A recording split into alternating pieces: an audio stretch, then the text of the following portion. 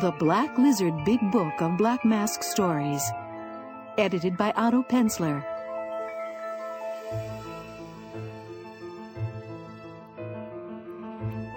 Number 6.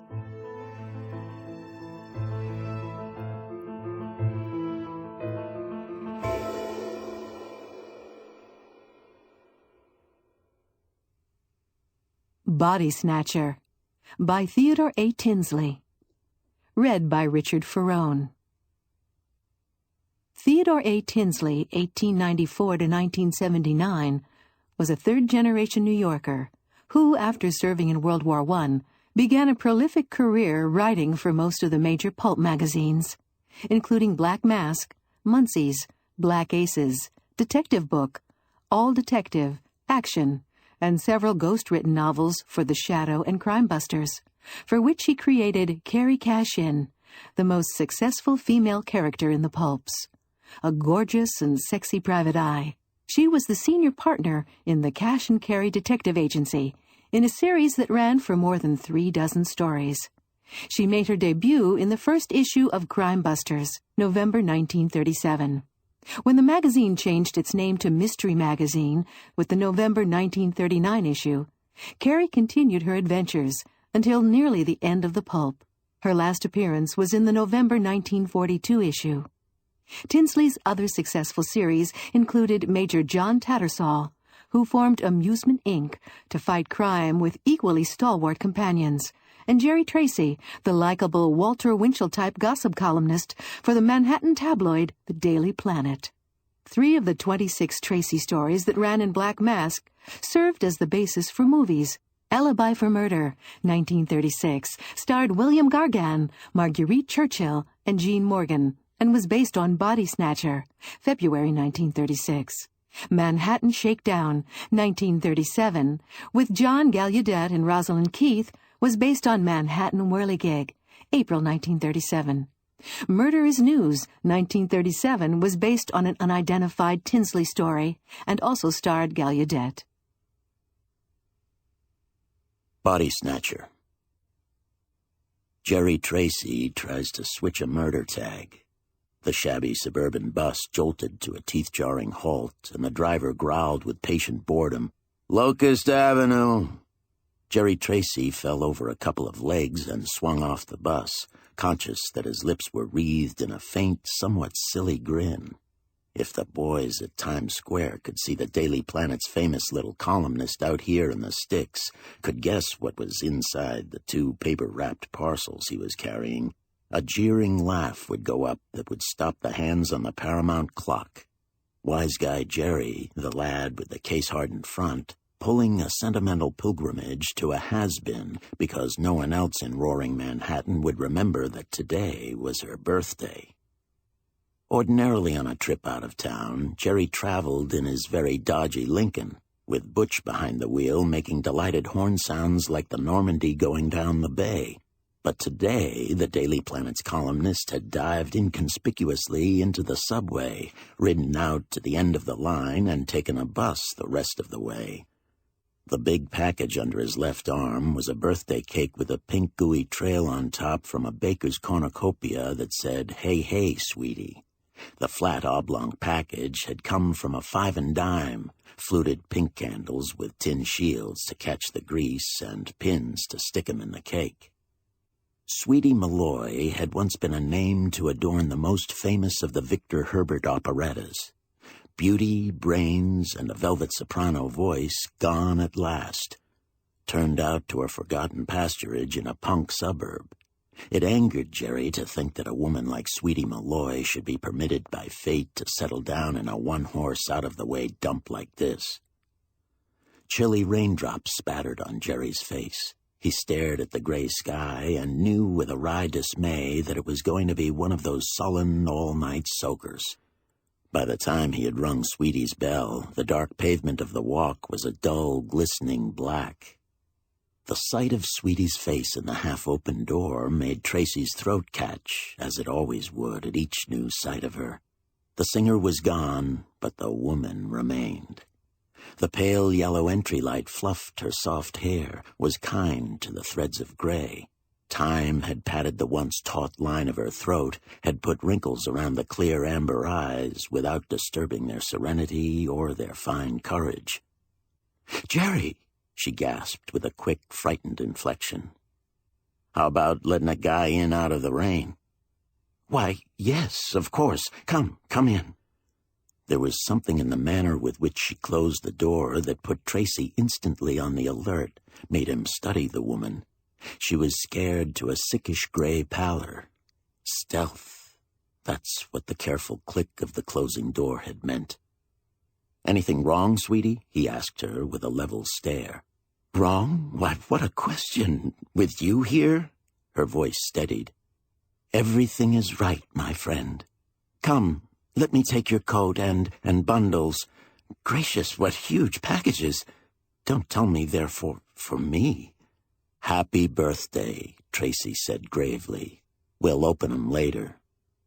He put his hands on both her shoulders as she turned tremulously. "Listen, kid, do we have to put on an act, you and me? I'm not Ole Olson or Jake Kaczynski. I'm Jerry Tracy. I came all the way out here tonight because, well, just because. I'm asking you as an old friend, is anything wrong?" Rain, drumming at the closed window, made a softly sinister sound. "Everything is very, very right, my friend." Her laugh quivered. As right as rain." He let the subject drop for the moment. "The big package is a cake," he said. "Biggest damn cake in the local cakery. Candles in the smaller bundle. Later on, we're gonna let you inflate the lovely bosom, and Lord help you if you don't blow 'em all out with one big foof. I thought that after dinner—" "Dinner? Of course." "Corned beef," Tracy grinned. "Same as it's always been, same as it always will be. Cooked a la Sweetie Malloy with gobs of hot English mustard. And chopped cabbage with plenty of salt and pepper. Lots of butter." Her voice stopped quite suddenly. Her mouth twisted, began making queer, choking sounds. She turned away towards the couch. Tracy didn't move an inch from where he stood. The sound of her harsh weeping made his heart ache, but he let her alone, let her have the thing out by herself. After a while, her fingers stopped bunching the covering on the couch's arm. "Jerry, will you do something for me? If I beg you as an old friend?" The look in her eyes made him wary at once. He didn't reply. "I want you to leave this house immediately and go back to New York." "No." "You don't understand. For your own sake, Jerry, you've got to go. Just forget that you are here." "No." He winced at the sound of her tragic laugh. "In that case, you will have to be convinced. You see, you're not the only one with a surprise this evening. I have one for you." Her cold fingers touched his and held on. She walked silently towards the stairs, and Tracy with her. Upstairs in silence, past the bathroom, down a short, incredibly ugly hallway to a closed door which, being opened, disclosed a curtained bedroom where twin boudoir lamps burned softly atop a dresser. Tracy stared at the room's quiet charm, doubly quiet by reason of the lash of the rain against the shade-drawn windows. "So what?" he said in a puzzled voice. "Where's the surprise come in?" "It's on the other side of the bed." "It better be a good one, because—" "Oh." He stopped short.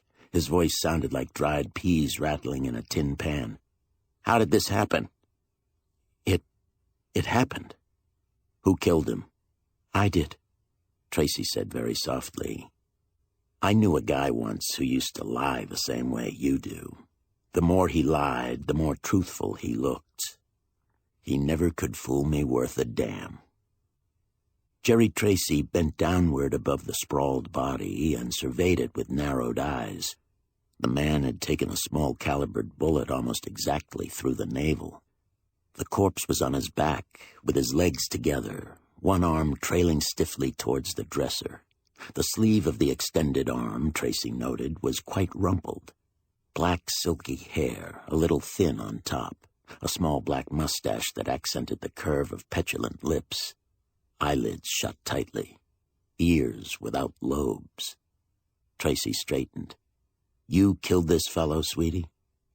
"Yes." "Right here?" "Yes." "Why?"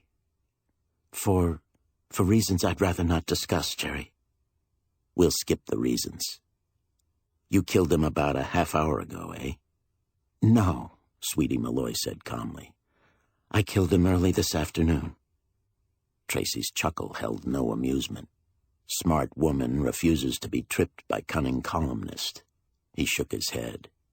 "It's no use lying, sweetie. Too many other things to explain away. Corpse bled like a pig when he took the slug in the belly, but your rug's nice and clean. The gun on the rug could have done it. Maybe did do it, but not here, sweetie. And you should never try to bend an arm after rigor mortis has set in. It makes a lot too many wrinkles in the sleeve and sets the mind of a bright little guy galloping with the proper answers." "Nevertheless, I killed him here in my bedroom," she said stonily. "What were you planning to do if I hadn't butted in?" "I was going to call the police and confess." Going to, eh? Since this morning?" Composure fled from her. "My God, Jerry, stop grinning at me like a hyena. Did you ever murder anyone and try to decide what to do? Did you ever stare all day at a dead man and think till you almost went mad with terror and despair? And then, just when you had nerved yourself to take what you deserved, to have the doorbell ring and be tortured by a well-meaning friend who—" Tracy strode grimly forward as her voice mounted shrilly. With deliberate brutality, he shook the hysteria from her. "Stop yelling! Do you want to get me into trouble, too?" No, she gasped. "Please go. Please, Jerry, I brought you up here to show you how dangerous, how suicidal it would be for you to remain until—" "Save your breath. I won't budge an inch. Who are you trying to shield?" Sweetie didn't reply. "Who's the lad on the floor?" A man named Phil Clement. He was a lover of mine. If you're familiar with the movies, we were living in sin." The hard desperation went out of her voice suddenly. "Jerry, you must believe me. Phil Clement found out something that I couldn't bear to have expressed, and he tried to blackmail me." "I happen to know," Tracy reminded her, "that the income you live on, sweetie, wouldn't attract a grasshopper. For your own sake, leave before I call the police." "I'm staying here until I find out the truth." There was a telephone on the low night table, and Sweetie sprang towards it. Jerry wrenched the receiver out of her hand before she could utter a word. He slammed it back on the prong and held the sobbing woman motionless for an instant. Something in the wild stare of her eyes gave him a sudden idea. "If I promise to leave here in 10 minutes, will you have one drink with me as a substitute for the birthday cake and the candles?" Sweetie Malloy nodded haggardly. "Where do you keep the liquor?" "Downstairs. Kitchen. There's a bottle of scotch in the little closet off the dinette." She had sunk into a chair, her eyes closed. He closed the bedroom door softly, his mind grimly on the bathroom and the medicine cabinet. A sedative. There must be a sedative there. He was betting shrewdly on the habit that must have been a part of Sweetie Malloy at the height of her Broadway glamour. He had never known a celebrity yet who wasn't an insomniac. Jerry was one himself. Late hours and the constant whirl of excitement made a sedative as familiar as breakfast food. And where would it be but in the medicine cabinet? He found a bottle of Veronal on the lowest shelf. Soundlessly, he tiptoed down the carpeted stairs, hurried to the kitchen. He made 2 stiff highballs. Into the glass with a slight nick at its edge, he put a double dose of Veronal. He placed both glasses on a tray and went back upstairs. Sweetie Malloy reached out listlessly as he touched her shoulder and presented the tray. She took the glass without the nick. "Whoa!" Tracy said humorously and plucked it from her fingers. "What's the matter?" Ginger ale in the other one. Did you think I wouldn't remember? Oh, thanks. She took the one with a cracked rim and drank deeply, finished it with a second long gulp. Tracy emptied his, too. "Bum scotch," she said faintly. "It's the best I can afford." "That's all right, sweetie." She sat there holding the empty glass. Gradually, the tense lines were smoothing out in her face. "You're the best friend I have in the world," she said dreamily. "I wouldn't drag you into a mess like this for $1 million. On my birthday. That's funny, isn't it?" "Pretty funny," Tracy agreed. Rain drummed with insistent sound on the window panes. The overhang of the bedclothes hid the corpse from view. Tracy's lowered gaze watched the relaxing fingers on the empty glass. Sweetie clutched sluggishly as the glass dropped into her lap. It bounced off to the floor, and she regarded it for an instant with a blurred grimace. Suddenly her eyes widened, knowledge brightening them. "Jerry, what? Take it easy, kid." She swayed unsteadily to her feet, her eyes struggling to retain their fleeting look of tragic accusation. You've doped." "Sure," Tracy said softly. He caught her weight as she pitched forward. Holding her limp body in his extended arms, the Daily Planet's wise little columnist stared down at one of the few really fine women he had known in his life. Sweetie Malloy harboring a blackmailing lover? Sweetie Malloy killing a man? For any reason whatsoever? The idea was preposterous, sheer lunacy. Sweetie wasn't that kind. She had had no furtive lovers, and only one marriage. It wasn't her fault that Jack Malloy was a rotter and a total loss. He didn't even have dough. But she loved him, married him, stuck with him till the hour he died. She had saved enough from her own savings to purchase this cheap house in the suburbs and provide her with a meager income. Finished with the stage, forgotten by the blatant Broadway crowd, she had moved gallantly into obscurity.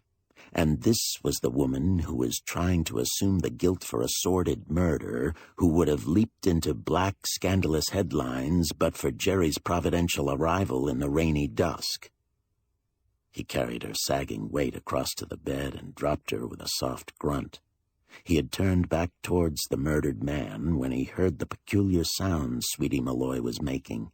The high-necked dress was cutting into her throat, purpling her unconscious face. For an instant, Tracy hunted unsuccessfully for hooks or buttons. Then, with a sibilant oath, he whipped out his penknife and slashed the neck of the dress open. The tiny gold links of a locket chain were rising and falling with her labored breathing. Tracy frowned, reluctant to pry into her personal possessions. But the thought of the corpse on the rug swept away his sympathetic instincts. He drew the locket gently upward from the white cleft of her bosom. He snapped the flat case open and stared at the scrap of photograph inside. Sweetie herself, taken evidently when she was a child of about 14, self-possessed, mature-looking, very lovely. He was clicking the locket shut when a peculiar thought stayed his hand. The eyes.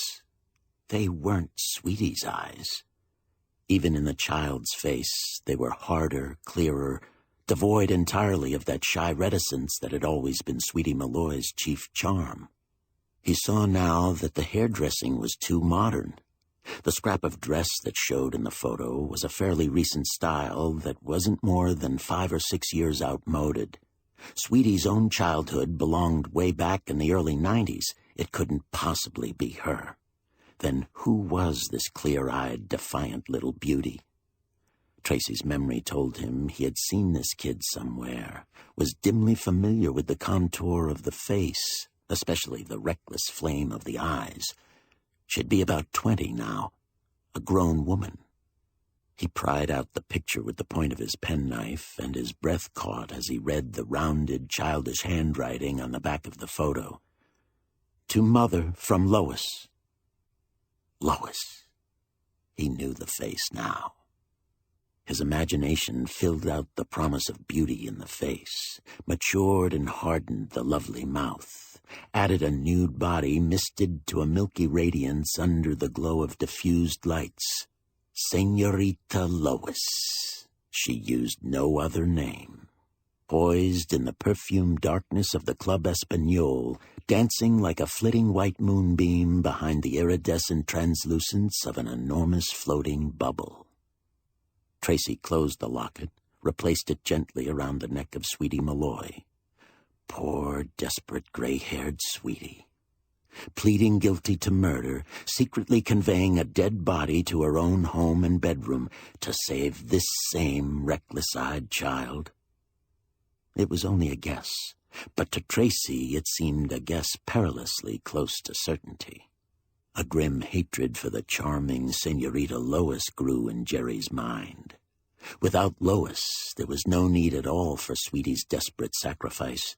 A childless Sweetie had no sane reason for attempting to frame herself to burn in the electric chair. But if she had a daughter, if her daughter had killed a man, had begged Sweetie in hysterical terror to save her. Jerry's lean jaw hardened. All Lois had to do, apparently, was to lock her damned crimsoned lips and let her unsuspecting mother take the rap. Sweetie would never disclose the secret. Tracy himself, friend of years as he was, had never once dreamed that Sweetie's marriage with drunken Jack Malloy had produced this pampered and sinuous darling of the Club Espagnole. A damned cowardly murderess, if his hunch was correct. A gal whom Jerry Tracy was going to pay a grim visit before this tragic night was over.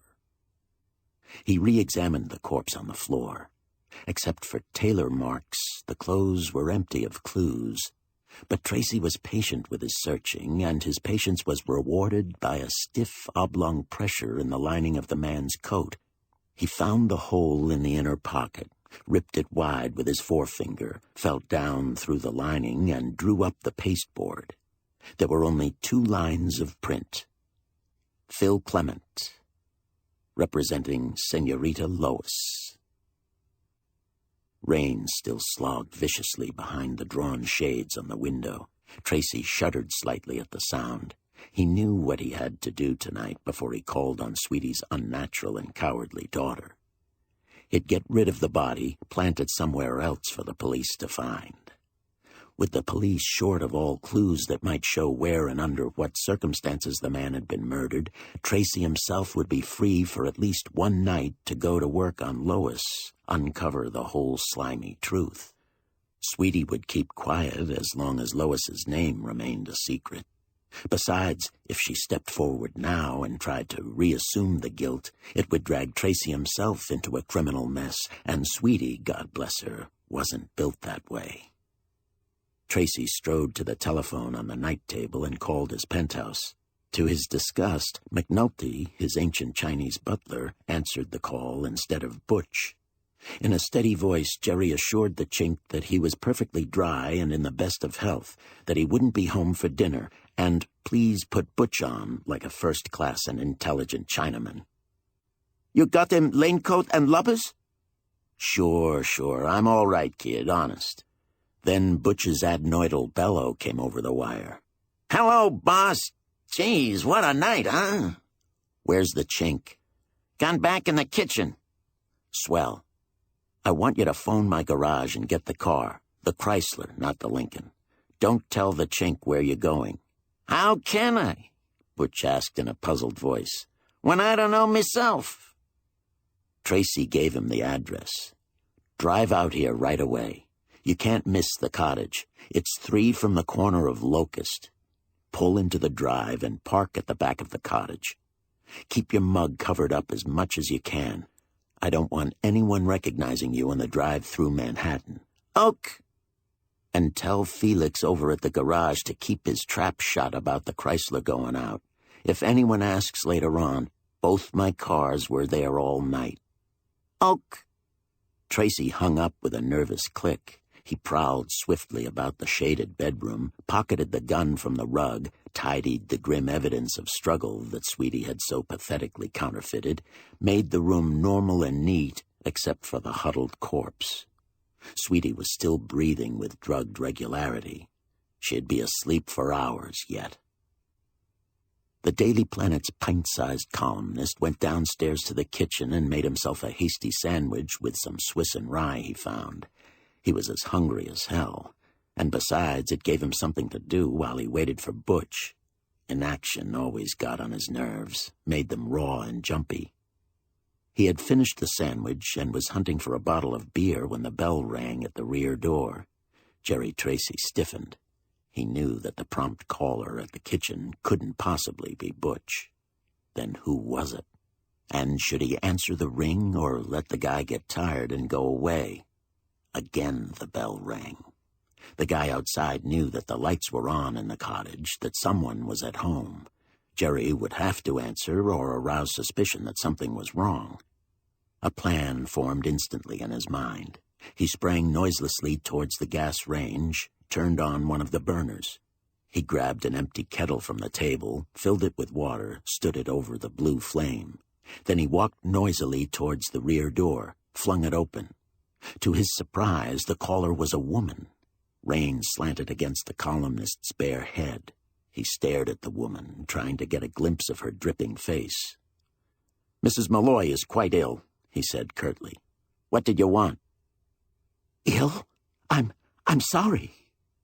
Her beady eyes stared suspiciously, peered past him through the half-open door. I'm Mrs. Malloy's next-door neighbor. I came to borrow a cup of sugar. You see, we're having a little party and—" Tracy leaned forward, glanced alternately to right and left. Both adjoining houses were dark from cellar to garret. "I'm Dr. Rolfe," he told the woman with a cool smile.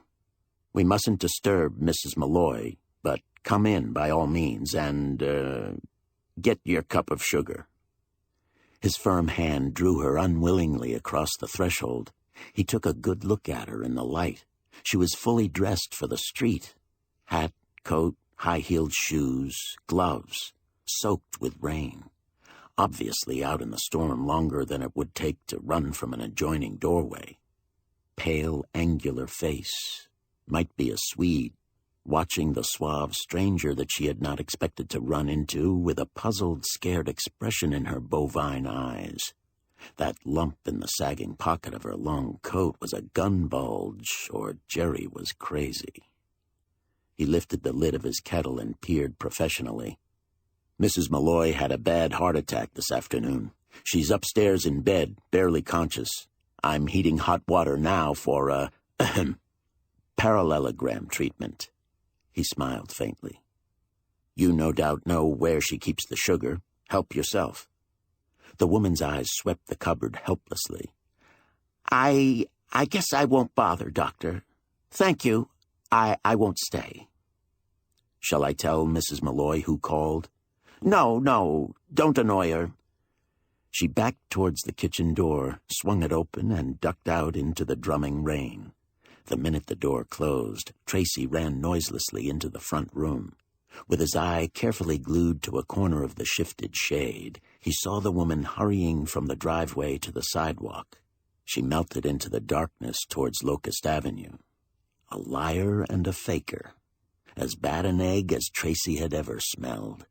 Who was she? Did she know about the corpse upstairs?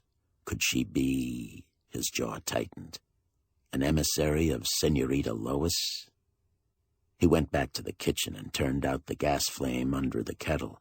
He heard the pulsing hum of a motor car with a thrill of satisfaction. The car turned slowly into the driveway from the street. It braked behind the cottage, and a moment later the bell rang briefly. It was Butch. Tracy yanked the startled big fellow into the kitchen and snapped an eager question at him. "See any sign of a woman walking along Locust Avenue?" "Nah," Butch snorted with derision. "On a night like this, they ain't nobody walking. Street's as empty as a motorman's glove. I mean," he added hastily with a silly grin, "a motorman without no hand." "Did you see a car parked anywhere along Locust?" "Oh, sure. About 4 blocks down. Parked without lights. You told me not to show me mug much, so I didn't give it no gander." He grinned. Geez, let him park. I was young myself once. Jerry wiped the romantic grin off Butch's thick lips with a curt sentence or two. Huh? Butch gasped. Murder? Right here? And we're gonna snatch the body? Right. And I don't want any mistakes. Less than 10 minutes after Butch had arrived, the body of Phil Clement was carried discreetly out the back door of the cottage and stowed away in the rumble of the Chrysler. He made a tight fit, but he fitted. The adjoining houses were still dark. Tracy smeared the license plates with a handful of wet earth. He was climbing in alongside of Butch when he suddenly remembered his 2 bundles, the birthday cake and the candles. Swearing grimly, he hurried back into the cottage and got them. Butch swung the car through the driveway and out to the rain-pelted street. As they turned into Locust Avenue, Jerry's eyes peered ahead through the slanting sliver of headlight-illuminated rain. Is that the parked car you saw? Yeah. Slow down a trifle when we go by. Don't let 'em see your face. Cut in close and go right by 'em. Okay. Butch ducked his head low over the wheel. Tracy hunched beside him, gave the stalled car a lightning scrutiny from under the wet brim of his hat. 2 of them, a man and a woman. The man's back was turned. All Tracy could see was a very sporty, extremely gray topcoat, almost a white gray. The woman was the dame who had called at Sweetie Malloy's kitchen to borrow a cup of sugar. Butch, who had glanced casually into the rear vision mirror, gave a faint yelp. Hey, they're following us, boss. I know. Show 'em how fast you can go with a special engine job that cost me plenty of jack. Butch crooned with delight. Fast as I like? Sure, lose 'em. Butch lost them in a straightaway mile of hair-raising speed along water-slippery concrete. He made doubly sure by 2 sneaking turns through the bumping darkness that brought the Chrysler to a parallel highway. We're going to Brooklyn, Tracy said. We're going to dump the body in a vacant lot at the corner of Pike and Pacific. The place registered instantly with Butch. I get you. The spot where the cops found Snipe Moretta last week. His smile bathed Tracy with fond admiration. Geez, you sure got brains in that little knot of yours. The cops will think it's a gang killing. They'll think Snipe Moretta's boys got hunked with the Pee-wee gang. The flitting Chrysler roared smoothly through the Bronx, crossed into Manhattan, went all the way down to Canal and across the Manhattan Bridge into Brooklyn. It was barely 9 o'clock, but the steady torrential rain had swept the streets clear of all but a driblet of traffic. No signs of pedestrians at all. At Pike and Pacific, Butch braked the car to a stop and got out with a hand jack. Unmindful of the soaking rain, he jacked up the rear axle and pretended to go to work on a tire. Tracy drifted unobtrusively to a gap in the rickety fence and peered into the vacant lot. He came back and rested one hand negligently on the closed rumble. An occasional automobile rocketed by, throwing water flying in a soggy splash. When I say ready, out with him, Jerry whispered. More cars. Tracy straightened nervously as the last one swerved out of sight around a corner. As far as he could see, the street was empty for the moment, except for the sullen hiss of the October rain. Ready. Up went the lid of the rumble. Arms plunged and caught at the wedged-in corpse. In a moment, Tracy and Butch had staggered across the deserted sidewalk and vanished through the gap in the fence. They were gone less than 60 seconds. Butch let down the jack and tossed it into the open rumble. Jerry closed the lid with a bang. The Chrysler was in motion almost before the columnist could close his door. Butch's hands, he noticed, were shaking on the circumference of the wheel. His own were tremulous, too. The car took an erratic slide and straightened out. That's that, boss. Yeah, that's that.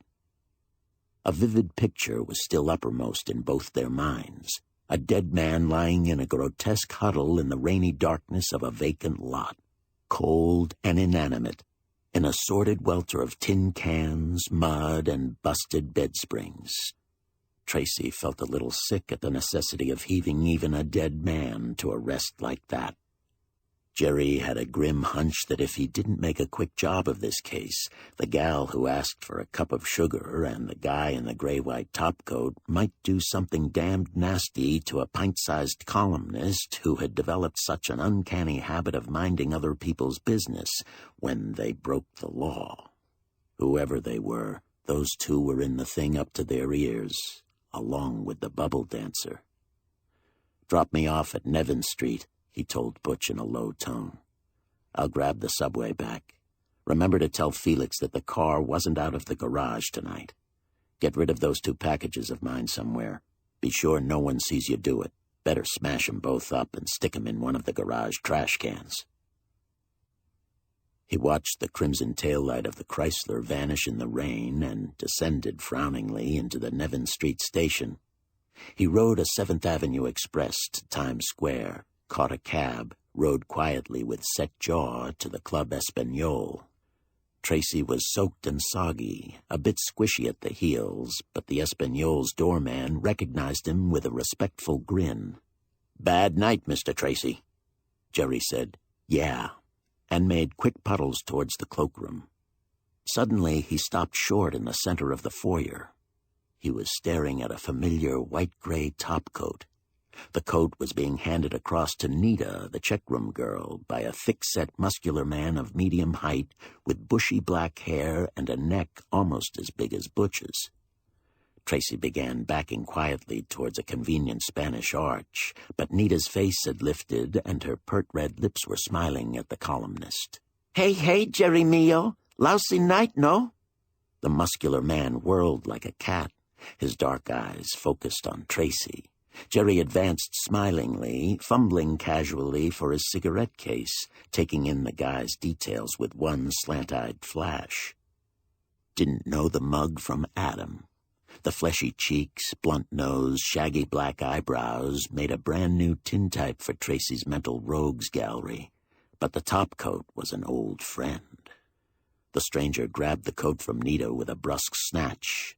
"Forgot something," he muttered, and, with his face averted from Tracy, barged through the lobby and butted out into the rain. Tracy waited for 10 hesitant seconds. The hard-boiled bubble dancer could wait, he decided. This was a guy to check on in a hurry. There was no sign of him on the gleaming black lacquer of the rain-drenched sidewalk. A taxi was moving from the curb, and Jerry said swiftly to the doorman, "A guy just came out. Did he take that cab?" "Was he a sort of short, heavy mug in a light coat?" "Yeah. He walked. Pretty fast, too. Went around the corner." "Thanks." Jerry caromed off a bobbing umbrella and made it to the corner without delay. His eyes narrowed with elation. That car parked at the curb down the street looked a hell of a lot like Lightcoat's tin wheelbarrow. Might swish by and give it a look. A hand clutched him as he passed a pitch-dark doorway. The clutch lifted Jerry off his feet, yanked him headlong into the narrow entry. His fist swung instinctively and skidded off a wet ear. The force of his hasty blow threw him off balance, but it saved him a fractured skull. A pistol butt hit Jerry's falling shoulder and laced it with numbing pain. Before it could hit again, Jerry's left hand closed desperately on a thick ankle and toppled his antagonist. Neither of them made a sound. The hiss of the rain on the black sidewalk and the scuffling of their entangled legs on the tiled pavement of the doorway was the only noise audible. The clubbed gun swung backward for a bone-smashing blow. Jerry butted his head against the man's nose. He bit his way through the hand that crushed his mouth and chin. The killer yelped shrilly, and they rolled apart for an instant. Tracy staggered to his feet, slipped, went down jarringly on hands and knees. He managed to throw one arm upward, and he took the savage gun smash on the wincing tendons of his forearm. His assailant turned, chin and mouth crimson from his butted nose, and ran head downward through the rain. He darted along the sidewalk and slammed headlong into his parked car. As the gears meshed, Jerry leaped to the running board, clutched at the wheel, tried to throw the automobile towards the sidewalk. A straight-arm blow to the mouth tore him loose and sent him reeling backward. The pavement came up dizzily and socked the back of his skull with a force that bounced his teeth together. It took him a dazed minute to remember where he was and to sway dizzily upward from the cold puddle he was blotting with his aching back. The car was in high, roaring towards 6th Avenue. Its stoplight flared crimson. The car skidded around the corner and vanished. Tracy sat down on the uncomfortable spiked top of a hydrant and tried to pull himself together. His head still felt like an overstuffed chair. A man with a dripping umbrella came down from 7th, stopped hesitantly. "'Smatter, buddy? Sick?" "Nope, I'm all right. Except for an arm that felt like boiled spaghetti and a lump on the back of his head where he had kissed the sidewalk, Jerry was beginning to feel normal. The man with the umbrella handed the columnist his hat and walked off. Didn't even look back. If I'd have been jumped like this in Peoria, Tracy reflected grimly, there'd have been 6 cops with notebooks, a hook and ladder company, and 1,000 nosy gazebos. Get half killed in Manhattan, and a lone guy with an umbrella hands you back your hat, goes right on to the drugstore to buy his aspirin. The thought made him grin cheerfully. He went back to the Club Espagnole with almost a jaunty stride. He asked for an inconspicuous table and got it. Garcia, the swarthy and affable head waiter, bubbled with friendliness for the Daily Planet's expensive little hireling. Tracy had helped many a good show, had rescued many a lousy one by a good-humored boost salted away in a pert paragraph. Garcia rubbed swarthy hands together. "Senorita Lois goes on in about 1 hour. You will like her, I'm sure." "I can't wait an hour. I want to see her now." Garcia's chuckles seemed a bit strained. "Ah, no. Why not wait? Have a few drinks. See for yourself these glorious dance she makes with these glorious body, no?" "You mean she doesn't want to talk to me?" "Tonight she is a little bit upset." "Sick, eh?" Tracy's tone was sharp. No, worried perhaps, maybe a little temperament." "She snarl and she snap. She will talk with no one." "Tell her Jerry Tracy wants to see her." Garcia shrugged, scowled, departed. When he returned, his message was brief. "She say," he gulped, "she say, how you like to go to hell in a tin bucket." "I see. Got an envelope and a small hunk of paper?" "But surely." Tracy cupped the paper behind his left hand, scrawled a brief sentence, sealed the envelope. "Take her this." In 3 minutes, Garcia was back. There was incredulity in his black eyes, a faint overlay of perspiration on his olive forehead.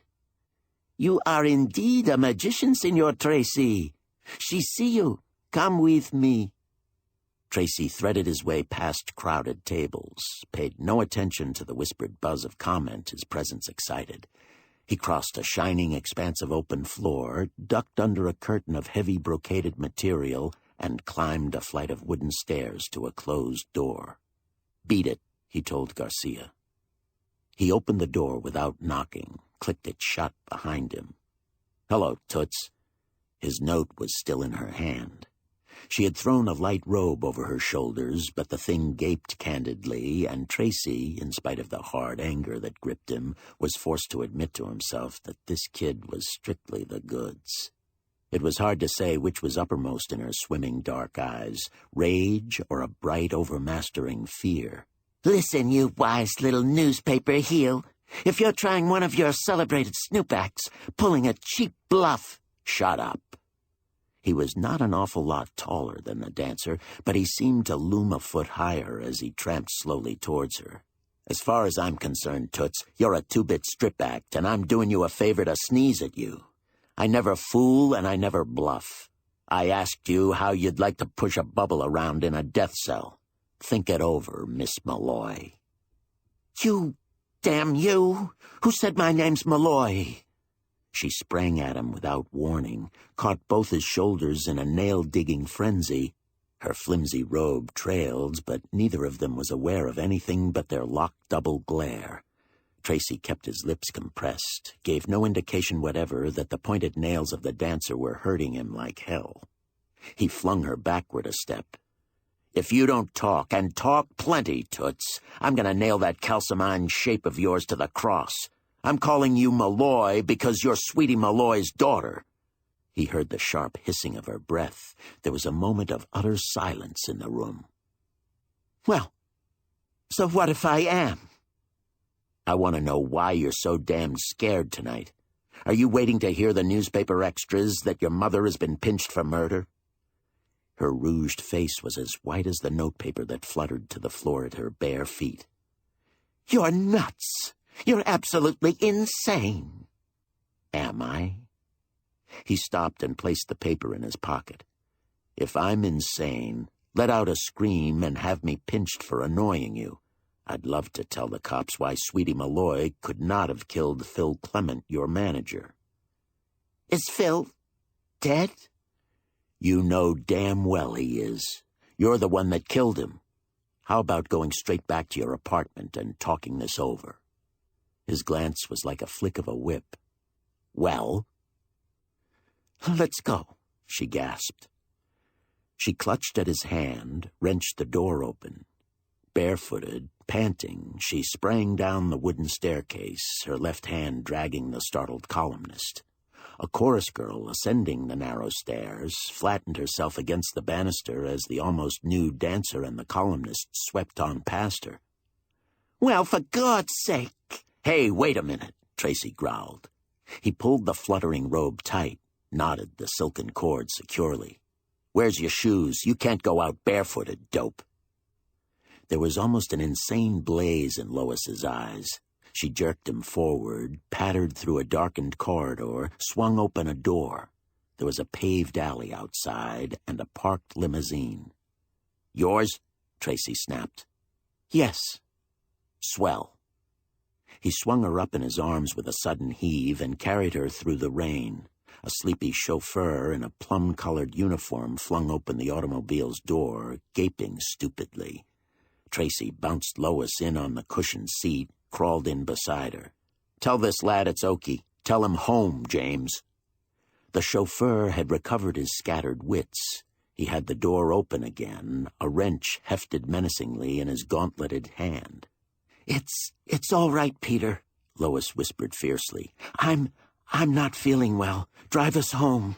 "And toss that overcoat of yours back here," Tracy snapped at him. Lois Malloy jerked the speaking tube to her tremulous lips. "I won't need you any more tonight after we get there, Peter. You can put up the car and go home." "Yes, miss." The apartment building was a swanky stone hive that went up and up through the rain like the side of a terracotta cliff. It had a canopy, a doorman, a rubber carpet to the curb, and an umbrella waiting to be snicked open for Milady. Tracy shoved all the hubbub away with a sweep of his arm. He grinned at the startled doorman. He was just beginning to realize that he was bareheaded and coatless himself, and the bubble dancer's appearance was enough to make any respectable doorman gulp. Jerry carried Lois Malloy to the silver and onyx elevator. She wriggled loose and slid to her feet as the car ascended. Jerry didn't mind that a bit.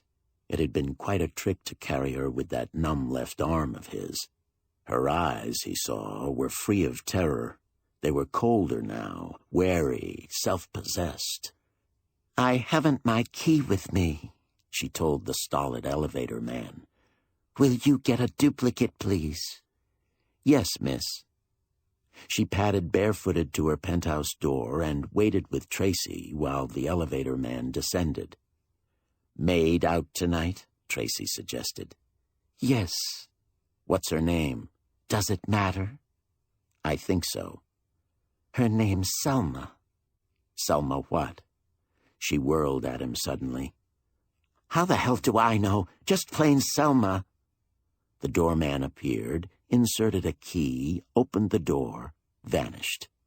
They went into a gorgeous living room, and Tracy said mildly, "Nice dump you've got." Lois's bare feet made quick, meaty sounds on the floor. She jerked out a cabinet drawer, slammed viciously about with a gun in her hand. "Listen, you! Stand right where you are! What do you know about my mother? And what do you know about Phil Clement?" "I know why Clement was killed, and where," Tracy bluffed. "Yes?" Her voice grated. "He was killed Because my mother was dumb enough to take him on as a lover. And if you think you can drag me into her mess, you've got another think coming." Tracy nodded a little. "I've seen and touched a lot of lice in New York," he said in a slow whisper. "But you're the first dame I've run into who'd try to dodge a murder rap by jamming her own mother into the electric chair." The gun in the dancer's hand was as steady as a rock. Her crimson lips jeered. "Sweetie Malloy gunned Clement in her own house. The body's on her own bedroom floor. She's surrendering to the cops if she hasn't done so already." "How do you know all this?" "Because she phoned me and confessed." "And you're letting her take the rap?" "Why not? She killed the guy, didn't she?" Jerry stared contemptuously until the hard eyes flickered and turned away. He said quietly, "Your mother was here in this penthouse today." "What of it?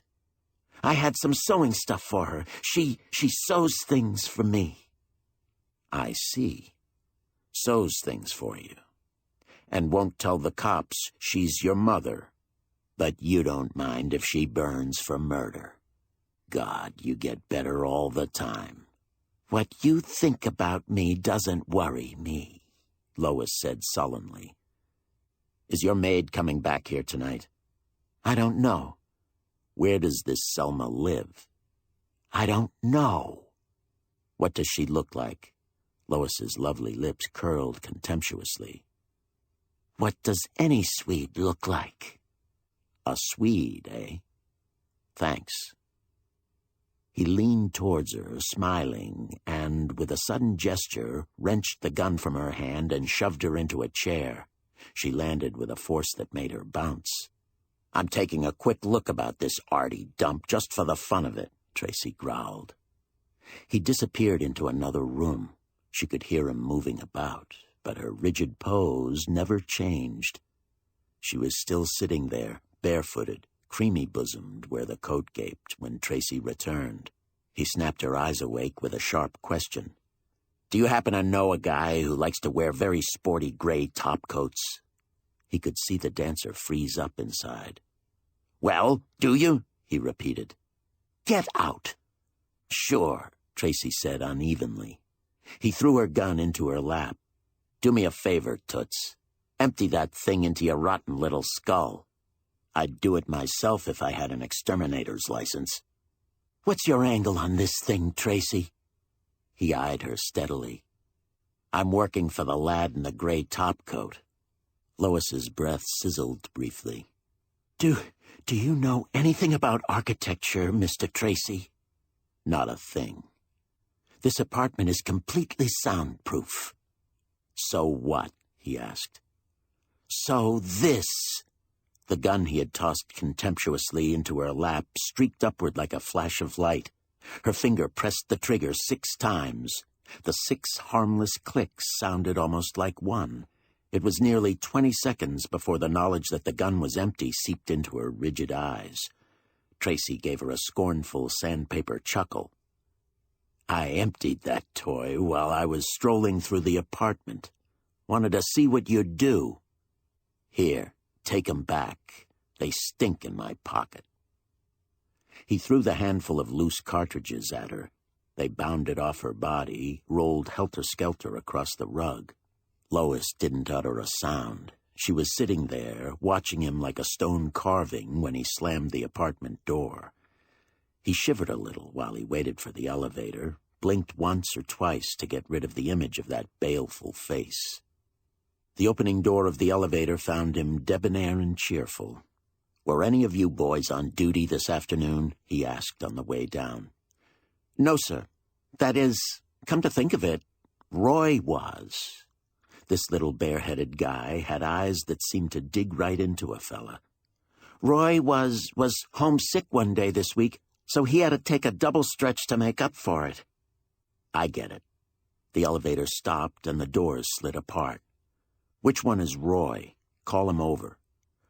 Roy was a tall, gangling youth with pale, good-natured eyes and a weak, taffy-colored face. The shrewd Daily Planet columnist tabbed his type instantly. A $2 racehorse sport, a policy ticket sucker, a sweepstake boob, an eager patron of small craps games.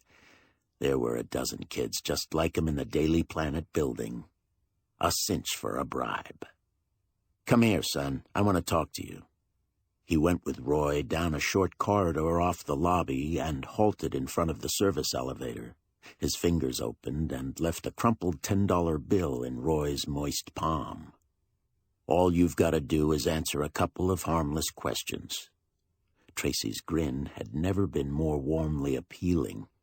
His wink was a humorous, good-natured man-to-man affair. Roy grinned back. Once the kid had started, he spilled like a broken faucet. Tracy's respectful nods were subtle flattery to egg him on.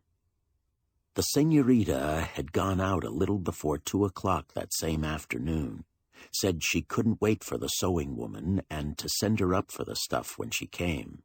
The old dame came a little after 2, went up. About a half hour later, the service buzzer rang. The sewing woman and the maid met Roy in the kitchen doorway. They both looked scared and sort of funny, he thought. He didn't pay no particular attention. People were always looking funny in a big house like this. "What did they want?" Tracy asked. "Well, they wanted a trunk up out of the storage room in the cellar." He brought it up. After a while, must have been around 3 o'clock then, he got another buzz. Went up. Took the sewing woman down and the trunk, too. Got it out to a cab, and the old lady drove off with it.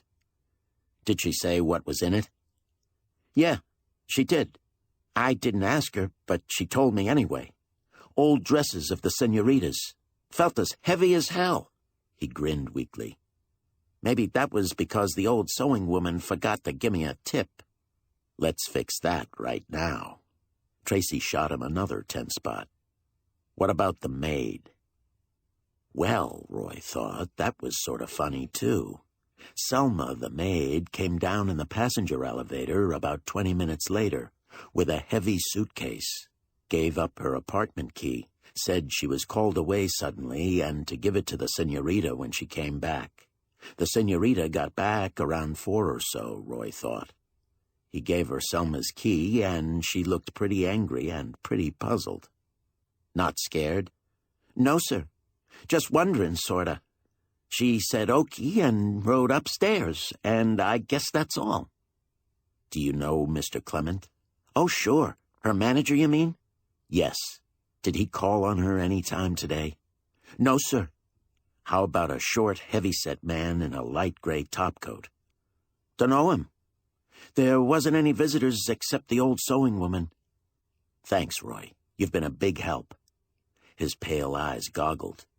"You a detective, mister?" Tracy grinned, leaned closer.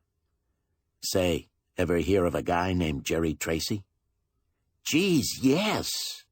Jerry tapped his chest briefly. "Me." "No kiddin'. I always thought you was a much bigger guy. I'll be darned." "Keep your eyes and ears open, and your mouth shut. Anytime you run across a hot bit of dirt, give me a ring at the Planet office." "I sure will, Mr. Tracy. Geez, thanks." Tracy went back to the lobby and out to the street. The rain had stopped, but the gutter still raced with water. The doorman's shrill whistle brought a cab splashing east from the dark avenue. Tracy murmured his own address, relaxed with a tired grunt, and immediately leaned forward again. "Change that. Take me to the Club Espagnole." No sense riding home like a shivering, bareheaded dope. His topcoat and hat were still in the check room. Nita would be wondering what the hell was wrong. The Club Espagnole was still wide open. Nita grinned perkily at Tracy. Hey, muchacho, where you been?" He saw that she was looking at him with a peculiar stare. "You sure gummed the works here tonight," she said tonelessly. "Garcia's still tearing his hair. I hear you pulled the senorita out in her BVDs, and damned little of them. The customers raised Cain when they heard her late show was off. I don't know what Garcia told them." Nita grinned cynically. "Maybe he told them the senorita busted her bubble.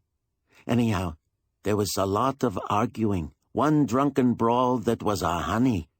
And half the customers scrammed out to the opposition down the avenue. First time I ever saw Garcia cry. Tears like big round hunks of putty. I'm not fooling. Yeah, Tracy said inattentively and turned away. Nita's hand on his wrist pulled him around, restrained him. Remember when you first came in tonight, Jerry? There was a mug in a very light gray topcoat. He scrammed the minute he saw you, and you ups and outs right after him. I wondered. Don't tell me you tabbed him. Tracy's glare was so intent that she pulled back a little, her hand still on his. I didn't tab him the first time, but I did later. He came back here? Yausa, I mean, por supuesto, certamente, Nita kidded nervously. Brought a dame along. A Swede, Jerry whispered. A big horse-faced number, sort of pale and angular. Right. She had on a street coat over a very punkerino and second-handish evening rag. They both checked their coats, didn't stay long. Beat it the moment they heard the senorita wasn't gonna bounce through that me and my bubble number. Did you dip their pockets, honey? Sure did. Nothing in the dame's coat but a soiled handkerchief and a few hairpins. In the guy's pocket, this. The slip of paper switched hands with deft invisibility. Tracy cupped it for an instant, read the penciled memo. 2 lines. Selma Borquist, 932 West 10th. Something in the way he crawled into his coat and popped the snap-brim hat askew on his rumpled hair brought a solicitous frown to Nita's dark eyes. You're not going down there tonight, for God's sake? I dunno yet. Listen, Jerry. You're dead on your feet right now. There's a lump on the back of your dome like a hen's egg. And that left arm of yours looks like it might hurt like hell. Go on home to bed. The Swede'll keep till tomorrow. You're a sweet kid, Nita. It's the mother in me. She grinned and wondered why the words should make Tracy look so suddenly queer, as though she had said the wrong thing. I feel all in, he admitted. I think I'll head straight for home, a stiff drink and a swan dive into the hay. So long. He lurched out to the street, and Nita, watching the tired drag of his feet, thought angrily, he'll kill himself one of these days with his damned running around.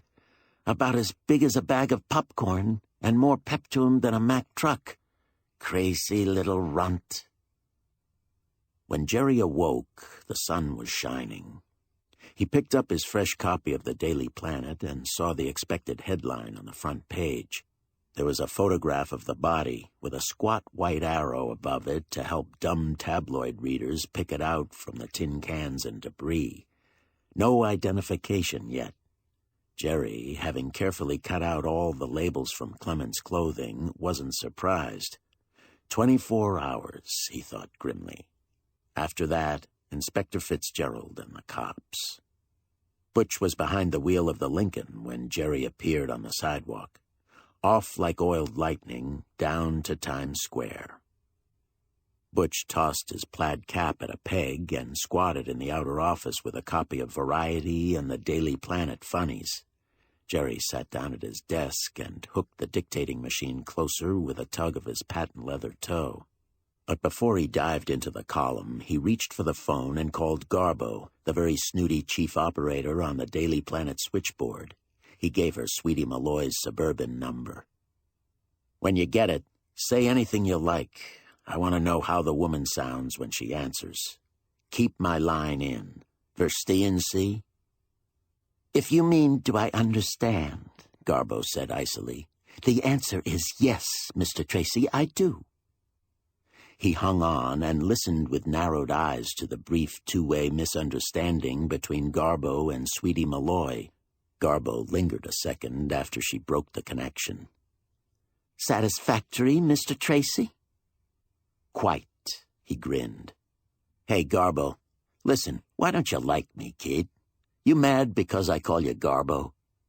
She sniffed audibly and clicked off, but Tracy was satisfied. The sleeping draft he had slipped Sweetie hadn't done her any harm. She sounded tired and listless, but she was out of the shadow of the electric chair, and there wasn't a way she could frame herself again. Call in the cops now, and they'd laugh at her. He tackled the column with vim. At noon, Butch appeared with a mound of Swiss cheese on rye and a pitcher of draft ale. Tracy took the stuff in his stride. When he got busy on an overdue column, he was like the 20th century singing along steel rails. At 4:30, a messenger arrived and took the cylinders away. Tracy stretched gratefully. He was done. McCurdy always edited the stuff and trimmed the edges. Nice guy, McCurdy. His youngest brat was named Jerry, on purpose. Tracy went down to the sidewalk and thought things over while a steady stream of pedestrians buzzed and bumped past him. Sam, his favorite hackman, was parked at the curb. He gave the Daily Planet's columnist a wrinkled grin and gestured briefly towards his tin flag, but Jerry shook his head. The subway seemed a better bet for a well-known little guy on an anonymous mission. The small-calibered gun that he had picked up from the bedroom floor in Sweetie Malloy's suburban cottage was a sagging weight in his pocket. The dump Jerry was hunting was west, between the gaunt 9th Avenue L and the river. A mean red-brick hovel tucked away in a welter of dust and decay. An incredibly filthy fish store on one side, a second-hand plumbing shop on the other. Tracy hesitated, rubbed his chin uneasily. Whoa, he thought. You're galloping too fast, kid. After all, he was a Broadway columnist, not a policeman. If he didn't tip the cops, and tip 'em right now, he might get his wise little nose so deep into trouble that it would take him 11 years to convince headquarters that he was acting not to cover up crime, but to expose it. He stepped into a telephone booth in a cigar store near the corner and called police headquarters in a low voice. After a short wait, he heard the welcome sound of Inspector Fitzgerald's deep voice. "Fitz, listen. Jerry?" Fitz's heavy rumble exploded into a pleasant chuckle. "Haven't seen you in ages. Where have you been keeping yourself, you little bozo?" "Don't talk," Jerry snapped. "Listen." He uttered a sentence or two with curt speed. Fitz's voice changed instantly. "Right, I get you."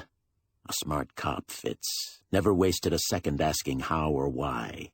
He knew Jerry Tracy well enough from past experience to wait until later for complete explanations. Jerry had a habit of handing him a crisis and a solution all in the same breath. "You and Sergeant Killen get down here as soon as you can," Tracy said. "In the meantime, I'm going to have a try at the Swedish maid. She might beat it if I waited for you." "Watch your step, Jerry." "You sound like a subway guard," Jerry kidded lightly. But there was a hard line to his lips as he hung up. He was aware that he had reached the point where a single misstep might lower his dapper little body into a graveyard for keeps. He had never thought much about the next world, but he knew he liked Broadway. He went back to the red-brick tenement and sauntered inconspicuously into the shabby, dirt-littered vestibule. Jerry glanced at the scraps of paper stuck askew under a row of bell buttons. Most of the nameplates were empty. Borquist was under the last button. Top floor.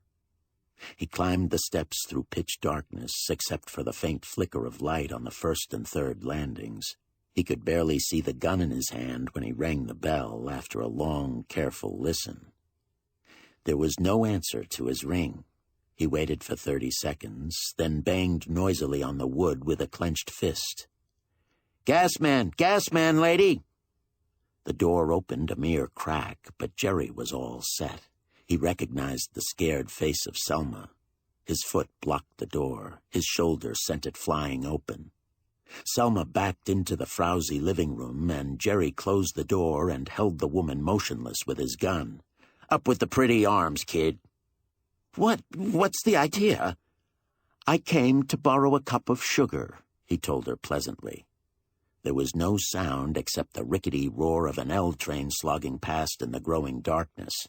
Tracy forced the woman ahead of him. He searched every inch of the apartment, bedroom, kitchen, closets. There was no sign of any lurking boyfriend. Smiling coldly, Jerry marched Lois Malloy's ex-maid back to the living room. Selma's knees were knocking with fright. "Why did you kill Phil Clement?" "I didn't. I swear I didn't." "Who did?" "Lois killed him. All I did, mister, was to try and help that little devil of a dancer cover up.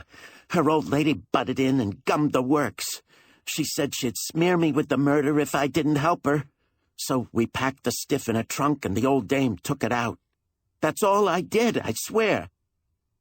"How much blackmail did you ask when you called up the dancer yesterday afternoon?" No answer. "Who suggested putting the B on Lois? Your boyfriend?" I got no boyfriend. What's the use of lying to me?" Tracy snapped. "The guy was in the car with you on Locust Avenue. You both beat it out of there to stop Sweetie Malloy from crabbing your blackmail act. But you were late getting there, and I got there first. Good old Dr. Rolfe." "I don't know what you're talking about," she faltered. "No?" Tracy's smile was knife-like. "I gave you a break by stealing the corpse myself. You tried to hijack me and get hold of the stiff again, but my Chrysler was too fast for that lousy can you were driving, so the boyfriend hunts me up at the Club Espanol and does his best to rub me out of the racket. He brought you back to the club later to proposition Lois for quick dough, but I foxed him again by kidnapping her in her cellophane panties. For a virgin with no male acquaintances, you sure managed to get around, Selma." Her bony face got suddenly triumphant. "Drop that rod," a voice rasped behind the columnist. Tracy became very still. He let the gun fall to the floor. "Take it easy, Emil," Selma croaked, her eyes glassy with fear. "Don't shoot the guy in my flat, for God's sake." "Turn around, stupid," the voice ordered. Tracy turned. Death was shining at him out of Emil's fishy eyes. Greed, ruthlessness, murder. No mistaking the gloating satisfaction in those eyes. "You killed Phil Clement," Jerry breathed. "Not Selma, not Lois. You." "Sure, I killed him. So what?" "Shut up, you damn fool," Selma hissed. Emil's chuckle was not pleasant. "This guy is so close to being dead that it don't matter much what I say. I killed Clement, and I'm gonna kill you. How do you like that, Mr. Jerry Tracy? The smart guy. The wise little cluck from Broadway. Too smart to look in the dumbwaiter shaft before shooting off his rat mouth." Tracy forced himself to smile. "I guess you're a pretty smart guy at that, Emil," he said in a slow, persuasive voice. "You're damned right I am." "How did you work the murder job? You sure made a monkey out of me. Fooled me completely." Emil kept the gun steadily aimed, but he smirked with pleased vanity. "A cinch," he sneered. "Brains done it. Selma fixed up a fake love note that got Clement into the dancer's apartment. He fell for it like a sap. He was nuts about the senorita." "Be careful, Emil," the maid said faintly. "This guy is smart. He's trying to pump you." "This guy is gonna be dead in about 2 minutes. His grin widened. "All right, smart guy. I was in the apartment and fixed him and got out again. What more do you want?" "Yeah, but why kill the guy?" "Plenty reasons to do it, kid," Emil said cockily. "And if you want more, the stunt was for Selma to accuse this dizzy dancer of the murder the minute she saw the body in her bedroom and yell for the cops." "But the old lady gummed that scheme," Tracy suggested tonelessly. "Yeah. The old lady was too tough for Selma to handle. She stuck the body in her trunk and scrammed with it. Can you imagine that?" "I can't imagine it," Tracy said faintly. He eyed the killer and allowed his tensed muscles to relax. A leap forward to wrest the gun from the watchful Emil would be sheer suicide. His own gun was on the floor. Sweat gathered in tiny beads on Tracy's pale forehead. He knew Fitz could never make it in time. He felt a sick horror at the pit of his stomach. Emil's smile hardened. He gestured briefly towards the pale girlfriend. "Come here, Selma." She moved stiffly. She looked uneasy, frightened.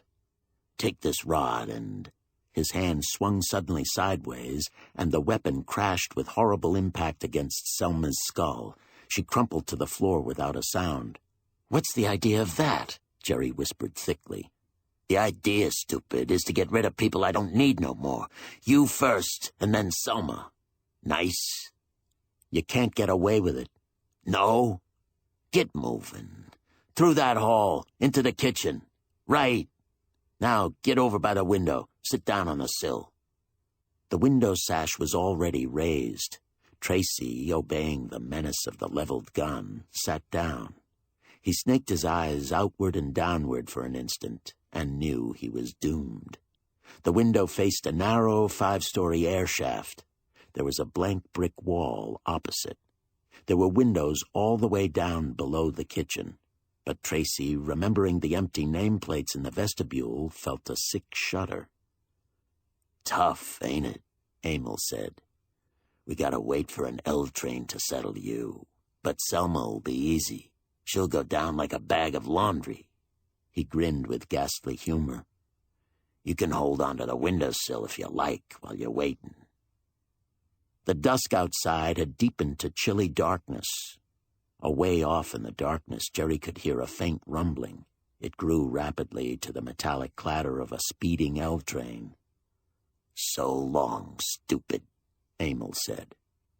As the roar of the passing train became a clamor that shook the ancient tenement, the killer's fingers tightened. A woman screamed shrilly. A bullet whizzed past Emil and shattered the glass above Tracy's bent head. A wave of hot, incredulous joy swept through the columnist's body as he recognized the face of the woman with the gun. He dived headlong from the sill as the startled murderer whirled. For an instant, all three of them were inextricably tangled on the kitchen floor: Tracy, Emil, and Lois Malloy. A kick from Emil sent Lois bouncing against the wall in a moaning huddle. The man whirled to fire into Tracy's face, but the columnist's fist was already whizzing. It caught Emil on the Adam's apple and paralyzed his throat with pain. He dropped his gun, sprang frantically to recover it. Tracy's foot kicked it spinning towards the wall, where it rebounded towards Lois. The dancer was hurt and badly rattled. Swaying there on her knees, she scooped up the gun with her left hand, but to Tracy's horror, instead of firing at the plunging Emil, she threw the weapon out the open window, and her own after it. The two men tripped over her and went down in a flailing fury of fists and feet. Tracy fought like a silent, tight-lipped demon, his mind ablaze with a single thought: his own gun, lying on the living room floor where he had dropped it. A smash on the jaw rocked him groggily, but he managed to dig his face desperately against Emil's neck and get the hold he wanted. He let Emil's own weight do the trick. A slight bend of the knees, the sudden instant of leverage he had learned on the gym mat from Artie McGovern himself, and the snarling murderer flew over Jerry's head and landed on the floor with a jarring impact. Jerry dived out of the kitchen like a lean arrow, but Emil beat him to it. Emil had ducked back, picked up Tracy's gun. He fired as Jerry appeared. A long sliver of wood jerked outward from the casing of the doorway. The panting columnist tripped over the unconscious body of Selma and fell in an awkward heap on his hands and knees. He was up in an instant, rigid with fear, his heart pounding inside his dry throat. He saw Emil leering at him. Emil was standing quite still, legs planted apart, barely 5 feet away. Tracy could see the black muzzle of the gun, the tautness of Emil's knuckles, the pressure of his bent forefinger on the trigger. In that split second of eternity, all fear whipped away from the mind of the doomed columnist. He thought with a kind of hypnotized clarity, "I'm gonna die. He's gonna kill me." There was no horror in the thought, only a puzzled incredulity. Not someone else. Jerry Tracy. The gun exploded. Tracy heard the racketing roar. He was still standing there, glassy-eyed and unhurt. Maybe it didn't hurt when you got killed. Then he realized that Emil's bullet had slanted astonishingly upward, not straight into his own stiffened flesh. There was a ragged hole in the plaster ceiling, and Emil was falling limply forward. He landed on his face and lay there, full length on the floor. Tracy could see the blood gushing sluggishly from Emil's back. A pair of legs seemed to be walking towards the columnist out of a dream. They were queer legs, blue serge pants that seemed to end in fuzzy nothingness at the hips, until a brisk palm slapped Tracy's face with stinging emphasis and brought him back to sanity. He was gaping stupidly at Inspector Fitzgerald. There was a big blue gun in Fitz's paw and a faint haze of smoke at the muzzle. "Hey, wake up," Fitz barked. "You all right?" "Yeah, I guess so. I shot him right through the kidney. Another second, Jerry, and you'd have been cold meat. Why didn't you duck when I yelled?" "I didn't hear you." Fitz grinned shakily. "Lord, I let out a yelp like a steamboat whistle, and you just stood there." How did you get in?" "Fire escape, same way the girl did. We were right behind her, the sergeant and myself. Afraid she'd spoil the whole business. Killen tried to grab her, but she's as quick as an antelope. Up and in before we could do a thing. Damned glad it worked out that way.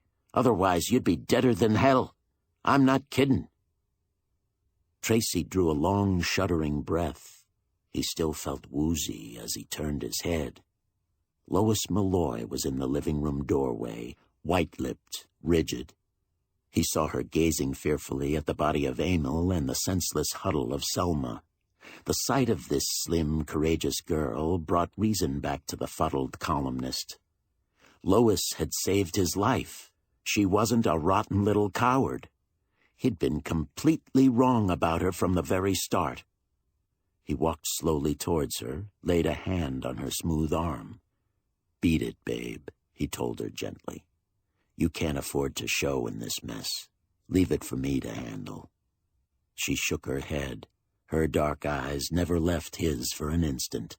They were deep, unsmiling, very lovely.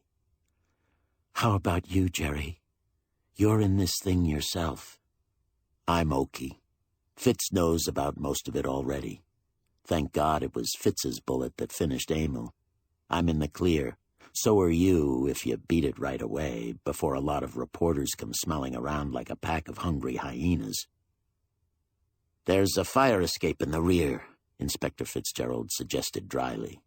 "If you both want to do a quick fade, it's all right with me. I can use all the credit this case is worth. I'll tell the news hounds I broke this case on an anonymous tip. You've got about 2 minutes if you want to dodge headlines." "Thanks, Fitz," Tracy muttered. "You're a prince." He seized the dancer's arm, hurried her to the rear of the apartment. The window was still open. He swung her slim weight up in his arms and helped her to the fire escape platform.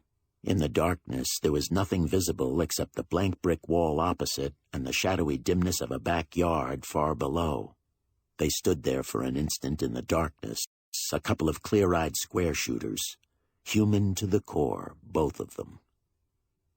"Why did you pretend to be such a rotten little tramp, Lois? You deliberately made me think you were out to frame your own mother." She nodded ruefully. "The mule in me, Jerry. I was playing it close for a showdown, letting whoever was in it think it was running all their way. I was trying desperately for a lead, but I was almost ready to call a copper when you barged in. You made me damned mad, for one thing. You called me dirt right off the bat, remember? I won't take that from anyone. For another thing, what you did gave me more time, and I was hurt enough and stubborn enough to want to go on playing it my way without you. Of course I was wrong and rotten. I knew it all the time. Well, that's me." Lois Malloy drew a deep breath. "It was really Sweetie's own idea for me to live alone. She wanted me to prove myself, alone. She was always ready to step in if I seemed to be failing." "Failing?" Jerry whispered huskily. "I never want to meet anyone finer than you, Lois. You and Sweetie make a grand pair of thoroughbreds." He swung her impulsively towards him. His voice was suddenly eager, boyish. How would you like to drive out to the suburbs right now? Is it a go? We'll pick up a birthday cake and some birthday candles. And we'll give Sweetie the best damned... Oh, Jerry, come on. Hurry. Murder on the Gay Way by Dwight V. Babcock. Read by David Ledoux. Dwight Vincent Babcock, 1909 to 1979, was born in Ida Grove, Iowa, but lived in Southern California from childhood. Before becoming a full-time writer, Babcock worked as a banjo player, piano tuner, vice president of a grape juice company, and owner of a service station. His first stories were sold to pulp magazines, including Black Mask when it was published by Joseph Shaw, who then became Babcock's agent. He wrote 3 novels, all of which were about Joe Kirby, As Ordinary as His Name, and Hannah Van Doren, who was anything but ordinary. A feature writer for crime magazines, she searches for stories, the gorier the better, and with a sex angle if possible, and is known as the Gorgeous Ghoul. She has the face of an angel but drinks like a fish. The 3 novels about Homicide Hannah are A Homicide for Hannah, 1941, The Gorgeous Ghoul, 1941, and Hannah Says Foul Play, 1946. Having achieved only moderate success with his novels, Babcock turned to screenwriting and became a prolific author of motion pictures, including Road to Alcatraz, 1945, The Corpse Came C.O.D., 1947, and several low-budget horror films, and an active TV writer, with scripts for scores of popular programs to his credit, including The Lone Ranger, Dick Tracy, The Adventures of Kit Carson, The Roy Rogers Show, Racket Squad, The Adventures of Ellery Queen, Adventures of Superman, and Hawaii Five-0. Murder on the Gay Way was published in the October 1939 issue. Murder on the Gay Way. My dogs were killing me when I reached the car. I'd have bet I walked 100 miles, seeing the fair in one day. I climbed into my coupe, unlaced my shoes, kicked them off, and sat back, wiggling my toes, sighing with the ecstasy of relief. After that, I got a cigarette going and settled down to wait for Mac. It was a little after midnight, and there was a balmy summer breeze blowing in from the Golden Gate. My Zephyr was in the parking space at the north end of Treasure Island, and from where I sat in it, I could see the lights of San Francisco across the water to my right, and the lights of Berkeley and Oakland twinkling off to my left. Most of Treasure Island was still lighted up, too, and at night like that, with the buildings bathed in all the different colors, it looked like fairyland, though about all I could see of it from this dark end of the island was the tall spire of the Tower of the Sun. The exhibit halls had all closed at 10 p.m., but the Gay Way was still going strong, its lights and its noise reaching back here from a distance. What was left of the crowd was on the Gay Way. It didn't look as if there were many cars remaining on the lot, but that was because they had thinned out, were sprinkled far and wide over the approximate 100 acres of parking grounds. 2 men and a girl had come from the direction of the Gay Way into the parking grounds, and having nothing better to do, I watched them approach. One of the men was so fat he waddled, and the girl was between him and the other guy. They each had hold of one of her arms and were walking her along as if she'd had one too many and wasn't able to navigate without help. It wasn't till they passed right in front of the Zephyr that I caught on there was more to it than that. I heard the girl say in a fierce whisper, "Let me go," and realized she was struggling against the grip the 2 had on her arms. I acted instinctively, leaned forward, and switched on the headlights. Caught in the glare, the men's heads jerked up and around, and their stride faltered. "What's the matter?" I asked, sticking my head out the side window and my nose into something that probably wasn't any of my business, a bad habit of mine. "Nothing," the nearest one answered, in an annoyed tone, and I recognized his face as the light hit it. He wasn't the fat one, and his name was Art Vogelsang.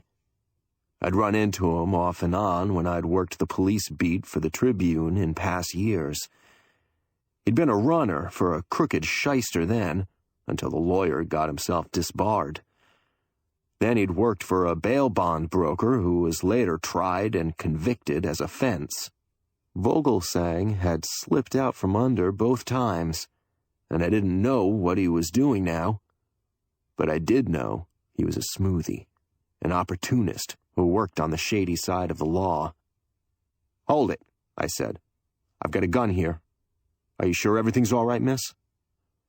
I didn't have a gun, but they stopped just within the beam of light, and the girl cried, No, everything's not all right. These two men are forcing me to go with them." She was a tiny trick in a dark tailored suit, a rakish hat with a feather stuck in it at a jaunty angle. She had a round baby face and a turned-up nose. Her eyes were large and glistening in the headlight glare, but she seemed more angry than afraid. The fat man jerked her arm, growled in a deep bass. "Shut up, you!" He squinted into the light. "She's drunk. She don't know what she's saying. Come on." His eyes were almost hidden in his moon face, and he had wet, blubbery lips. He was built like a gigantic egg. I'd never seen him before that I remembered, and if I had, I would have remembered anyone his size. "Wait," I said. "I don't think the girl wants to go with you, fatty. Let go of her. Or would you rather I called some of the exposition cops?" Fatty looked at Vogelsang, and Vogelsang's teeth made a white glitter as he smiled. He wore tweeds, a lean, sharp-faced blond man with expressionless blue eyes and a clipped mustache. His voice was oily as he said, "This is all a mistake, brother. The little lady is slightly tipsy. We're going to see that she gets home safely." "I'm not tight," the girl denied and stamped one foot indignantly. "Let me go. I don't want to go with you. Please," she said, addressing her appeal to me. "Make them let me go." "Okay," I said, and got my teeth into the words. "Let the little lady go. I'll see that she gets home safely. She don't seem tight to me, and I'll take her word against yours any time, Vogelsang, you cheap chiseler." His mouth and eyes tightened down, and he tried to see me through the light glare. "Who are you?" "Never mind that," I bit out. "Let the girl go, or I'm going to start squeezing lead and noise out of this heater and draw a swarm of cops around here." He hesitated a moment, standing very tense and still, then tossed his jaw at the fat man, and they let go of the girl's arms. She moved away from them, straightening her jacket with a disdainful jerk of her shoulders. "Let that be a lesson to you, you heels," she told them scornfully, "picking on a lady."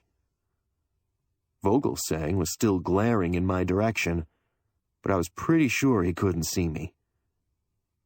"You'll regret this, brother." He lipped tightly. "So I'll regret it," I said cheerfully. "Scram you and your fat stooge. Get in your car and highball out of here. If you're not off the island in 2 minutes, I'll get some law on your tail. Molesting a girl, and she looks like a minor at that. Go on, beat it." Vogelsang swung away without another word and, trailed by the waddling fat man, strode off toward a light sedan about 20 yards away. The girl moved around to the right side of my coupe and watched them as they got in their car. The sedan's motor came to life with a sputtering roar. Its lights blinked on, and it jerked forward, wheeled around, and charged straight at the left side of my Zephyr. Headlight beams caught me in the face, and I ducked back. The sedan veered off, went by the tail of the Zephyr in a rush that raised a miniature whirlwind, headed for the outlet along the west edge of the island, which led across Yerba Buena to the Bay Bridge. I watched it go, knowing Vogelsang and his fat partner had seen me, and now knew who I was. and I had a feeling in my bones the guy hadn't been fooling when he'd told me I'd regret interfering. Swearing at and to myself for the impulse that had made me stick my neck out again, I turned to the girl. She was standing by the open right-hand window, and I flicked on the dome light so I could see her. She was pert and doll-faced, with large doll-like eyes, and hair the color of pine shavings. She looked about 17, and spoke with the suggestion of a lisp. "Thanks," she said, blinking long lashes at me and smiling shyly. I don't know how to thank you, Mr. Beaker, I told her. Just call me Beak. So what's your name? And who are you, and how did it happen, those two lugs? I don't know, she said, shaking her head in wide-eyed wonder. I never saw them before in my life. I got separated from my friend in the crowd on the gateway, and those men accosted me and drew me down a dark passageway and made me come out here. I don't know where they were taking me. Why didn't you scream? I asked, skeptically. Her doll-like eyes got even wider. But I couldn't. The fat one had a blackjack, and he said he'd hit me with it if I let out a peep. She was either very dumb or putting on an act. I reluctantly pulled my shoes back on my aching feet, slid over to her side of the car, and got out to stand beside her. Maybe we'd better go report this at the Exposition Police Headquarters. No! She said it quickly, almost too quickly, as though a swift stab of fear had forced it out of her. She sent a quick look, swinging around the parking area. I'll be all right now, I think. Well, I said, at least I can help you find your friend. Who is he, and where did you get separated from him? In front of the Greenwich Village. I stopped to look at the dancing girls out in front, and when I looked around, Johnny was gone. He just seemed to have disappeared. Johnny who? I asked patiently. Johnny Foster, she told me, gazing over toward the gateway. The name clicked. Not the Johnny Foster who's heir to the Foster sugar millions. She looked at me, batting her eyelids. I don't know. You see, I don't know him very well. Oh, I said. And now, just to get the record more or less complete, suppose you tell me your name. She hesitated before answering, glancing around again. Daisy, she said then. Daisy May Huggins. Who's that coming? Her hand had tightened on my arm, and she was staring toward the dark back of the gateway at a figure who was coming toward us in a fast, slouching shuffle. That looks like little Mac. Don't worry, he's a pal of mine. I looked down at her. Daisy May Huggins, I said. That's a pretty name. She glanced up sharply to see if I was kidding her, and I knew she wasn't as dumb as she was acting. I kept a straight face for her benefit, and then Mac was on us, croaking excitedly. Hey, Beak, I found her! I found her! You found who? I said. He was a little guy with an oversized Adam's apple and a thin and crooked face. His moist eyes were usually sad as a setter's, but now they were lit up and glowing. He waved the newspaper he had clutched in one hand, and his Adam's apple bobbled with excitement. The missing Ingram babe, he said. Take a swivel at this. He snapped the paper open and thrust it into my hands.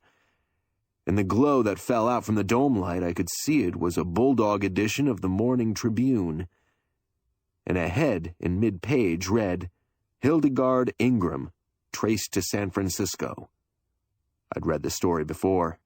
Hildegard Ingram, daughter of a wealthy Chicago meatpacker, had disappeared from her home in the Windy City about 10 days ago.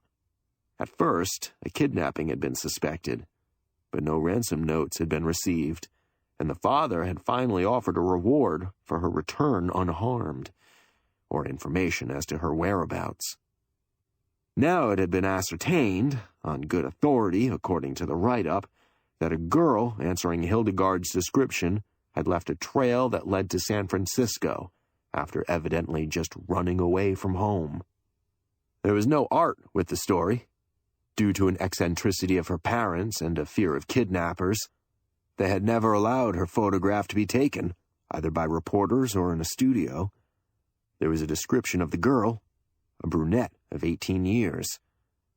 I looked up and saw that Daisy May had drawn away a little and was watching me silently. I grinned at Mac. So what gives, pal? So there's a reward. And I know where she is. She's one of the girls in the nude ranch. We can put the arm on her and cop off the reward. His full name was Adelbert McGillicuddy, and he was a former small-time crook with a record, on parole now and trying to go straight. Being sorry for him, and not knowing what I was letting myself in for, I'd done him a favor in the past. In return, he'd saved my life, and attached himself to me like a porous plaster. He was all right, except when temptation was put in his path, and then he weakened very easily. I had a time watching him, and keeping him fairly honest. He was a pest sometimes, but he meant well, and I couldn't get rid of him without hurting his feelings. Besides, I'd learned to really like the little twerp, and I owed him something for saving my life. Though that couldn't be worth a hell of a lot. So that's where you've been all this time. In the nude ranch? I said, and couldn't help laughing. Nuts! What would a gal like this Ingram kid be doing exhibiting herself in a place like that? But she is! Mac was very earnest, his crooked face screwed up into prune-like wrinkles, gesturing volubly with his hands. Maybe she's one of these here now exhibitionists by nature. Or maybe she run out of dough and had to take this job. This twist is different than the rest. She's not bad if I do say so myself, and she's got something the others ain't. Class and stuff like that there. And she's young, a brunette, with a mole on her left upper arm, just like that description in the paper. It's her, honest to God, Beak, I know it. I sighed, shook my head. Ever since we happened to be lucky enough to knock off that reward for recovering some letters for a gal, you seem to think we're in the dick business. Every time you read about a reward being offered for something, you start getting ants in your pants. You're driving me nuts. Drop wise, Mac. This girl isn't... But criminy, Beak! He looked hurt, and his voice was wistful. $5,000 this reward is. And I tell you honest that this is the girl. It wouldn't hurt none just to take a swivel at her, would it? Okay. I agreed just to humor him. We'll take a look. We've got to go back that way anyway and help Miss Huggins here find her escort. She got separated from him in the crowd. Oh. He stared at her as if he hadn't realized she was there before. He doffed his hat and bobbed his head. Pleased to meet you, miss. Daisy May smiled at him, and I said, Come on. We'll see if we can find Johnny and then take a look at this gal in the nude ranch. The throng was thinning out along the gateway, and the blare and glitter were dying a slow death due to the lateness of the hour. We made one trip up and down its length to see if we could spot Daisy May's friend, Johnny Foster, but it was no dice. So to satisfy Mac and get it over with, we turned in at the nude ranch. The nude ranch was a long, low building with a rustic Spanish-type front. In the heart of the gateway, and its most popular attraction, the barkers out front were made up like copies of the Lone Ranger and didn't have to work very hard to lure customers inside at 2 bits a crack. The exhibit was coining money. Daisy May seemed to want to stick close to us as long as we couldn't find Johnny, and now that we had her, I didn't know what to do about it, so I shelled out 6 bits. We all went through the turnstile. Inside, the building was divided into 2 sections by a glass screen that ran down the center. The audience, mostly of men, was on one side of the glass behind a railing, and the nude ranch girls were on the other side of the glass, under lights in a simulated outdoor setting. As you came in, You walked the length of the building along an aisle formed by the glass on your left and the railing on your right. Then you went around and stood behind the railing and could stay as long as you liked. I'd been in there an hour or so before, and I'll swear I recognized some of the same faces lining the rail now, where the lights from the other side of the glass hit them. The place was pretty well filled, even if it was getting late, and we found a place at the rail near the far end, where McGillicuddy pointed out the girl he thought was the missing Hildegard Ingram, whispering hoarsely, "That's her!" She was small and brunette, and she was playing ping-pong at a table close to the glass screen. Other girls were playing horseshoes and badminton, practicing on an archery range, twirling lariats, and taking turns riding a burro. They all wore bandanas knotted loosely around their necks, G-strings, boots, cartridge belts, and holsters containing imitation six-shooters. Some wore sombreros and some didn't. Some were only passable, but most were built very nicely. The brunette with the large mole on her left arm included in the last category. But she was different than the others in more ways than one, I had to admit that. In the first place, where all the other girls allowed their bandanas to hang down the back, where they would be out of the way, she kept the triangle of the bandana at the front, an inherent modesty apparently at work on her.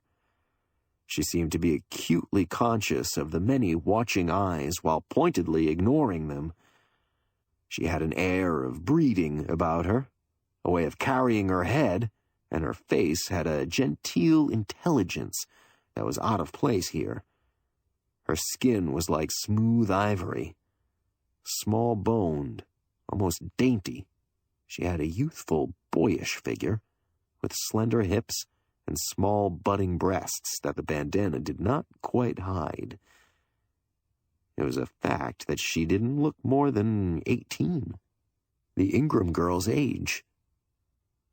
"What'd I tell you, boss?" Mac breathed eagerly in my ear. "It's screwy," I muttered, keeping my gaze on the girl as she and her partner batted the little white ball back and forth. But could be. We couldn't hear the girls on the other side of the glass when they spoke to each other, and they couldn't hear any of the conversation that went on among the customers. The glass screen was enough to deaden ordinary sounds. I swung away at a sudden disturbance in the audience. Someone had grunted explosively above the murmuring voices, as though he'd been hit in the belly with a fist. A rough voice growled, "Hey, quit shoving!" When I turned my head to look, I realized that Daisy May wasn't with us anymore, and I couldn't recall when she'd left us. There was a surging scuffle in the thickest part of the crowd up along the rail, but I couldn't see what it was all about at first because the only lights in the place were on the other side of the glass, and they were like footlights, focused on the girls. The only illumination on the audience side was the back glow, and that didn't amount to much. Someone said disgustedly, "Just another drunk." The crowd parted, falling back away from a stocky, middle-sized man so that I could see him. He was almost chubby, and he wore a gray fedora. He was staggering, lurching about with his hands pawing for support and his mouth working, but only senseless glugging sounds came from his throat. He fell against the little guy with an ugly, battered face, and the little guy snarled, pushed him away viciously. The man tripped over his own feet, went down, with those in the way scrambling to get out from under. "My God!" The one who'd shoved him squawked sharply. "The guy's all bloody!" He was holding up the hand that he'd pushed the man with, staring bug-eyed at the glistening red stain across it that looked like a bright splash of fresh scarlet paint. "Jeepers!" McGillicuddy croaked at my side, and just then, overhead lights flared on. The girls behind the glass had stopped their desultory game playing and were staring out at the audience for a change. Two of the Barker guys in the Lone Ranger outfits were coming from the door, one shouting above the sudden babble, "What's the matter? What's going on here?" slapping a quick look over the audience, which was pressing back in a ring away from the man on the floor, I still didn't see Daisy May. There were only a few women in the audience, and one of these screamed, "He's been stabbed! Look!" Then she keeled over too, and the guy with her caught her. "Where's the girl that was with us?" I asked Mac, and he shook his head, his mouth hanging open loosely. "I don't know.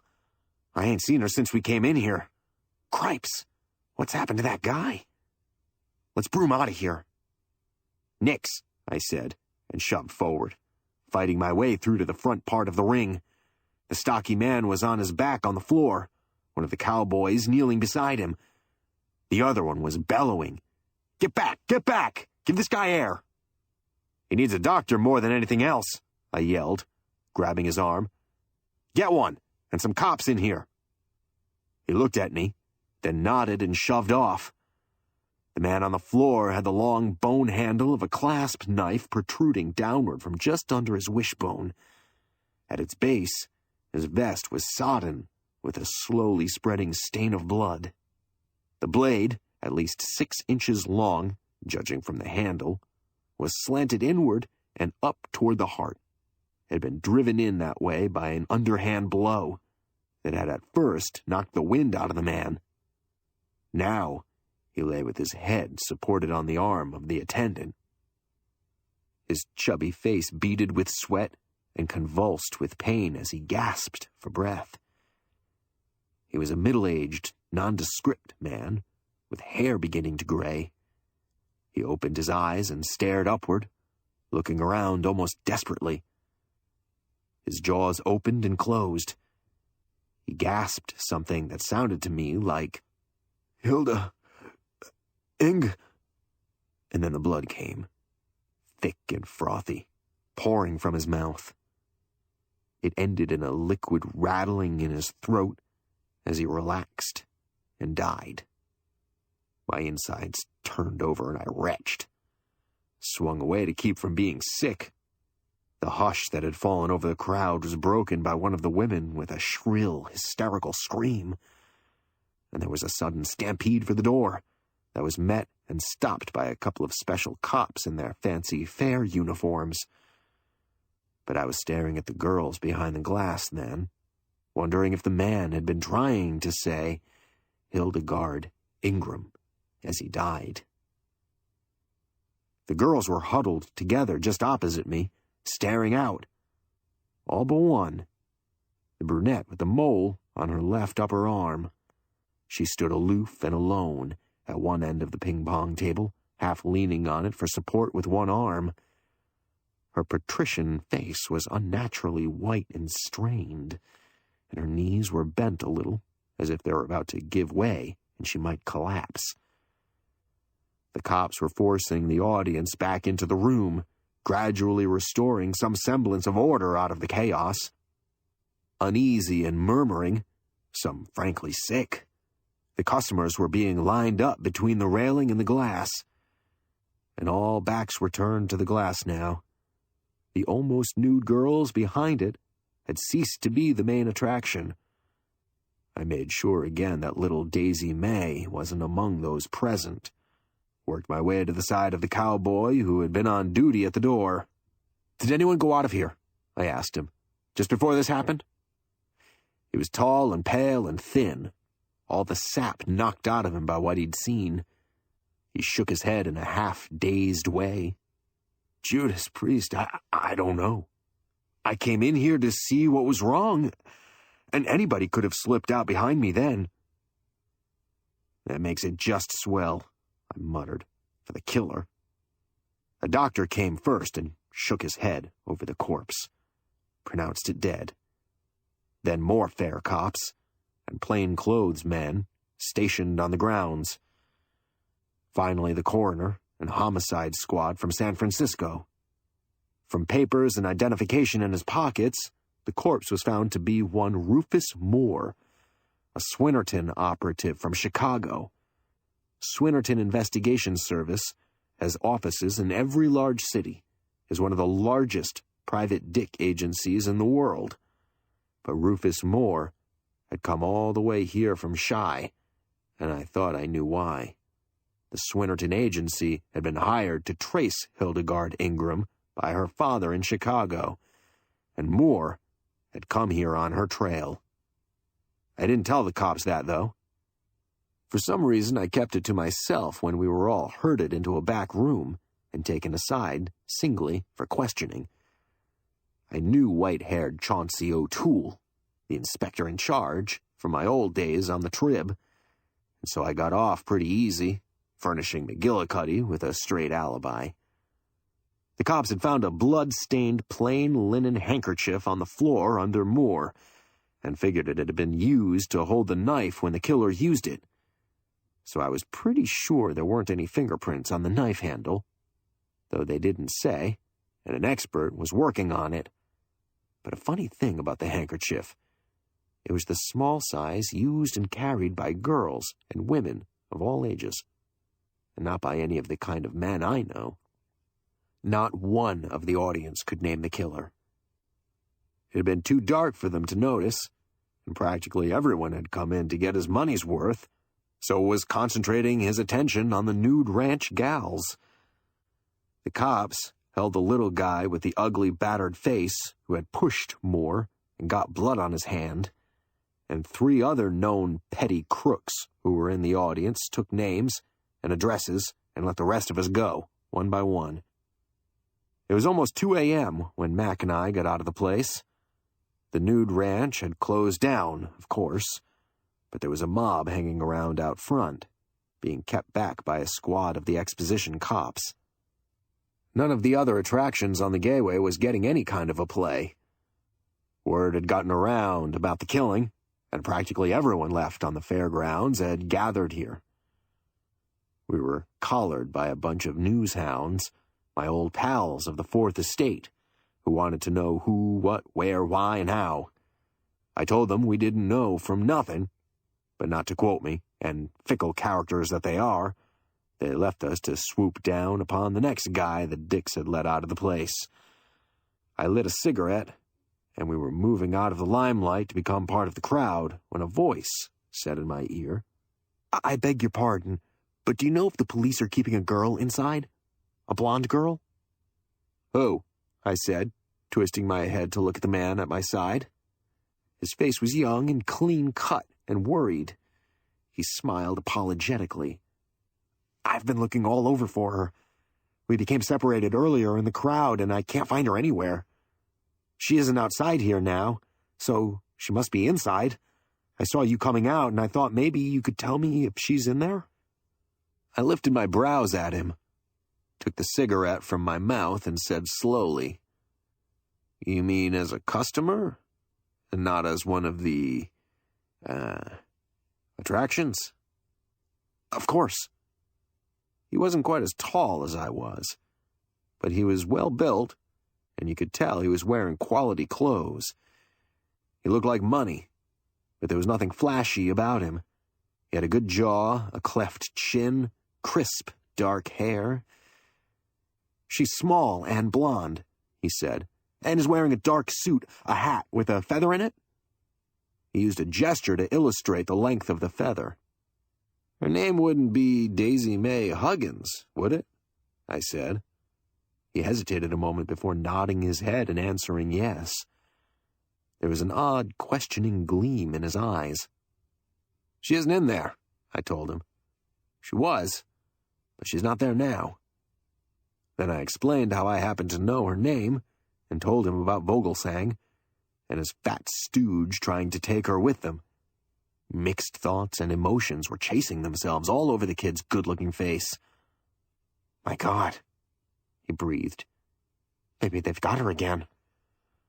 "They could have come back," I admitted, realizing that one of them might have followed us into the nude ranch and slipped out with the girl in the confusion just after Moore had been stabbed.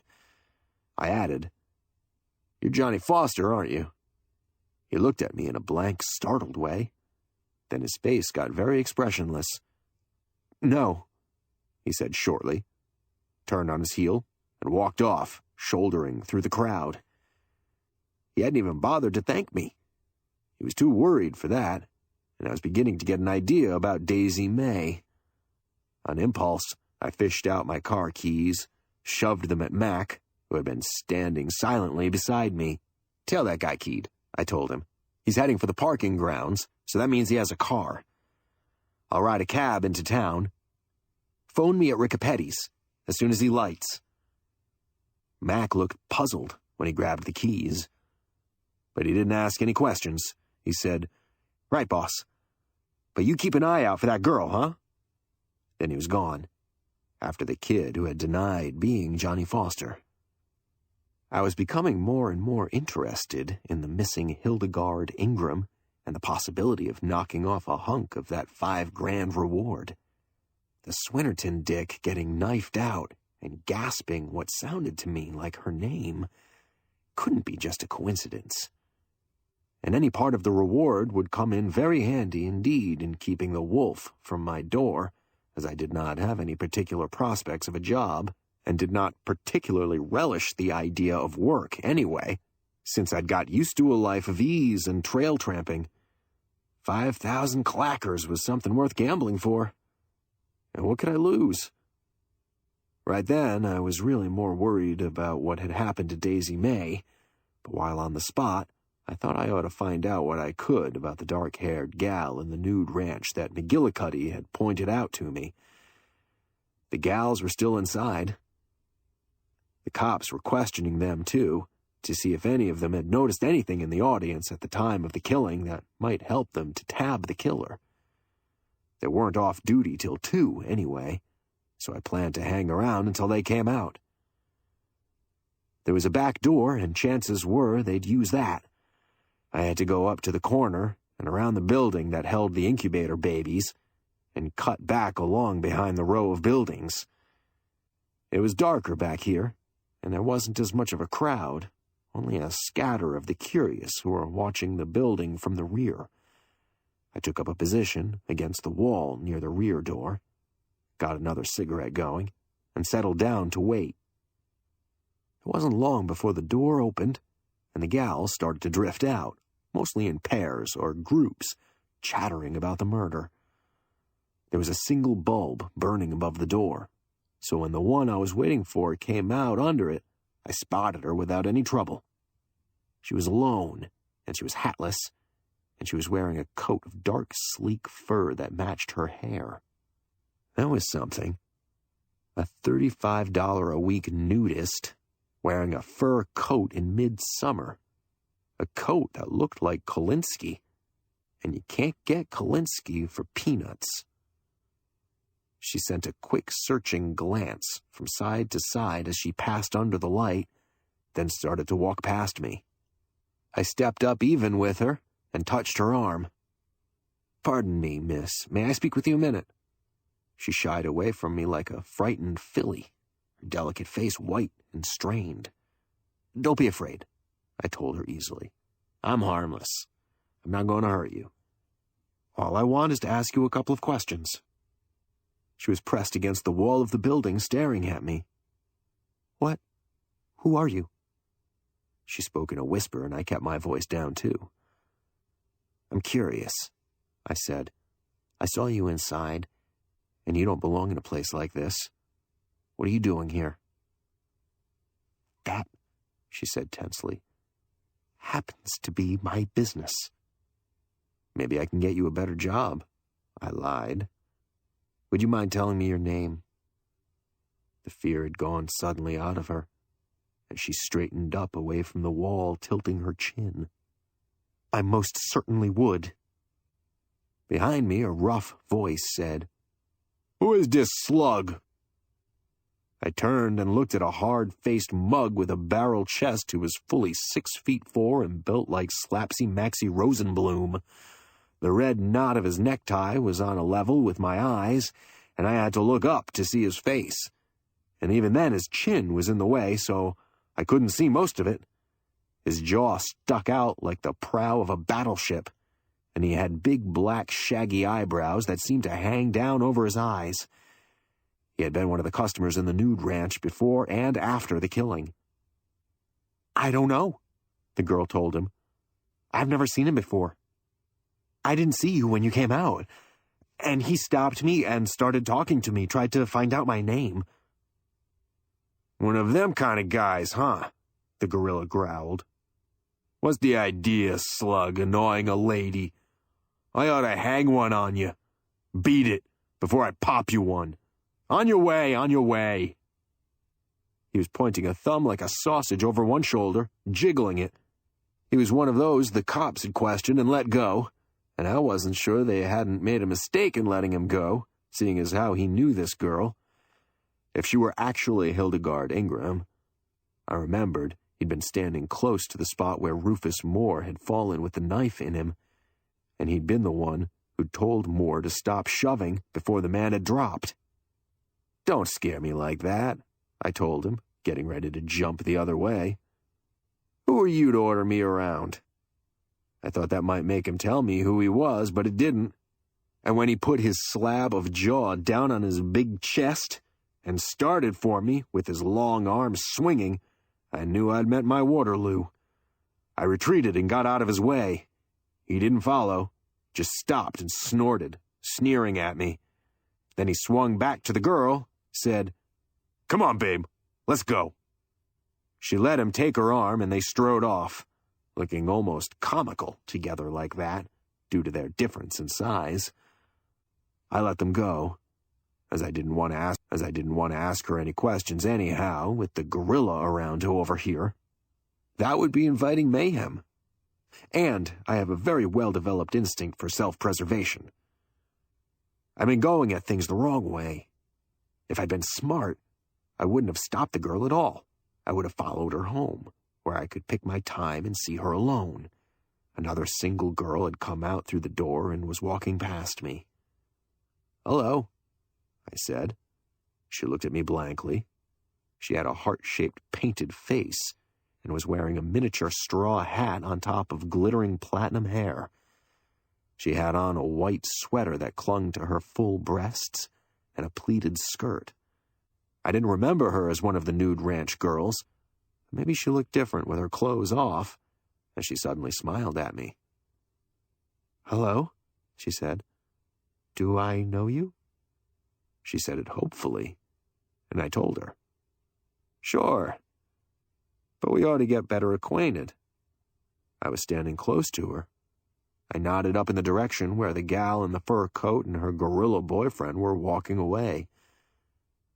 "Who's that screwy girl that just came out, wearing a fur coat in weather like this?"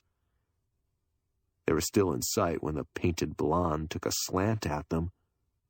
But she would have known who I meant anyway because of the fur coat. She sniffed. "That's Louise Madden. She just wears that coat to show off. She's only been working here a few days, and she thinks she's better than the rest of us girls." "Yeah?" I said. "And who's that missing link with her?" "Oh, that's her brother, or so she says." "The hell it is," I said. "Well, thanks." I tipped my hat and backed away, and she looked startled, said disappointedly, "But I thought—" "Some other time, baby," I promised, turned and walked away. The gorilla drove the girl over the bridge into San Francisco in a small and ancient coupe. I followed in a cab. The coupe swung off the bridge approach and went out Mission 2 or 3 miles, turned into a district of old frame apartment buildings. There wasn't much traffic at that hour, but I took a chance on being spotted and had the driver take the cab into the side street after the coupe. The side street was dark and deserted, except for the coupe, parked at the curb in mid-block with its lights burning. As we went by it, the lights blacked out, and looking back, I saw the gorilla and the girl getting out before a dark 3-story apartment building. I told the driver to turn left at the next corner and stop, where I paid him off. When he drove away, I went back to the corner, peered around. It was even more dark and silent and deserted than before. Somewhere down on Mission, a truck was making a grinding racket, but the rest of the world seemed sound asleep. I stepped into the side street, moving along it on the opposite side from the coupe. Nothing stirred in the deep shadow of the recessed apartment house doorway as I passed it. I didn't pause, but went on up to the corner, crossed over, and came back. I had some idea of examining the cards on the mailboxes outside the door to see if 2 Maddens were listed, if the 2 did live together as brother and sister, or if I could count on the gorilla going away and leaving the girl alone. But when I came even with the building, the coop door swung open and the gorilla came out and up from the floorboards where he'd been crouched, waiting for me. He and the girl had got back in the car when I was up around the corner. I just had time to swing around and set myself when he was on top of me. I didn't have a chance to duck or dodge. He got a big fistful of the front of my vest and jerked me toward him, growled, "What's the idea, tailing us?" I was suddenly mad, not at him, but at myself for being so dumb and careless. They'd spotted me tailing them and had suckered me neatly into a trap. I pulled back 1 foot and aimed a kick at his shin. It connected, and he said, "Ow! Ow!" in a very surprised and hurt tone of voice, at the same time flinching back and giving ground. As he stepped back, I let go with my right fist and buried it in his solar plexus. Delivered right, a punch like that can bend a man double and paralyze him for a minute or so. I guess my delivery was wrong, because he only grunted, and my fist bounced back as if his belly muscles were made of spring steel. He didn't even let go of me and give me a chance to hightail it away from there. Instead, he muttered, "You asked for it, slug, now you take it." Then he hit me. His fist felt like a cannonball when it slammed into my jaw. It jarred me down to my toes, and from the coop, I heard the girl cry out, "Buck, don't! Buck!" And the sidewalk came up and kissed me. The last thing I remembered was the dim roar of the coop's motor, which got fainter and fainter in the distance. I don't know how long the knockout lasted, but when I came out of it, I was all alone, and Buck and the girl were gone. Riccapetti's is a hole-in-the-wall bar and restaurant on Columbus in the old Barbary Coast district. They know me there, too well. There was a phone message waiting there for me when I arrived, from Mac, telling me where to meet him, which was at the corner of Kearney and Jackson, only 2 or 3 blocks away. A bruise was blossoming on my jaw, and it was sore as a boil. My head was also giving me merry hell. I needed a drink, but it was after 2 a.m., and the bar was closed. So I talked the night man, a pal of mine, into slipping a shot of brandy into the cup of coffee I ordered, and also got him to lend me his gun. I needed an equalizer in case I ran up against the gorilla again, as I didn't want to take another dose of the sample he'd given me. When I left Riccapetti's, I was feeling better, but I was still sore. I walked up to Kearney and over to Jackson through empty and lifeless streets. And Mac went, "Hiss, hiss," at me from a dark doorway in the corner. "What gives?" I asked as I joined him in the doorway. "Where's our boyfriend you were supposed to be tailing?" He jabbed a thumb out and down Jackson Street. "He's down there in that bail bond office. That's his hoopy out in front of it. He drove straight here and went in about half an hour ago, and I ain't seen him come out." Jackson was a dark and narrow street here, and the bail bond broker's office was in mid-block at street level, inner light making a glowing square of its shaded first-floor window. Staring at it, trying to make out the letters stenciled on the glass, I stepped out of the doorway and thumbed back my hat. "Whose office is it?" I asked. "It's run by a fat tub of lard named Jonathan Klein," Mac told me. "He's not a big shot, but I would not be surprised if he did a little fencing of stolen articles, such as hot ice, on the side."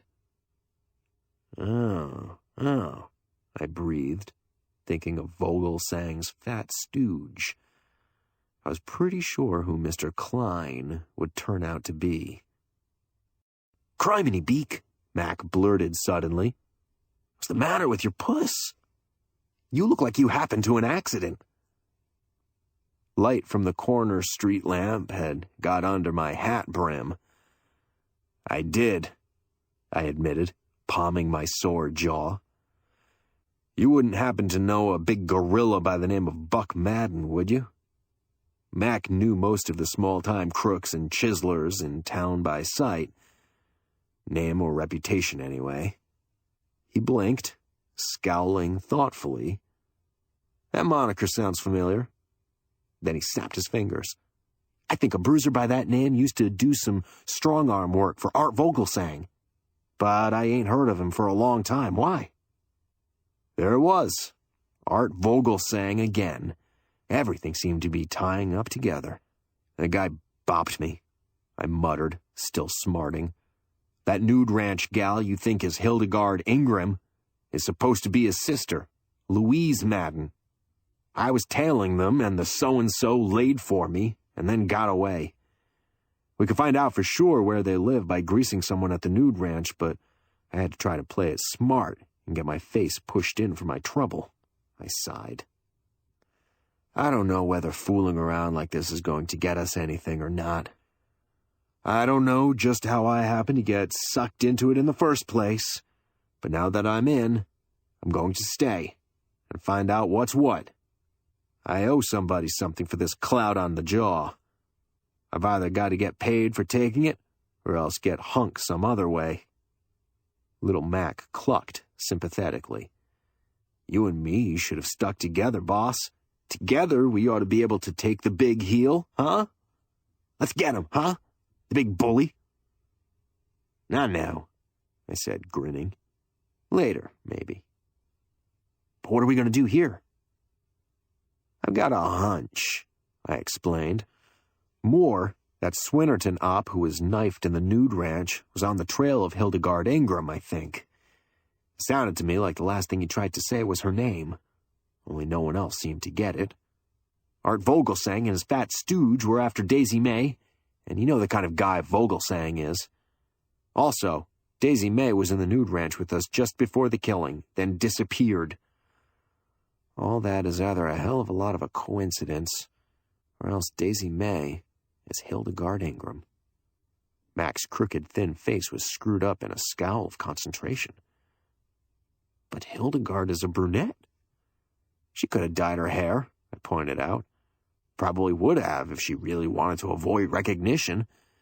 Anyway, why would a chiseler like Vogelsang be after a gal like Daisy May?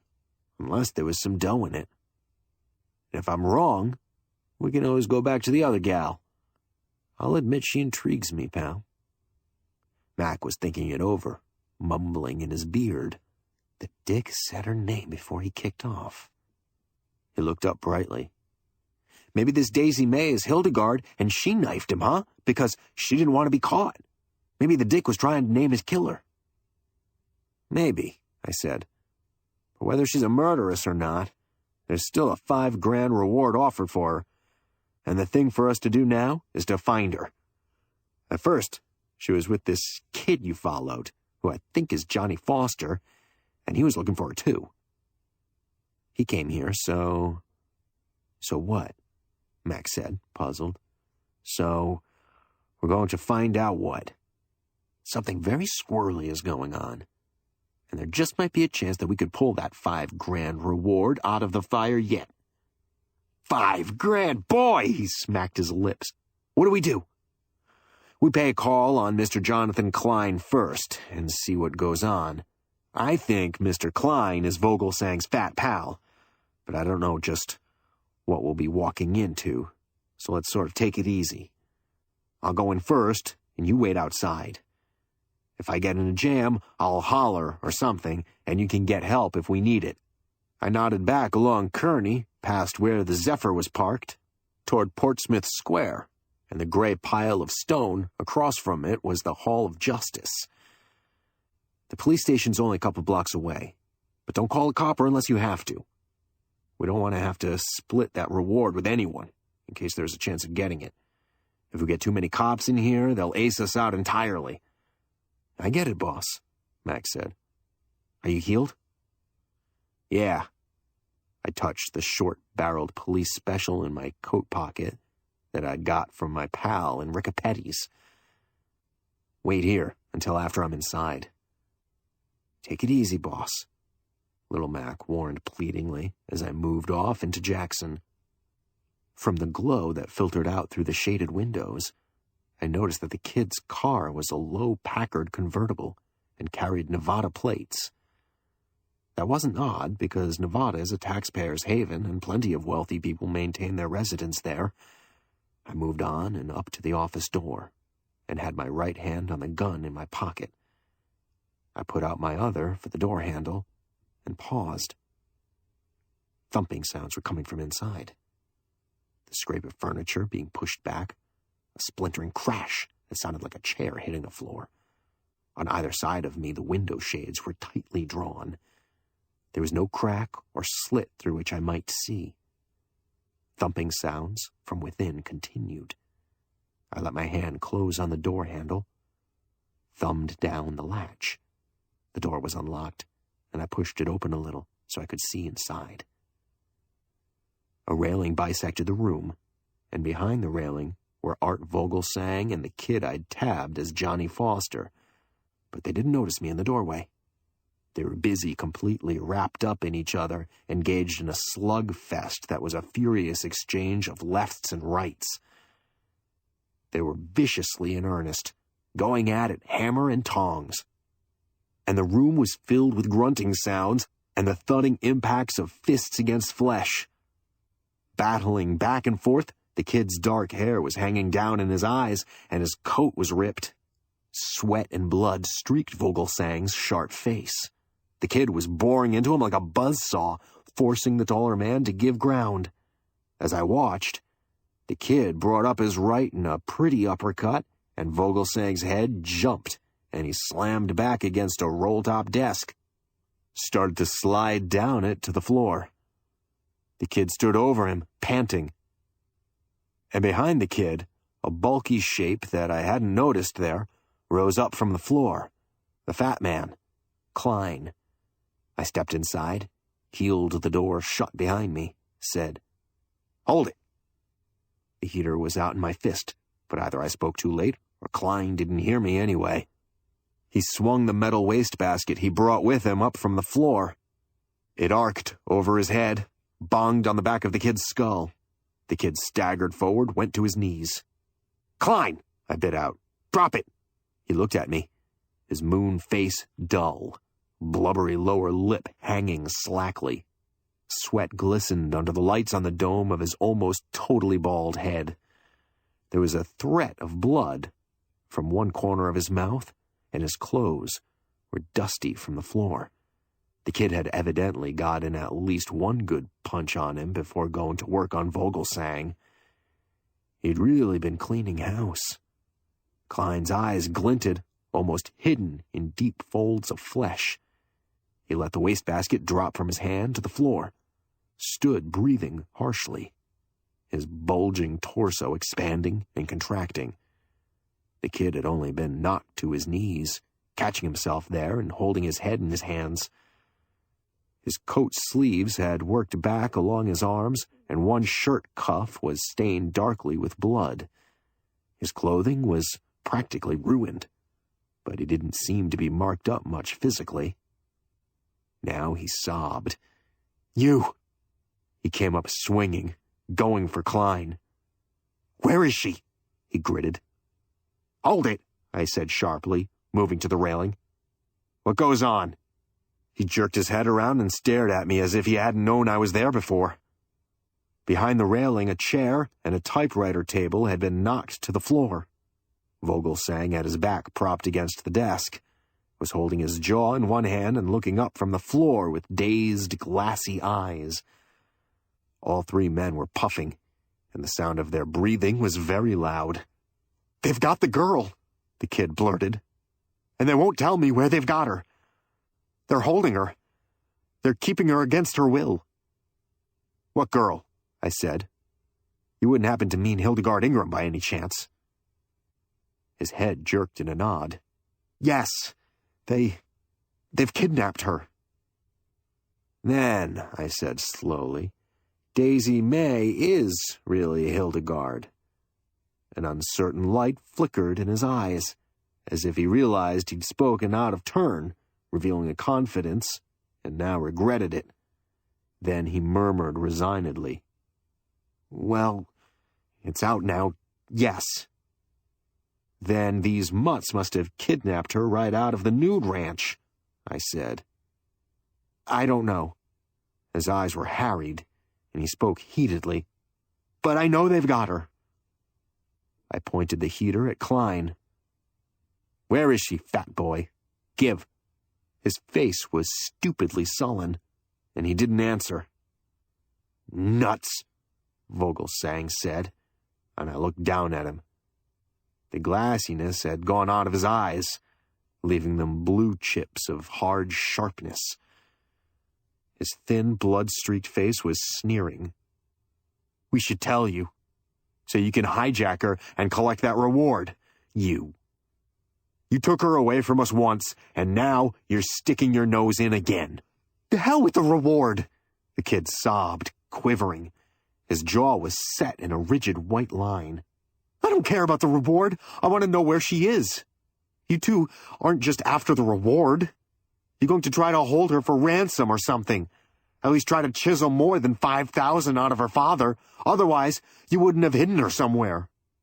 Vogelsang looked up at him with his mouth tight and hard, an unveiled hate showing in his cold eyes. Knowing him, I had a hunch the kid was right. Vogelsang would be up to something very crooked, something very tricky. Though I didn't think he'd go so far as to take a chance on a kidnapping rap. "Listen," I said. "A private dick was killed in the nude ranch at the fair tonight. He was on Hildegard's trail. You two mutts were there. You had to be because you came back for the gal. Either you tell where she is now, or I'm going to call in some cops." Klein's wet lips sagged at the corners. He looked suddenly sick, gazed questioningly down at Vogelsang. Vogelsang flicked a quick glance at him, and then his eyes got very thin and expressionless. "We don't know anything about that," he lipped resentfully. His voice had a thickness to it, as though it hurt him to move his jaw. But he suddenly changed his tone. "Now, be reasonable, for Pete's sake. We can all get a cut in this reward." "I don't trust you, Vogelsang," I told him. "You're trying to ease out from under something. But I'll be reasonable. You tell us where you've got the girl. The kid and I will go get her.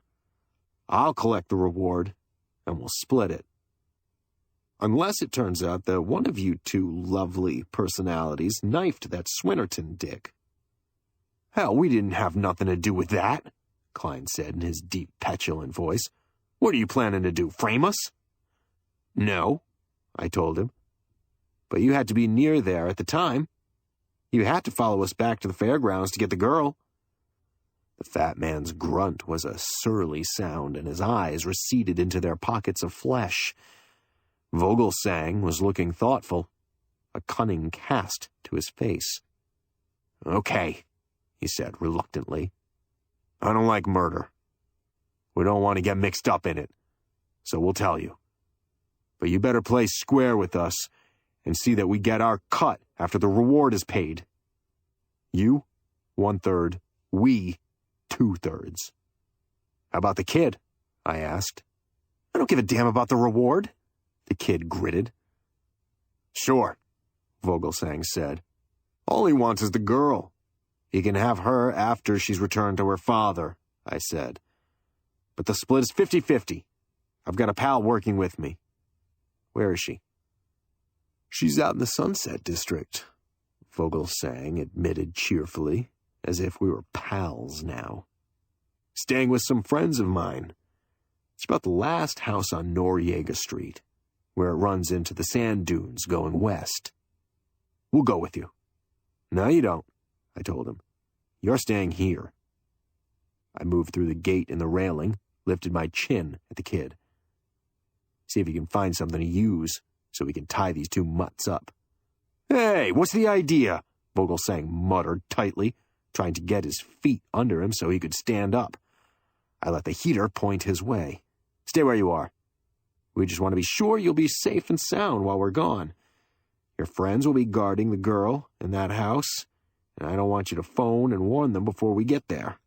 I'd have you phone them now and tell them we're coming, and to turn her over to us, only I don't trust you. You might let something slip over the phone, and they'd broom out with the girl before we could get there." Klein had been standing sullen and silent, his moon face set stupidly. For the moment, while speaking to Vogelsang, I looked away from him. That was a mistake. Maybe he got the signal from Vogelsang, but if he did, I didn't see it. He moved with sudden abruptness. I sensed it, started to whirl. The kid yelled, "Look out!" And from where he was on his haunches on the floor, Vogelsang rocked backward, kicked out and up with one foot. His toe cracked into my right wrist, and at the same instant, Klein's big fist jarred against the side of my neck. It knocked me sideways as the gun flew out of my hand. The kid dived for it, but Vogelsang fell on it first, rolled, came up, and caught the kid on the temple with the revolver. Turning, I took a swing at Klein's fat face, but was stumbling and off balance and missed. The kid had thudded limply to the floor. Vogelsang flicked the gun up at me and rapped, "All right, wise boy, freeze." There was an icy glitter in his eyes, and his face was sharp and dangerous looking. I froze, but Klein didn't. His moon face was no longer dull and stupid, but alive with hate. He crowded close to me, bumped me with his huge paunch, and swung his fist again. It was sort of a 1-2 punch. First the paunch, and then his fist. The first set me up in just the right position, and the second sent me to the floor. For a fat man, he was good. He may not have been fast, but he knew how to get all his weight behind a blow. Bells were ringing in the room, and everything in it was going round and round in blurred circles. I heard Vogelsang say, "Come on, let's get out of here." And their feet moved on the floor. I wasn't completely out. Some instinct urged me to be up and after them, but I couldn't move. The gate in the railing squeaked open and clicked shut. The front door opened. They were getting away. And then a familiar voice croaked shrilly, "Hands up! Halt or I'll shoot! Get back inside and turn around before I blow you apart!" I knew that was Mac's voice, and I think I tensed, expecting to hear the blast of the gun Vogelsang had taken from me. But instead there was a muttered curse, the shuffling of feet as they backed inside and turned.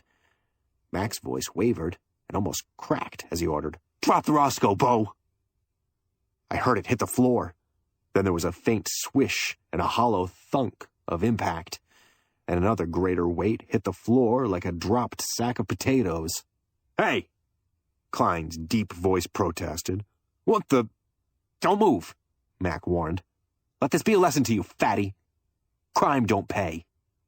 There was another smacking sound, like someone thumping a ripe watermelon. The floor shook as Klein dropped. Then little Mac was at my side, pulling me up, saying, "Hey, Beak. What is it? What's the matter? Come on, snap out of it." I was sitting up, but I was still dizzy. Everything kept wavering in and out of focus. Little Mac was crouching over me, his funny, crooked face twisted with worry. "I can't take it," I told him, and my tongue was thick as an overstuffed frankfurter. Fatso pushed me and I fell down. He clucked sympathetically and went on. "I gave those bimbos what for. I didn't know what they'd done to you, but when they tried to bust out of here alone, I knew something was wrong." The room was settling down and things were clearing up. Even the ache in my jaw was getting more acute. "Thanks, pal," I said. "But how'd you stop them? I thought you never packed a rod." "I don't," he answered piously, and looked down at the gun in his left hand. A blackjack dangled by its thong from his right wrist. This here Roscoe is the one Vogelsang had, but I just happened to have along my sleep inducer for protection. And when Vogelsang stepped out of the door, I jabbed him in the ribs with the small end, and he don't know the difference. Then, when I get them back in here, I just let them have it on account of I don't want them to find out how I've deceived them. The blackjack, his sleep inducer, was small and harmless looking, but Mac was very proficient in its use. As I'd learned from past experience, he was looking sideways at the kid. What's the matter with him? The kid was sitting up, looking around and blinking. Vogelsang clipped him with the gun, I said, but it looks like he's all right now. How's it, fella? He pressed one palm against the swelling on his temple, squeezed his eyes shut, then opened them slowly. What happened? I said, those two mutts took us, and then my little pal here took them, so that makes it even. His eyes sharpened with comprehension. Yeah? Well, what are we waiting for? Let's get out of here. He surged to his feet, reeled sideways, and caught himself against the railing. Hey, wait a minute, I said, but he didn't pay any attention. He found the gate, was through it, making a beeline for the street door. He tripped over one of the prone bodies on the floor, brought it up against the door, jerked it open, and was outside. Come on, I rapped at Mac, and lunged to my feet. But the floor tilted up at a crazy angle, and I almost went straight over onto my kisser. Mac caught and steadied me, and after a moment, the floor bent down to where it was supposed to be. About then, from out in front, we heard the starting roar of a motor. Gears clashed and tires spun on the pavement as a car, I knew it was the kid's car, shot away from the curb. I plowed forward. It was tough going for a while, but with Mac pushing, I finally got through the gate and the railing and made it around Vogelsang and Klein, who were out cold on the floor. The cool night air felt good on my face and in my lungs when we reached the street. Mac had switched off the inside lights and pulled the door closed behind us, and the street was just as empty and deserted as before, except for the tail lights of the kid's car, which was scooting away up the hill toward Chinatown. I knew where he was headed, to the house on Noriega Street where Vogelsang had said the girl was being held, and we had to get there before he could get away with the girl. The night air had cleared most of the dizziness out of my skull, and we pounded up to the corner and around it to where Mac had left the Zephyr. I piled in behind the wheel, jabbed the starter button, and gunned the motor to life. Took out after the kid as Mac fell in beside me. The other car was out of sight by now, but I knew the approximate location of Noriega Street. The Sunset District was clear across town, toward the Pacific Ocean. I pointed the Zephyr's nose in that direction and towed down on the throttle.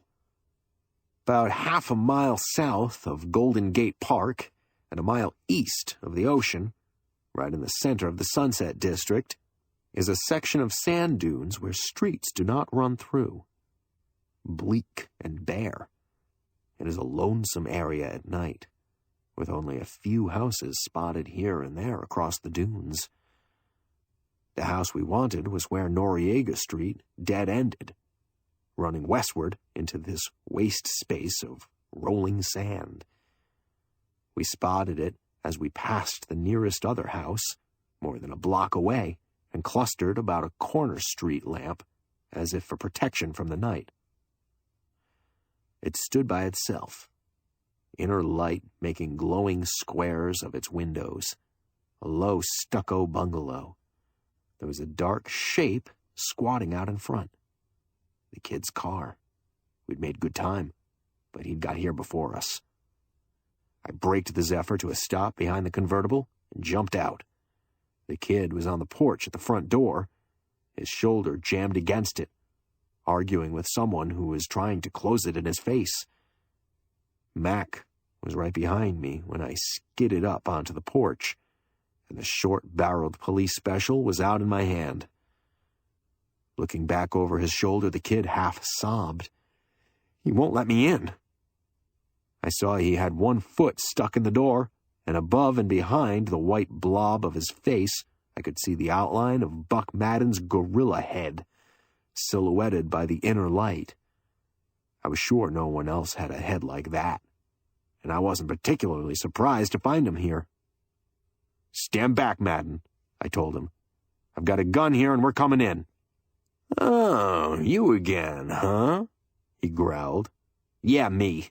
I let the police special glitter in the wedge of light that fell out through the opening. "Stand back." He stood back, and the kid rammed through the door and on inside. I followed more cautiously. The gorilla tried to jump me from the side as I came in. I was remembering the cloud on the jaw he'd handed me before and was expecting something, and maybe that made me lean on the gun heavier than I might have as I laid it against the side of his skull. Anyway, he went down, falling loosely to the carpet. "That makes us even, slug," I said, but he didn't answer. He didn't even move. He'd taken a quick trip to dreamland, stretched out peacefully on the rug. There was a short, anguished cry in the room. I looked up. The small, aristocratic-looking brunette from the nude ranch, Louise Madden, was standing in an arched doorway wearing a quilted black robe. Her eyes were wide and stricken with shocked horror. She cried in a strained voice, "What have you done to him? Who are you? What do you want?" "We want the girl you're holding here," I said. "Oh!"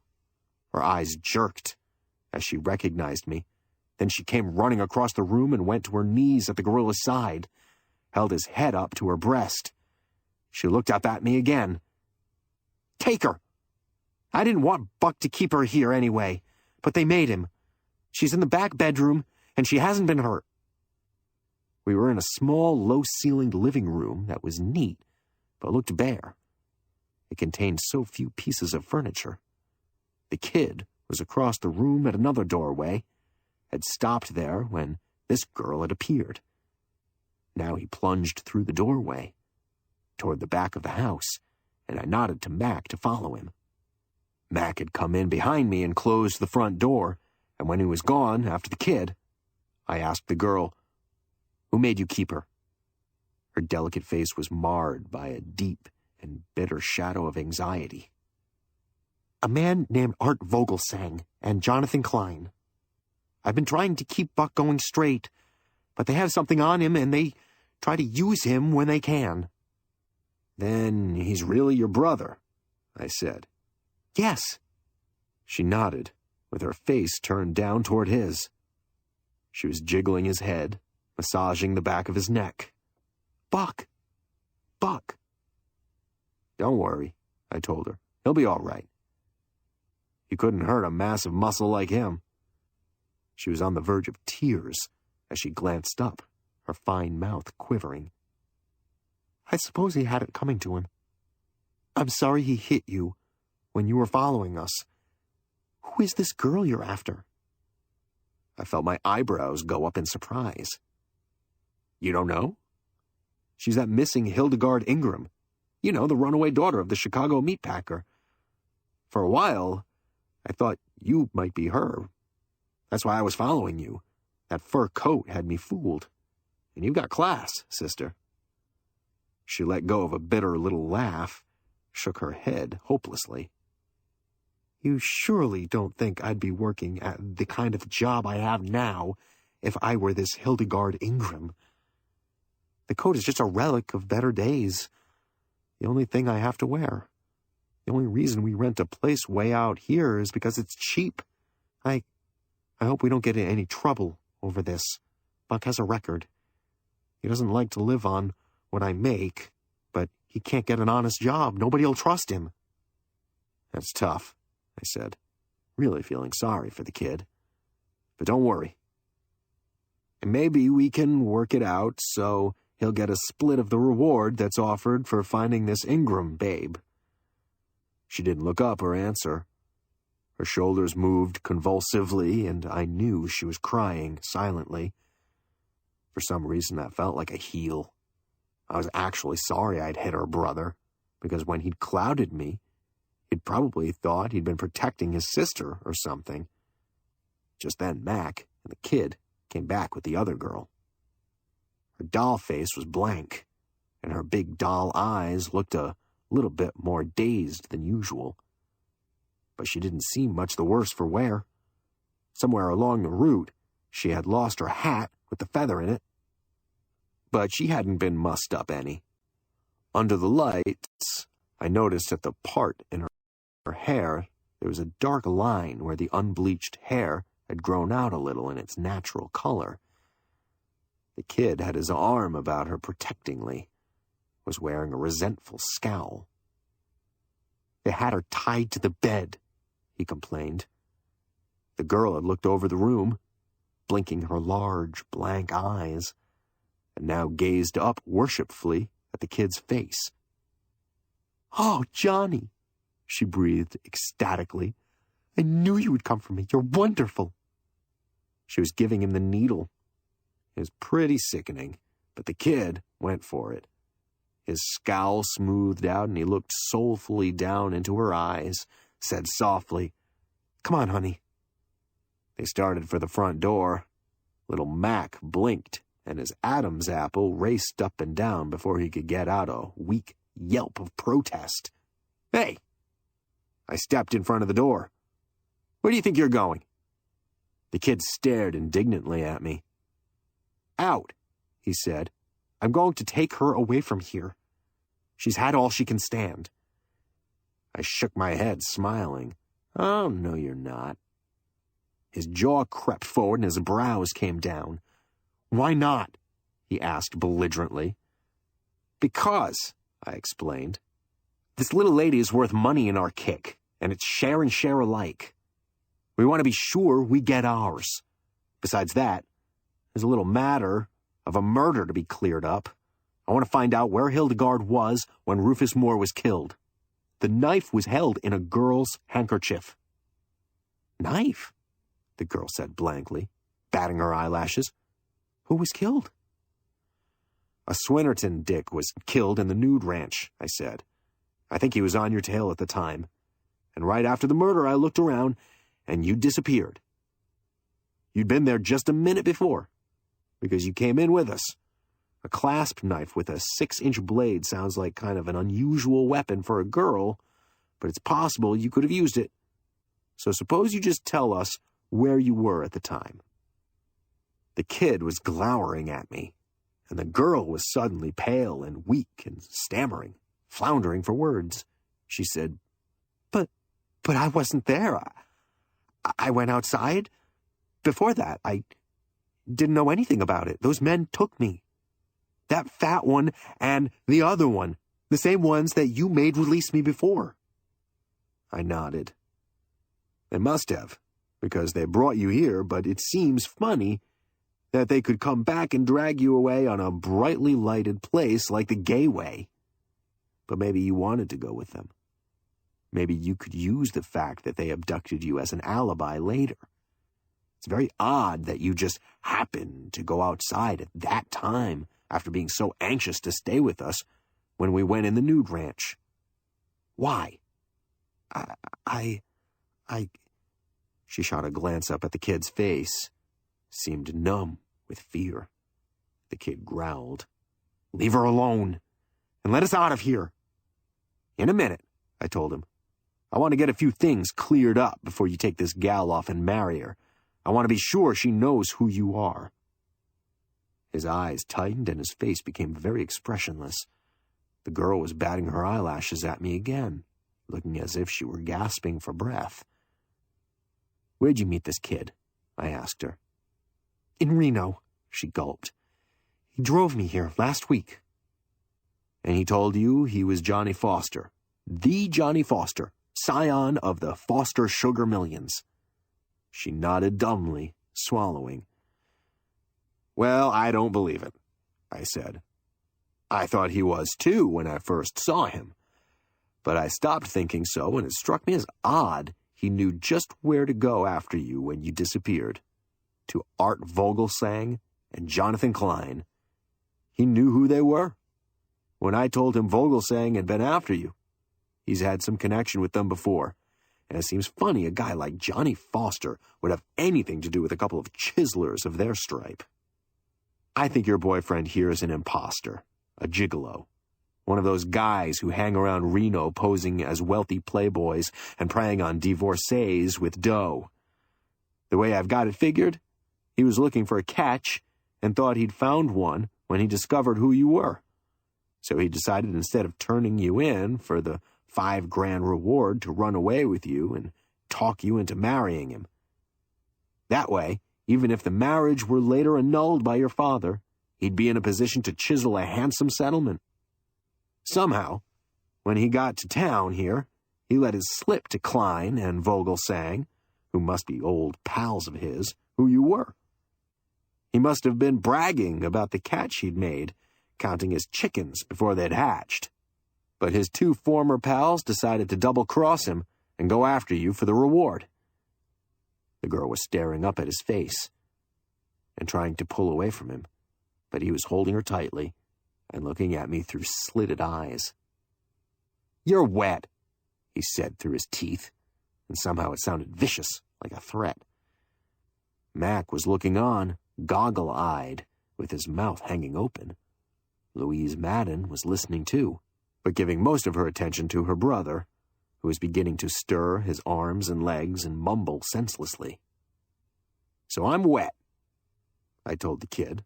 Up to that point, I'd been guessing, following a hunch. "But how about that blood on your right cuff?" The kid was wearing a white shirt, and the starched cuffs extended about an inch below the sleeve of his torn jacket. The right cuff was stained with dark and crusted splatters of blood that I'd noticed before in Klein's office. The kid glanced at it, stared up, and said, "So what? I got that in the fight with Vogelsang and Klein." I shook my head. "Oh, no. Those stains were dried and dark, just as they are now when I saw you in Klein's office. You got them before that. You got them when you stabbed Rufus Moore, that Swinnerton dick." "What do you mean?" he snarled. "I wasn't in the nude ranch. I was outside." "You could have slipped outside in the confusion right afterwards," I said. "When I mentioned the girl's handkerchief and the clasp knife, Miss Ingram here suddenly seemed very scared." I switched my gaze to her. "Did you ever see a knife like that before? A clasp knife with a bone handle?" She nodded fearfully, grimacing, choked out. "It was his. I saw him in the nude ranch. Left you and went over to where he was standing. I said, 'Johnny,' and he shushed me, then sent me outside to wait for him. Told me he'd be right out. All the time he was talking, he was looking over his shoulder and pushing me toward the door. I went out, and those other two came up and walked me away so fast I didn't know what was happening." "Shut up!" the kid sobbed, gripping her by the shoulders and shaking her. "Are you crazy? You don't know what you're saying. I wasn't there. What's the matter with you?" "Not much you weren't there," I said slowly. "You even tried to frame Miss Ingram by swiping her handkerchief and using it to hold the knife and wipe the fingerprints off the handle. But that still didn't stop his blood from getting on your cuff. The handkerchief was too small. You knew the Swinnerton dick was on your tail. Knew he was after Hildegard. And when she walked up to you, you knew the game was up unless you acted fast. A fortune was slipping out of your hands. So, when he started to work his way toward you, you sent her outside, turned around, and let him have it. Covered by the gloom and the crowd who was all interested in the nude ranch gals. Probably the guy had been on your tail earlier in the evening at the fair. You caught on he was following you, and deliberately lost the girl in the crowd, and let him into the nude ranch, hoping to shake him there. But when she came in with us, that spoiled everything. You had to kill him. He must have been closing in for a showdown." The kid's face was tight and white and murderous. He kept holding on to the girl's shoulders, glaring at me. "Nuts," he bit out. "That pack of wild guesses doesn't prove a thing. What are you trying to do? Frame me so you can get the girl and the reward? I don't have to frame you, I told him. The girl's testimony will send you to the gas chamber. The game's up, bright boy, so relax. Let go of her. Sure, Buck Madden growled, sitting up on the floor in the arms of his sister. Sure, I seen that guy in the nude ranch. Just before that private eye was stuck with the toad stabber. The eye was waltzing over to him, and the guy just must have slipped him the shiv, and then turned and ambled out. That just about ties it, I said. Go call some cops. Madden did a double take. Who, me? The kid let his shoulders slump in apparent defeat, then jerked Hildegard over in front of him and shoved her, sent her lunging straight for me, and the gun in my hand. I tried to duck out of the way and keep him under the gun, but she slammed into me, falling, her arms hooking around me for support, dragging my gun arm down. The kid was right behind her, his face a tight grimace of desperation. I couldn't swing the gun and fire it without danger of hitting the girl. She was hanging on like a drowning swimmer, throwing me off balance so that I had to stagger sideways and brace myself to keep on my feet. Seeing the spot I was in, the kid actually grinned. Closed in fast and straight-armed the girl again between the shoulder blades. That did it. She sobbed, and her feet got tangled up with mine. I started to go down, and she carried me to the floor, lit on top of me. Mac was coming up behind the kid on tiptoe, the blackjack swinging from his wrist. But the kid was at the door, jerking it open. I couldn't roll free from the girl, but I wrenched around and stuck out my foot, making a longer leg than I thought I had. I got my toe hooked in front of his instep, jerked it up and back, tripping him as he plunged out the door. He went onto the porch in a headlong dive. I scrambled around frantically, fighting to get untangled and on my feet. By the time I made it, Mac was at the door and on through. I followed him out. The kid had picked himself up and made it to the bottom of the steps. Mac took off from the top step and landed on his back, carried the kid forward, so they both spilled on the walk and rolled off, struggling. Mac had the blackjack, but otherwise was no match for the kid's strength. And the kid, in jerking around, had got hold of Mac's right wrist, was twisting it. They rolled across the lawn, a squirming, fighting vortex of movement in which neither figure was distinguishable. It was comparatively dark out here anyway after the inner brightness. I jumped down off the porch yelling, "Hold it, Mac! I've got him covered!" Then I jerked the trigger and let a couple of shots fly over their heads and out into the sand dunes. A bellowing voice echoed the reports. "Hey, quit it!" I almost jumped out of my skin. Someone was out there in the dark, and I might have hit him. During the momentary distraction, Mac had stopped fighting, going stiff and rigid to give me a chance at the kid. But the kid didn't stick around. He left Mac like a shot and was bounding away like a jackrabbit, making for the dunes and the cover of darkness. "Stop!" I yelped. "You damn fool, stop!" Didn't want to shoot the guy, even if he was a murderer. And besides, there was someone else out there in the dark whom I might hit if I missed the kid. And I wasn't such a good shot that I couldn't miss. The kid was fading fast into the night, and I lowered the heater. Then I heard a smack and a grunt, as if he'd run headlong into something solid. There was a brief threshing and a crunching thud of sound. Then silence.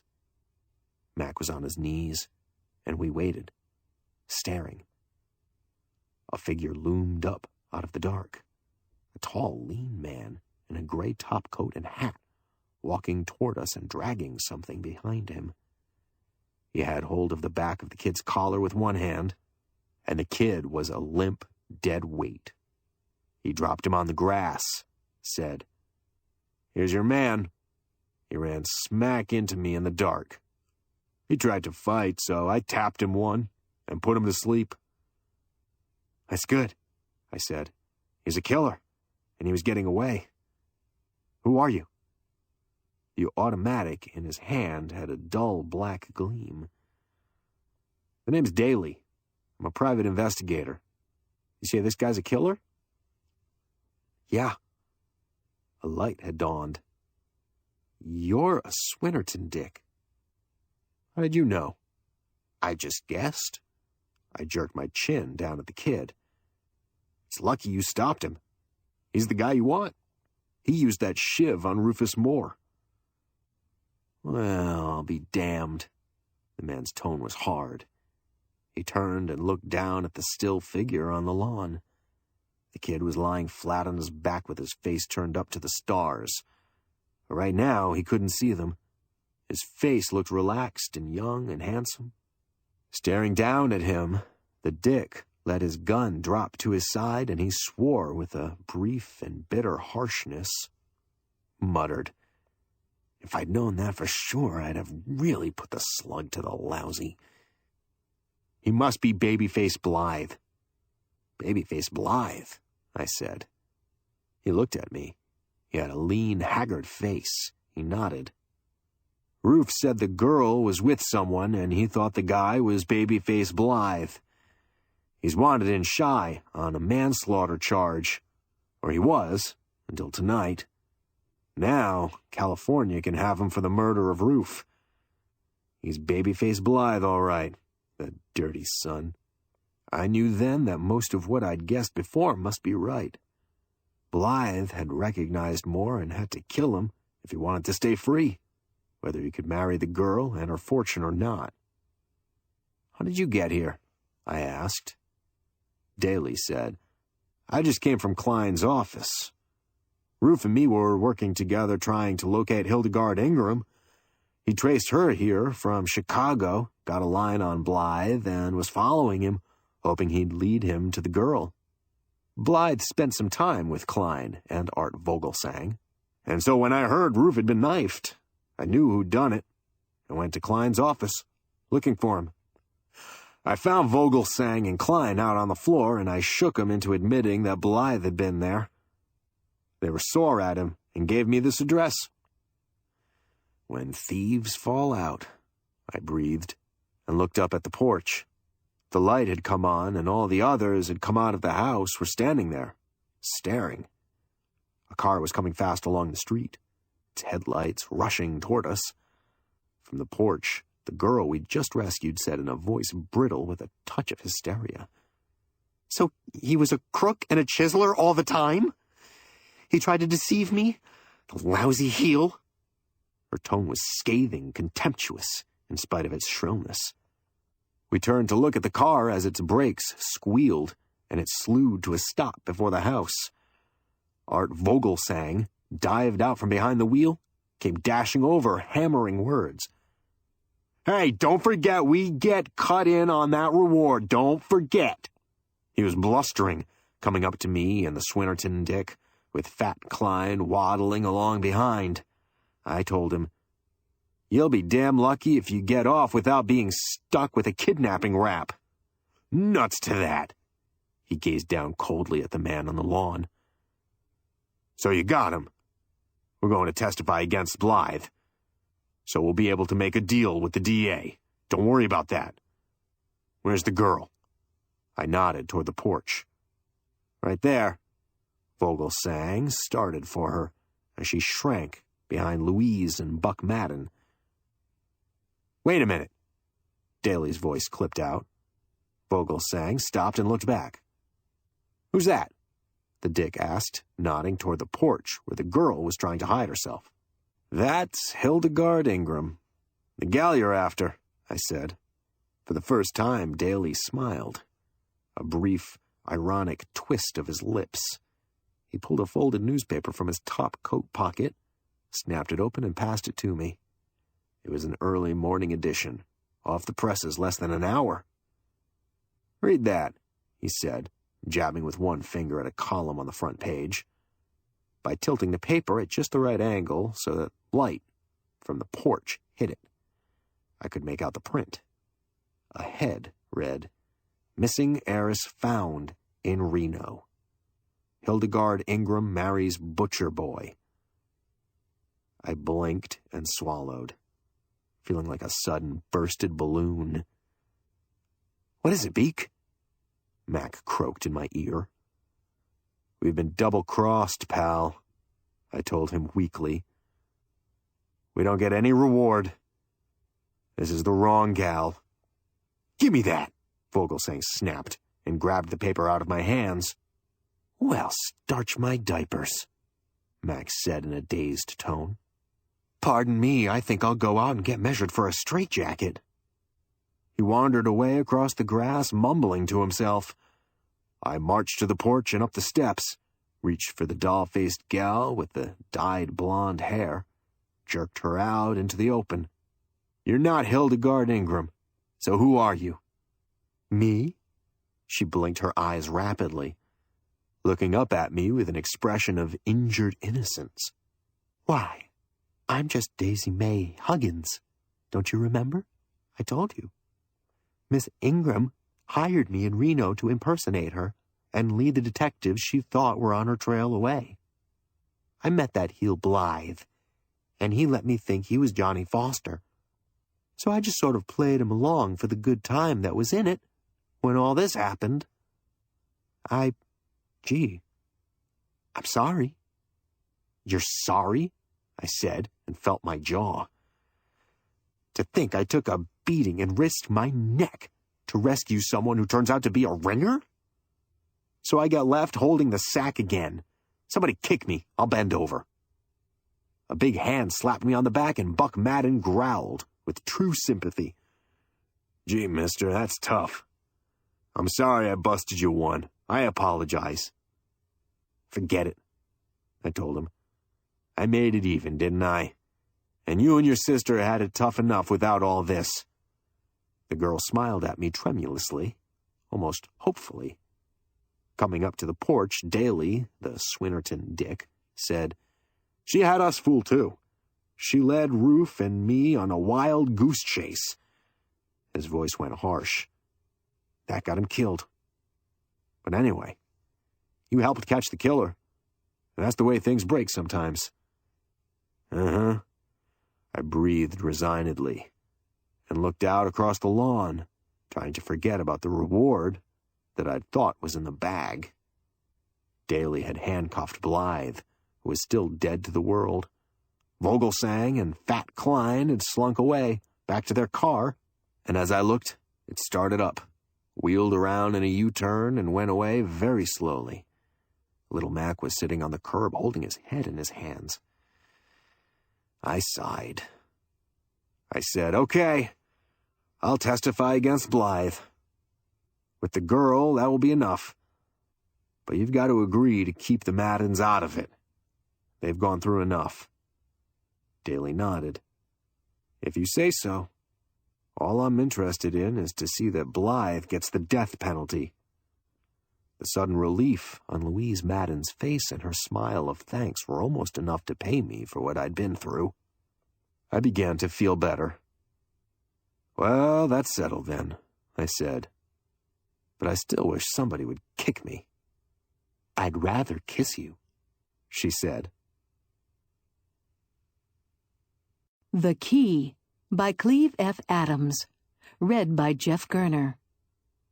Cleve Franklin Adams, 1895 to 1949, was born in Chicago and had a variety of jobs, including copper miner, art director for films, life insurance executive, and detective, all of which helped provide background details for his fiction. His first work appeared in such pulp magazines as Detective Fiction Weekly and Double Detective, but his major creation was Private Detective Rex McBride, who appeared in his first novel, Sabotage, 1940, and subsequently in And Sudden Death, 1940, Decoy, 1941, Up Jumped the Devil, 1943, The Crooking Finger, 1944, as well as the posthumously published Shady Lady, 1955. Unlike Philip Marlowe's ethos of a private detective being the equivalent of a knight, McBride borders on being a fascist, screaming that an American Gestapo is what we goddamn well need in a fit of extreme pique, and a racist, with ethnic slurs abounding in McBride's adventures. It is evident that Adams was neither, as he goes out of his way, oddly it must be said, to make his own protagonists seem ridiculous and boorish.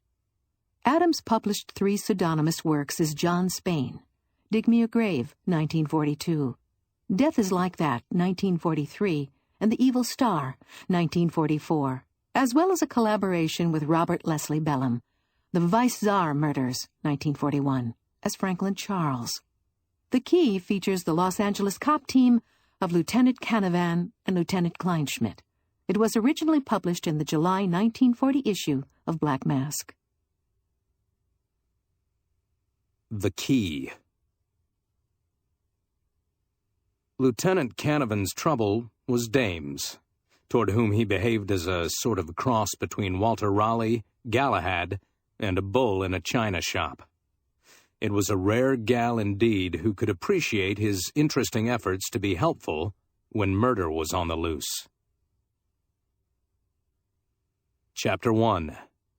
Night Court Galahad. She didn't look like the sort of girl they usually hauled into Night Court. There was nothing tawdry about her, nor defiant, and Canavan, always on the alert for the unusual, paused on his way up the far aisle for a second look. The courtroom was packed, every seat filled, and perhaps 50 or 60 spectators lapping over into the U-shaped aisle surrounding the rail. These last made a sort of human picket fence against the walls. Canavan, trying not to obstruct someone else's view, found himself wedged between George Kolinsky and Terence O'Day. Kolinsky, known around town as Big George, was really big. Taller even than Canavan, and 100 pounds heavier. He was a jovial, opulent picture of what the rackets could do for the man at the top. Dewey, being 3,000 miles away, hadn't gotten around to him yet. Terry O'Day ran a daily column in the Meteor called Night and O'Day. Night Court was only part of his beat. He was believed to have a speaking acquaintance with every crook, cop, and playboy in the whole city. He wore expensive clothes sloppily as though he didn't give a damn what people thought, which he probably didn't, and his long, horsily waggish face was as apt to be seen in the Biltmore salon as in Tony the Greek's greasy spoon. His stuff was brilliant and cynical and, on occasion, could tear the heart right out of you.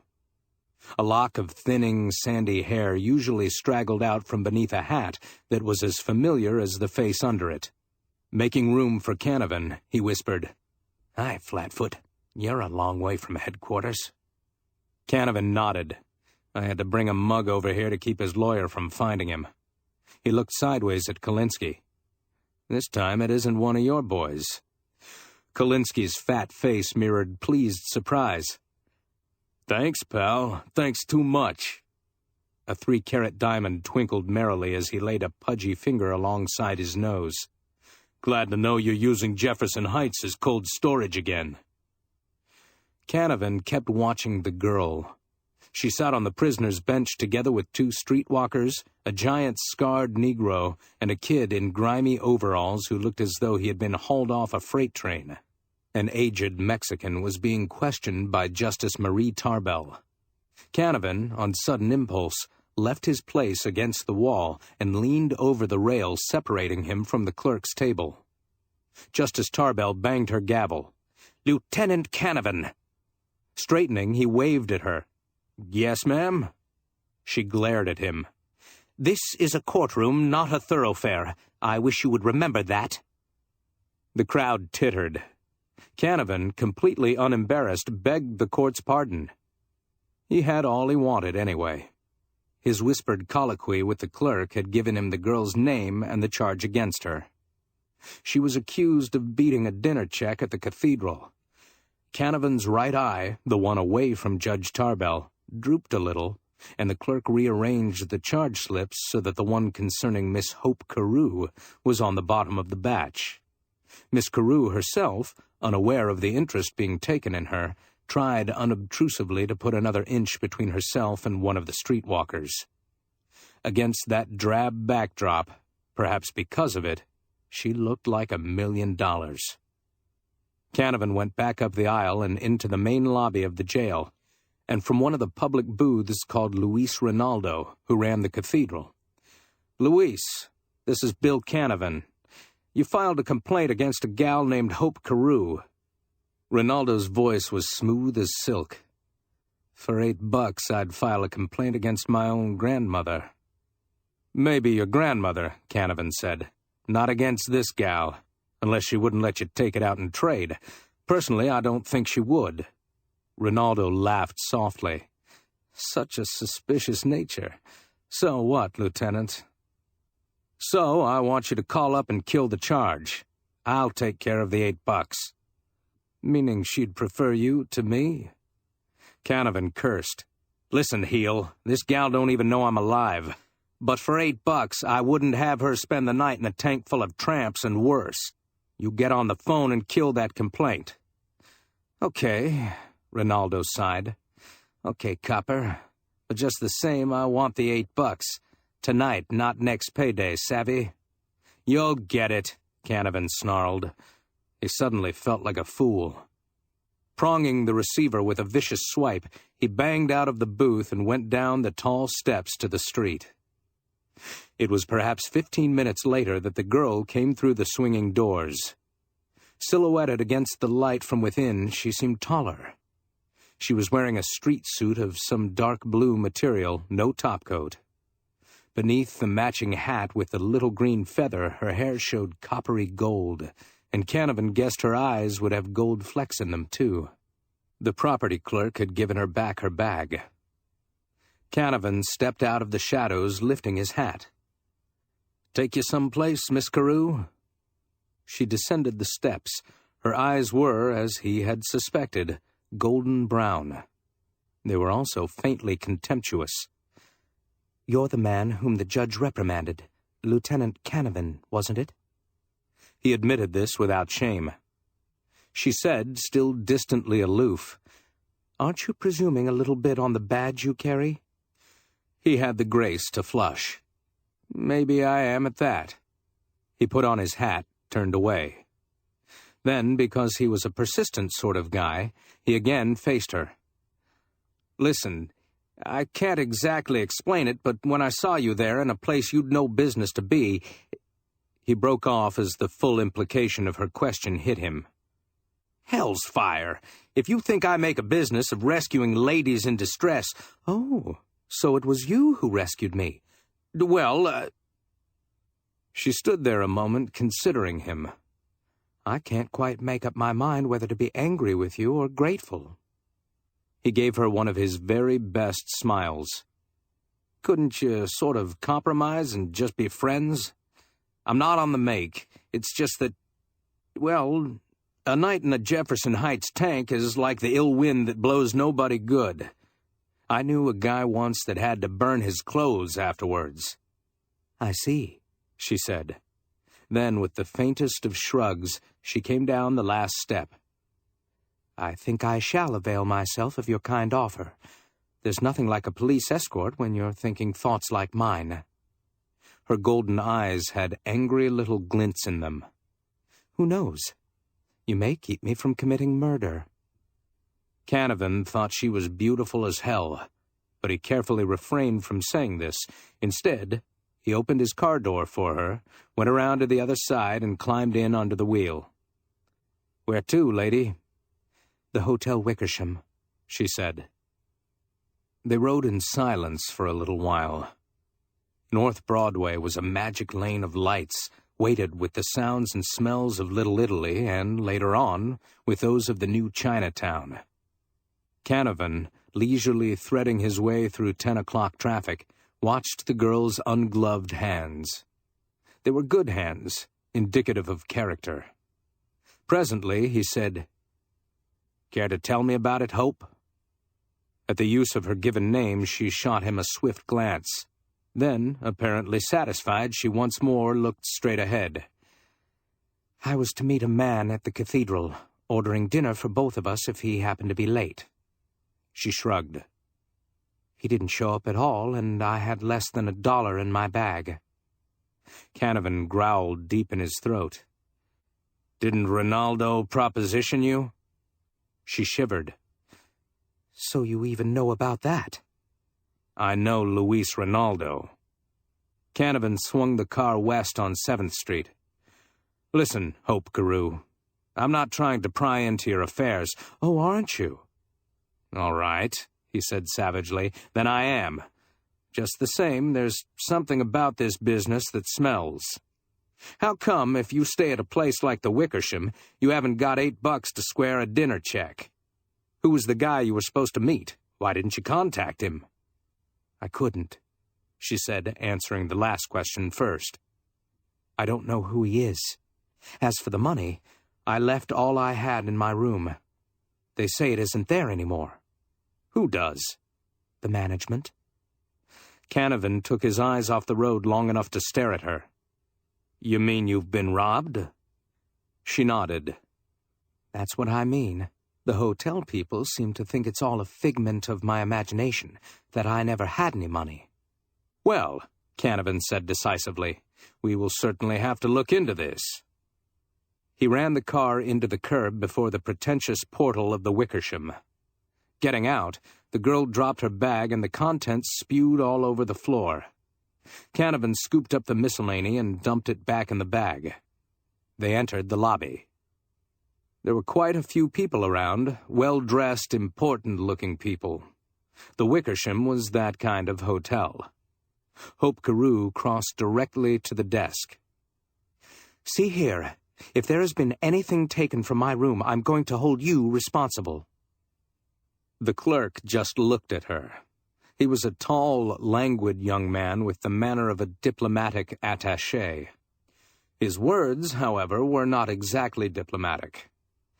Valuables are supposed to be checked at the desk, Miss Carew, if, as you claim, there really were any valuables. She was outraged. If I were a man, I'd... Canavan leaned on the counter. Look, punk, if the lady says she had some stuff in her room, then she had it. The clerk examined him. You sound like a policeman. Canavan reached across and got a handful of coat lapels. You said it, Lord Fauntleroy, I am a policeman. A second man now made his appearance from behind a glass partition. This man was portly, dignified. He pointed a plump pink forefinger at Canavan's nose.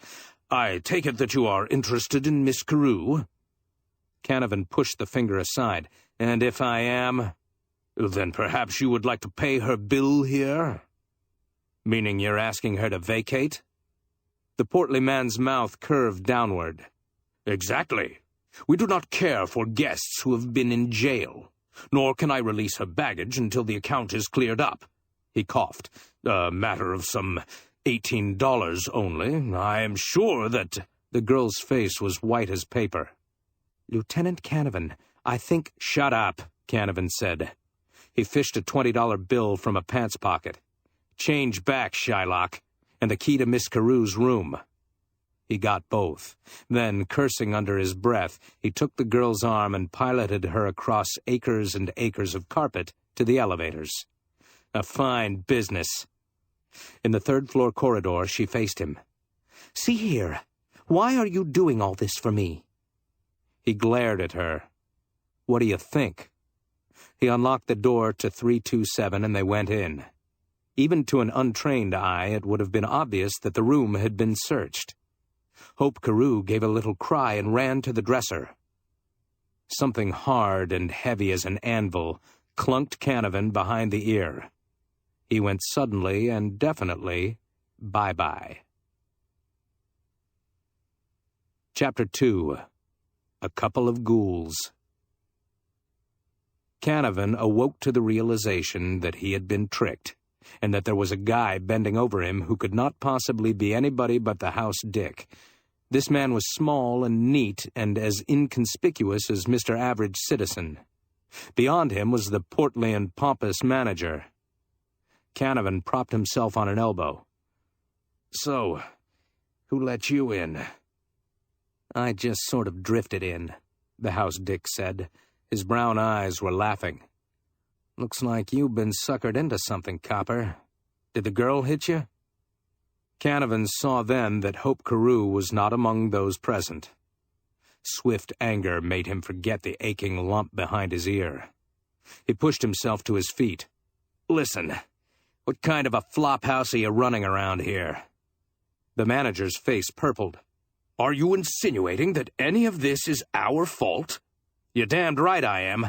This room has been prowled. Not only that, but the mugs that did it were still here when we walked in." The house dick made disparaging noises. "And then you saw them?" Canavan suddenly was aware that he was in a swell spot to be ridiculed by every anti-administration newspaper in town. The knowledge did nothing to improve his temper. "Get out of here, both of you. And if you think all the signs about the hotel's liability will keep you from being sued, you're crazy. I'll back up the girl's complaint myself." "By the way," the manager said, "just where is the young lady?" His tone implied that Hope Carew was not a lady at all. Canavan controlled himself with an effort.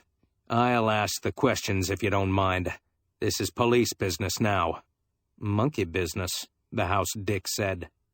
Canavan stabbed him with a hard forefinger. "Let's have your side of it. What do you know about the girl?" The house dick shrugged. "She fooled us, all right. She looked like class, and—" He indicated the rifled luggage. "Her bags were class. Registered from San Diego. Been here 2 days." He spread his hands. "Take it from our angle, Lieutenant. Ronaldo at the cathedral calls up and tells us she's trying to beat a dinner check. She claims there's money in her room to cover.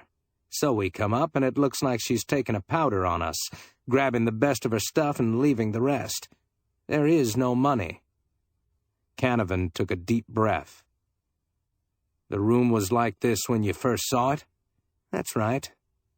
Canavan had no choice but to believe it. The house dick's theory was plausible enough when you came to think about it. The girl could have been taking a run out on her bill. As a matter of fact, her story about meeting an unknown man at the cathedral was pretty thin.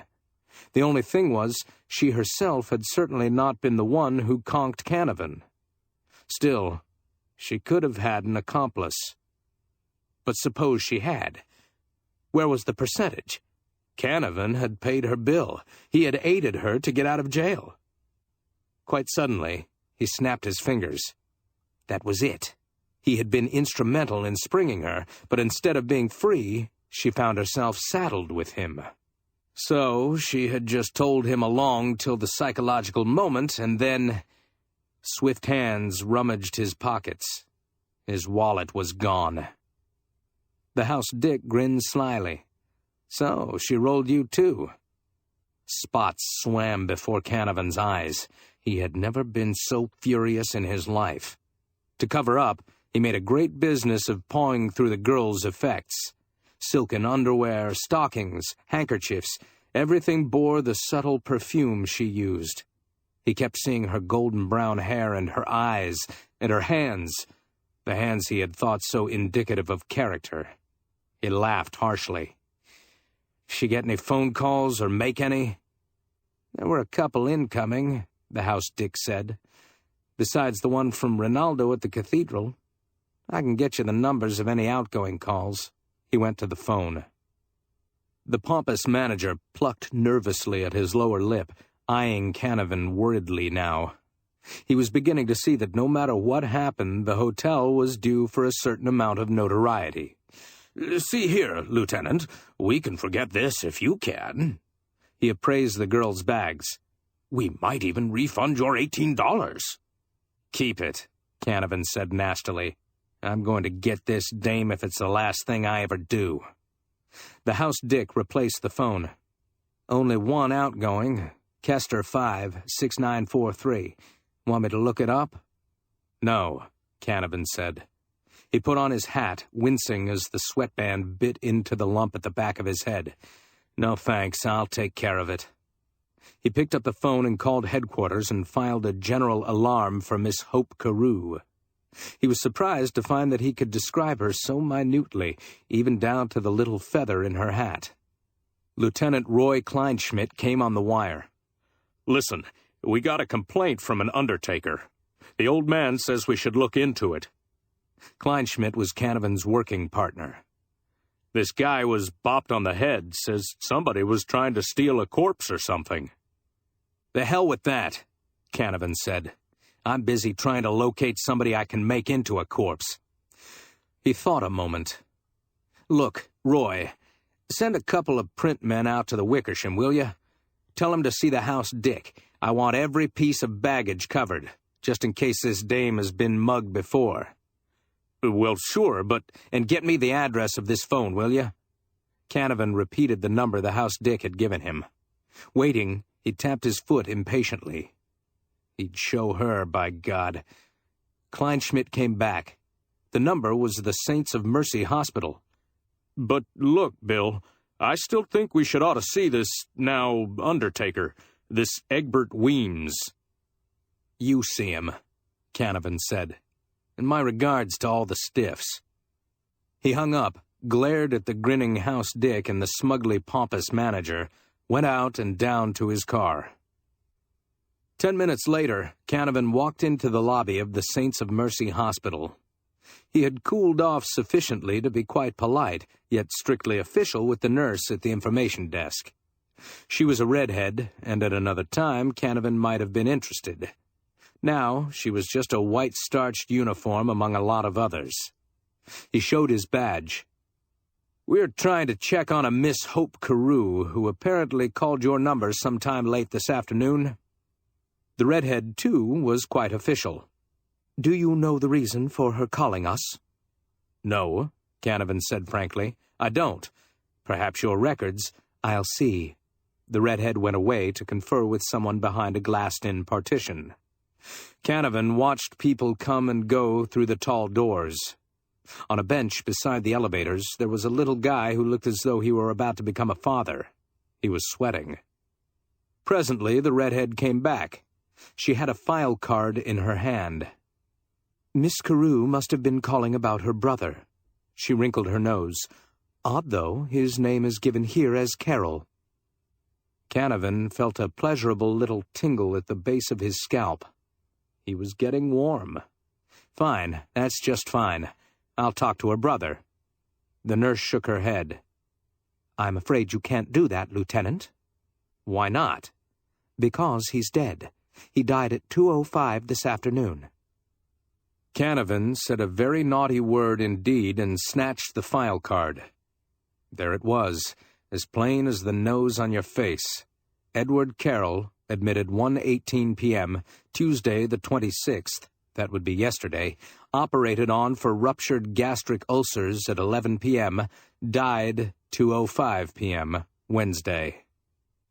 Canavan drew a deep breath. "Okay, I'll take a look at him anyway. And his things." The redhead giggled. "You evidently didn't finish reading the card, Lieutenant. His sister paid his bill, his personal effects were released to her, and his body has been taken to a mortuary." Canavan turned the file card over. The mortician's name seemed somehow vaguely familiar. Then he got it. Egbert Weems was the undertaker Kleinschmidt had been talking about, the one who had been having trouble with his corpses. Canavan left rather hurriedly. The Weems mortuary was, even as the neon sign on the lawn stated, a place of beauty, though the chaste Old English rectory effect was slightly spoiled by an inordinate amount of mercury tubing. Under the blue lights, even the grass looked faintly magenta. A tall stained-glass window did its best to maintain an air of dignity despite the encroachments of modern advertising. There was a police car at the curb. Canavan, still breathing a trifle unevenly as though he might have run all the way from the Saints of Mercy Hospital, got out and went up the walk and punched the night bell. The door was opened by Big George Kolinsky, no less. Canavan's jaw dropped. "Well, for crying out loud, what are you doing here?" Big George's fat face was wreathed in smiles. "Hello, Lieutenant. I see we can always count on the police. Eventually." Canavan glared at him. "What do you mean by that crack?" Kolinsky moved his well-tailored shoulders.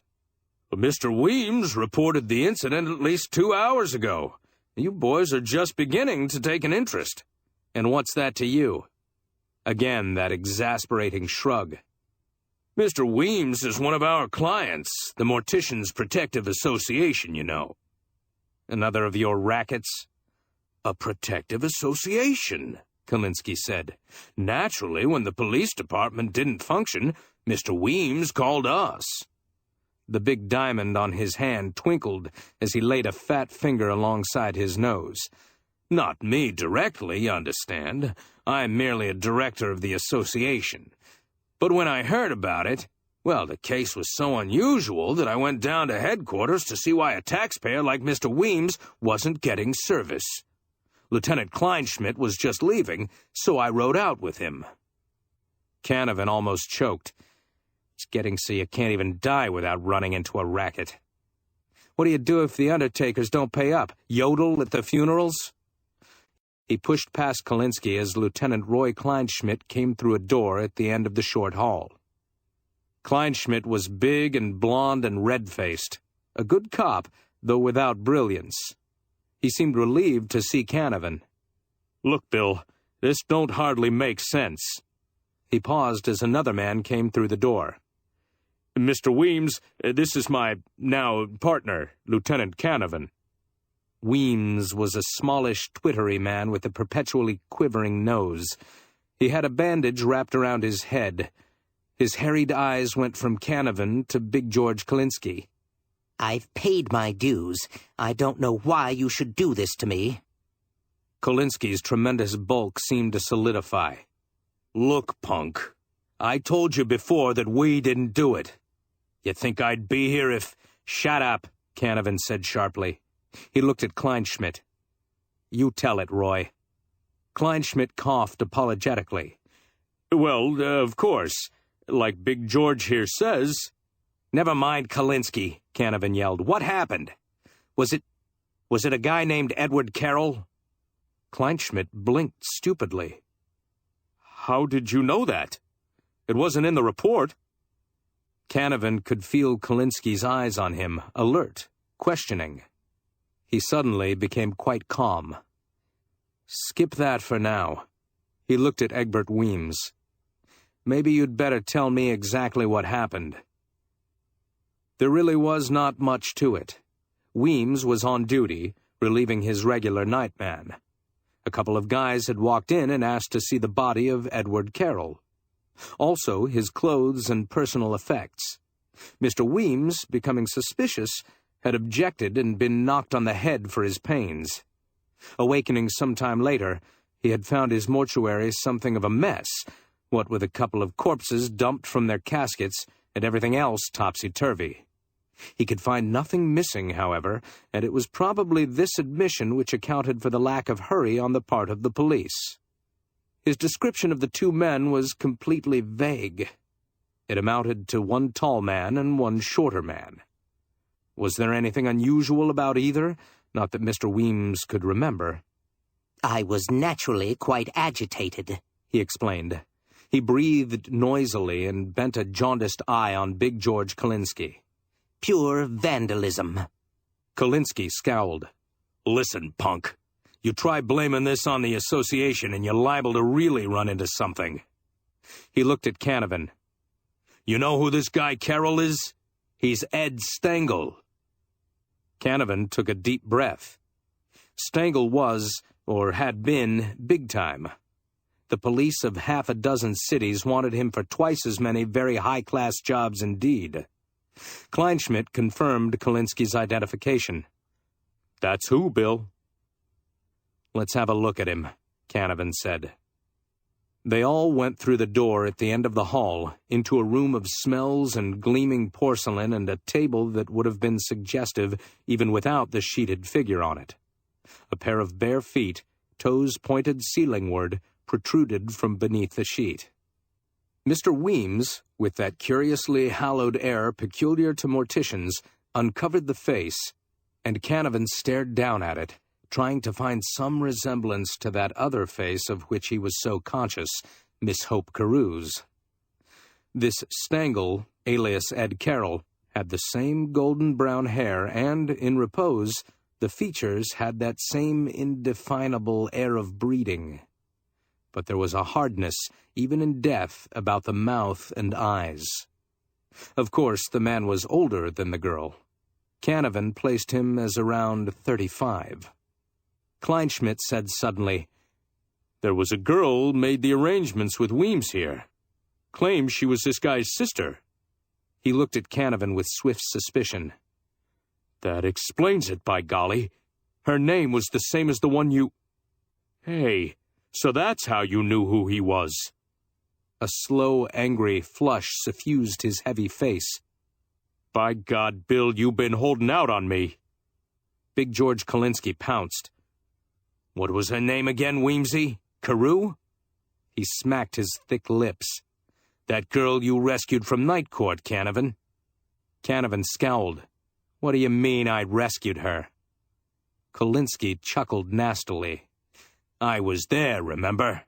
I happened to see her leaving in your car.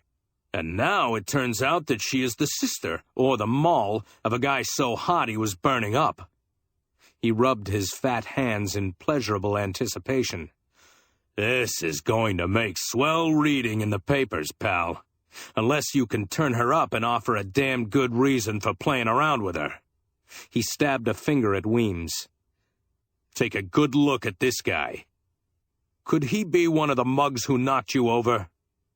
Weems, startled, blinked his eyes at Canavan. "Well?" "Don't say it," Canavan yelled. "Don't even think it." He balled his fists. "Listen, you fat baboon. Why the hell would I be chasing a corpse?" "Somebody is," Kalinsky said significantly. "Or something the corpse had." He centered his attention on Roy Kleinschmidt. "Look at it this way, Lieutenant. Here we have a man who is notably big-time. Isn't it conceivable that he might be holding something worth heavy sugar? Obviously the girl knew about it, or suspected. She was in a hell of a hurry to get the body away from the hospital." He let his eyes slide up and down Canavan's length. "Then we have a supposedly honest copper practically hijacking the gal out of court. Why do you suppose he would do that?" Kleinschmidt was still sore. "Where is the girl, Bill?"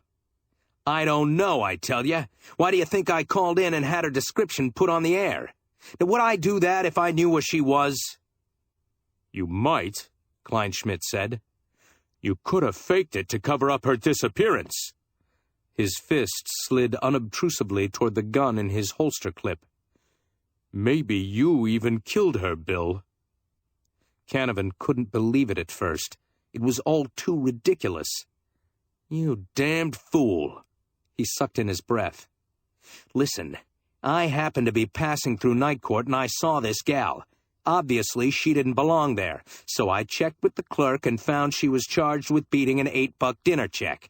Sure, I squared it. Any guy with half an eye would have done the same thing." "Why?"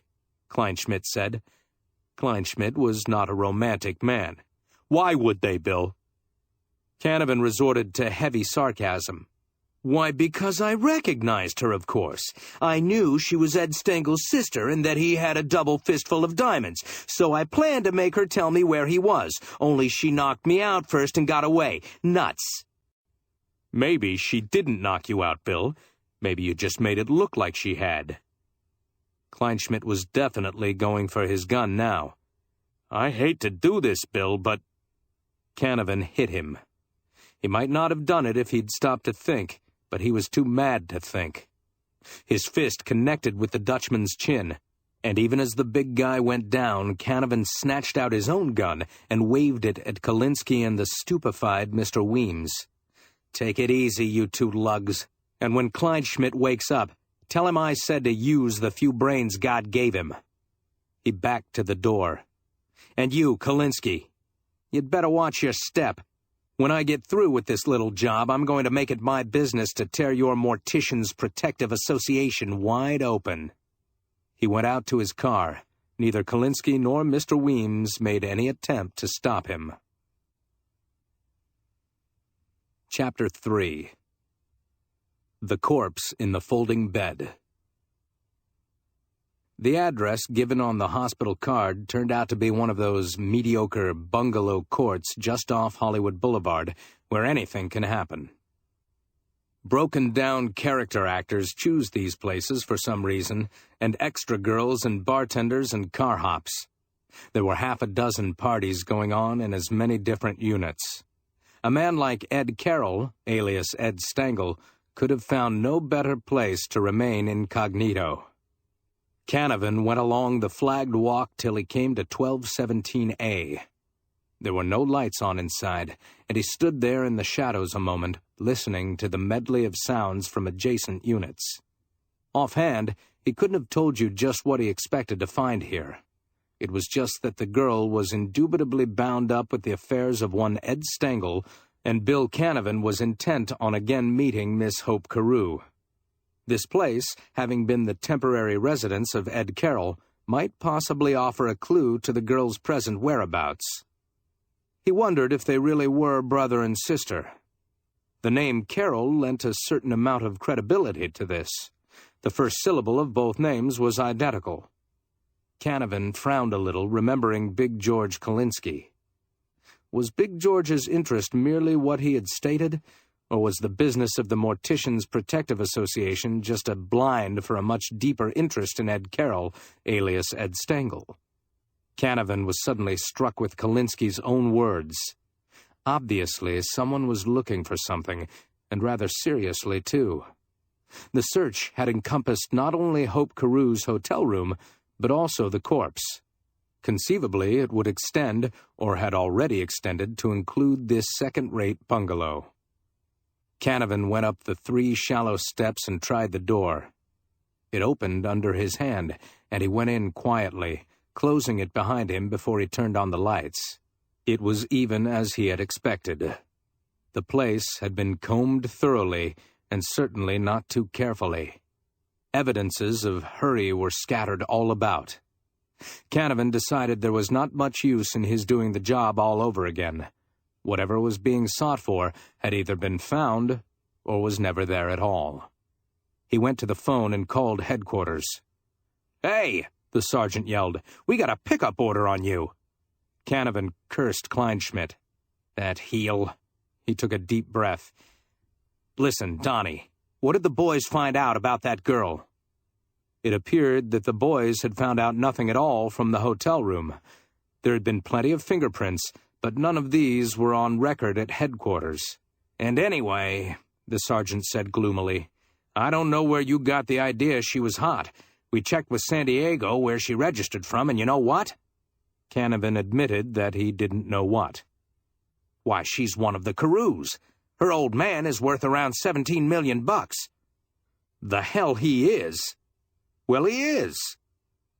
Lieutenant Canavan became suddenly conscious that the sergeant was prolonging the conversation unnecessarily. Obviously, they were trying to locate Canavan by way of the phone he was using. He banged the receiver down and whirled as there was a creaking noise behind him. The folding bed, apparently insecurely fastened, swung slowly down from its niche in the wall. Restraining springs allowed it to settle quite gently. There was a man on the bed. He was Luis Rinaldo, who ran the cathedral, and to whom Canavan owed the sum of $8. He was so dead that it hurt to look at him. Someone had cut his throat. The job had been done very thoroughly indeed, and there was a lot of blood. Canavan just stood there for a moment, fascinated by the sight. Not that he was morbid, but this happened to be the first dead man he had ever found folded up in a disappearing bed. Also, there was the fact that he was more than intimately acquainted with the corpse, that he had spoken with him but an hour or so ago. He wondered to whom he would now owe the $8. It was some little time before he attempted to rationalize Rinaldo's being there at all, dead or otherwise. So far as Canavan knew, this latest dead man's contact with Miss Hope Carew had been slight. It was beginning to be quite apparent, however, that any contact at all was the same as taking cyanide. She was absolutely and positively poison.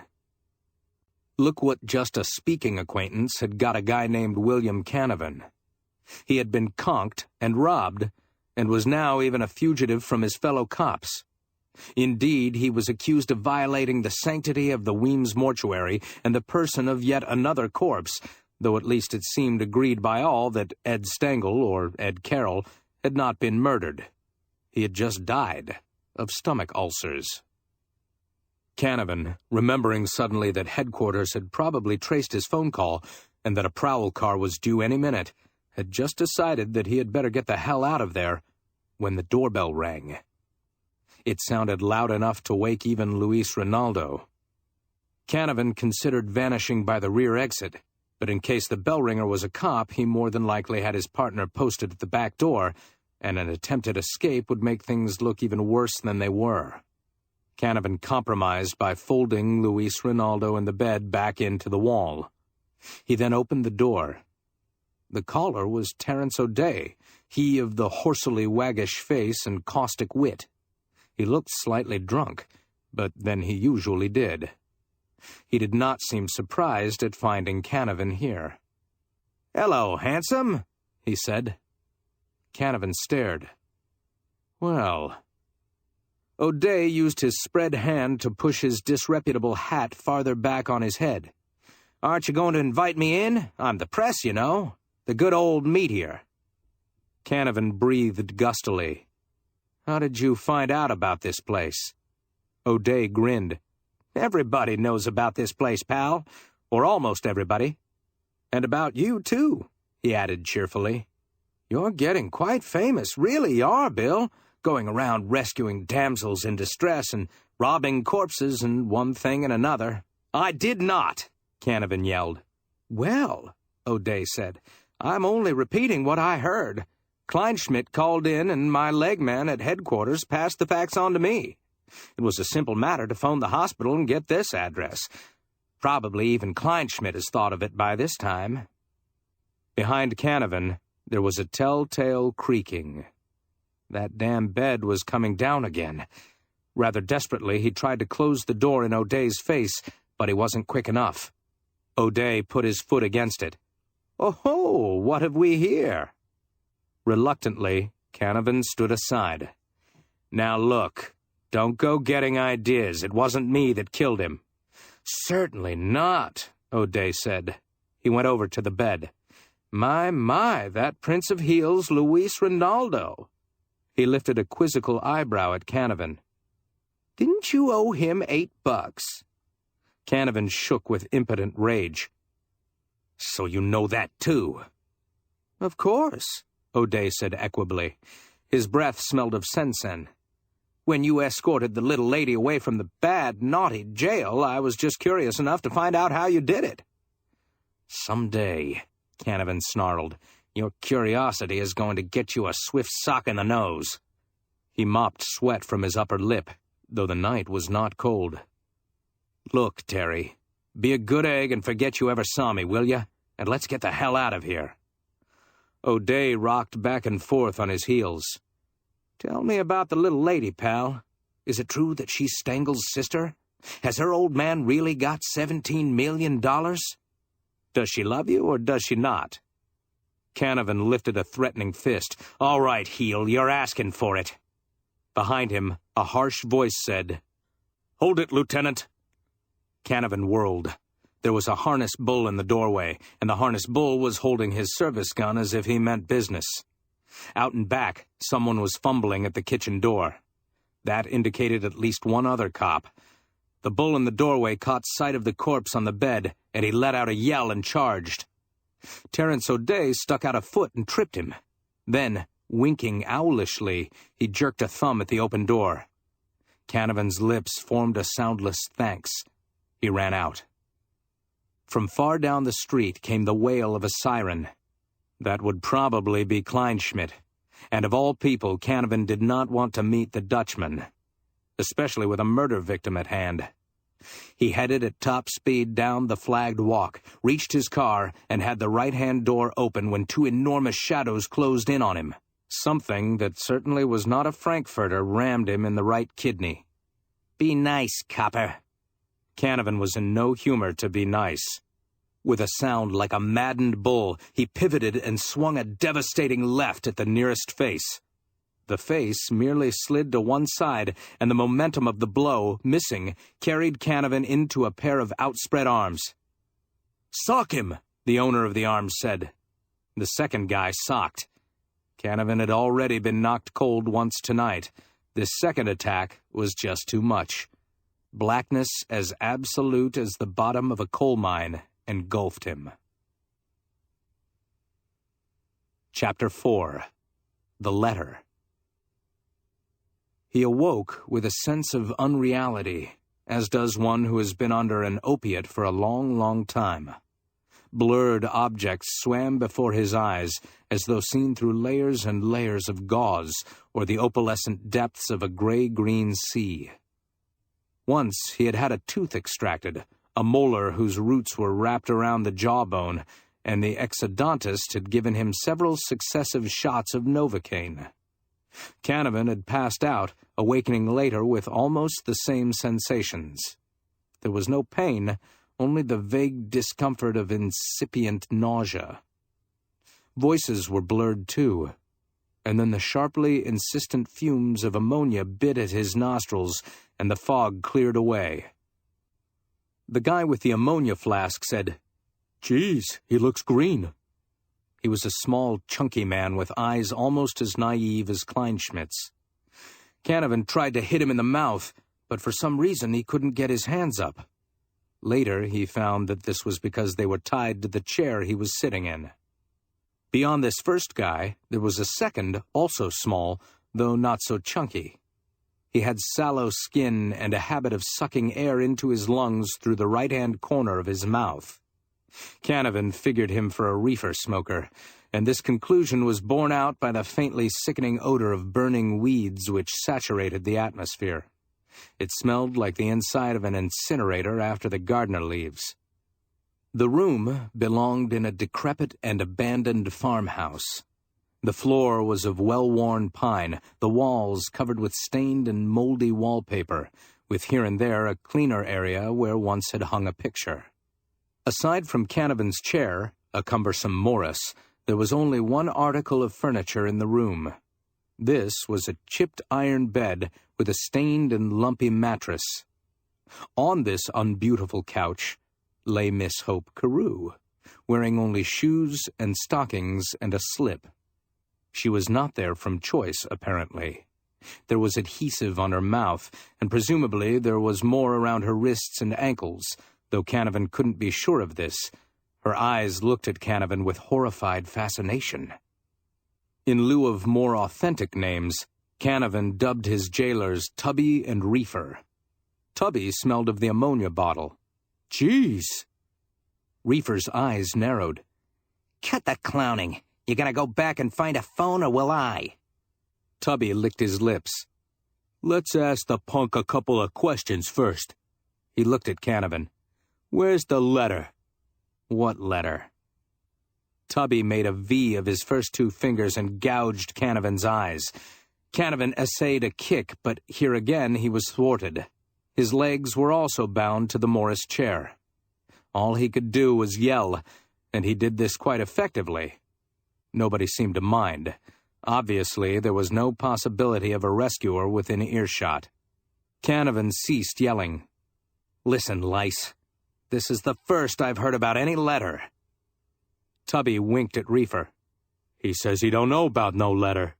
"I heard him," Reefer said. "You don't have to translate."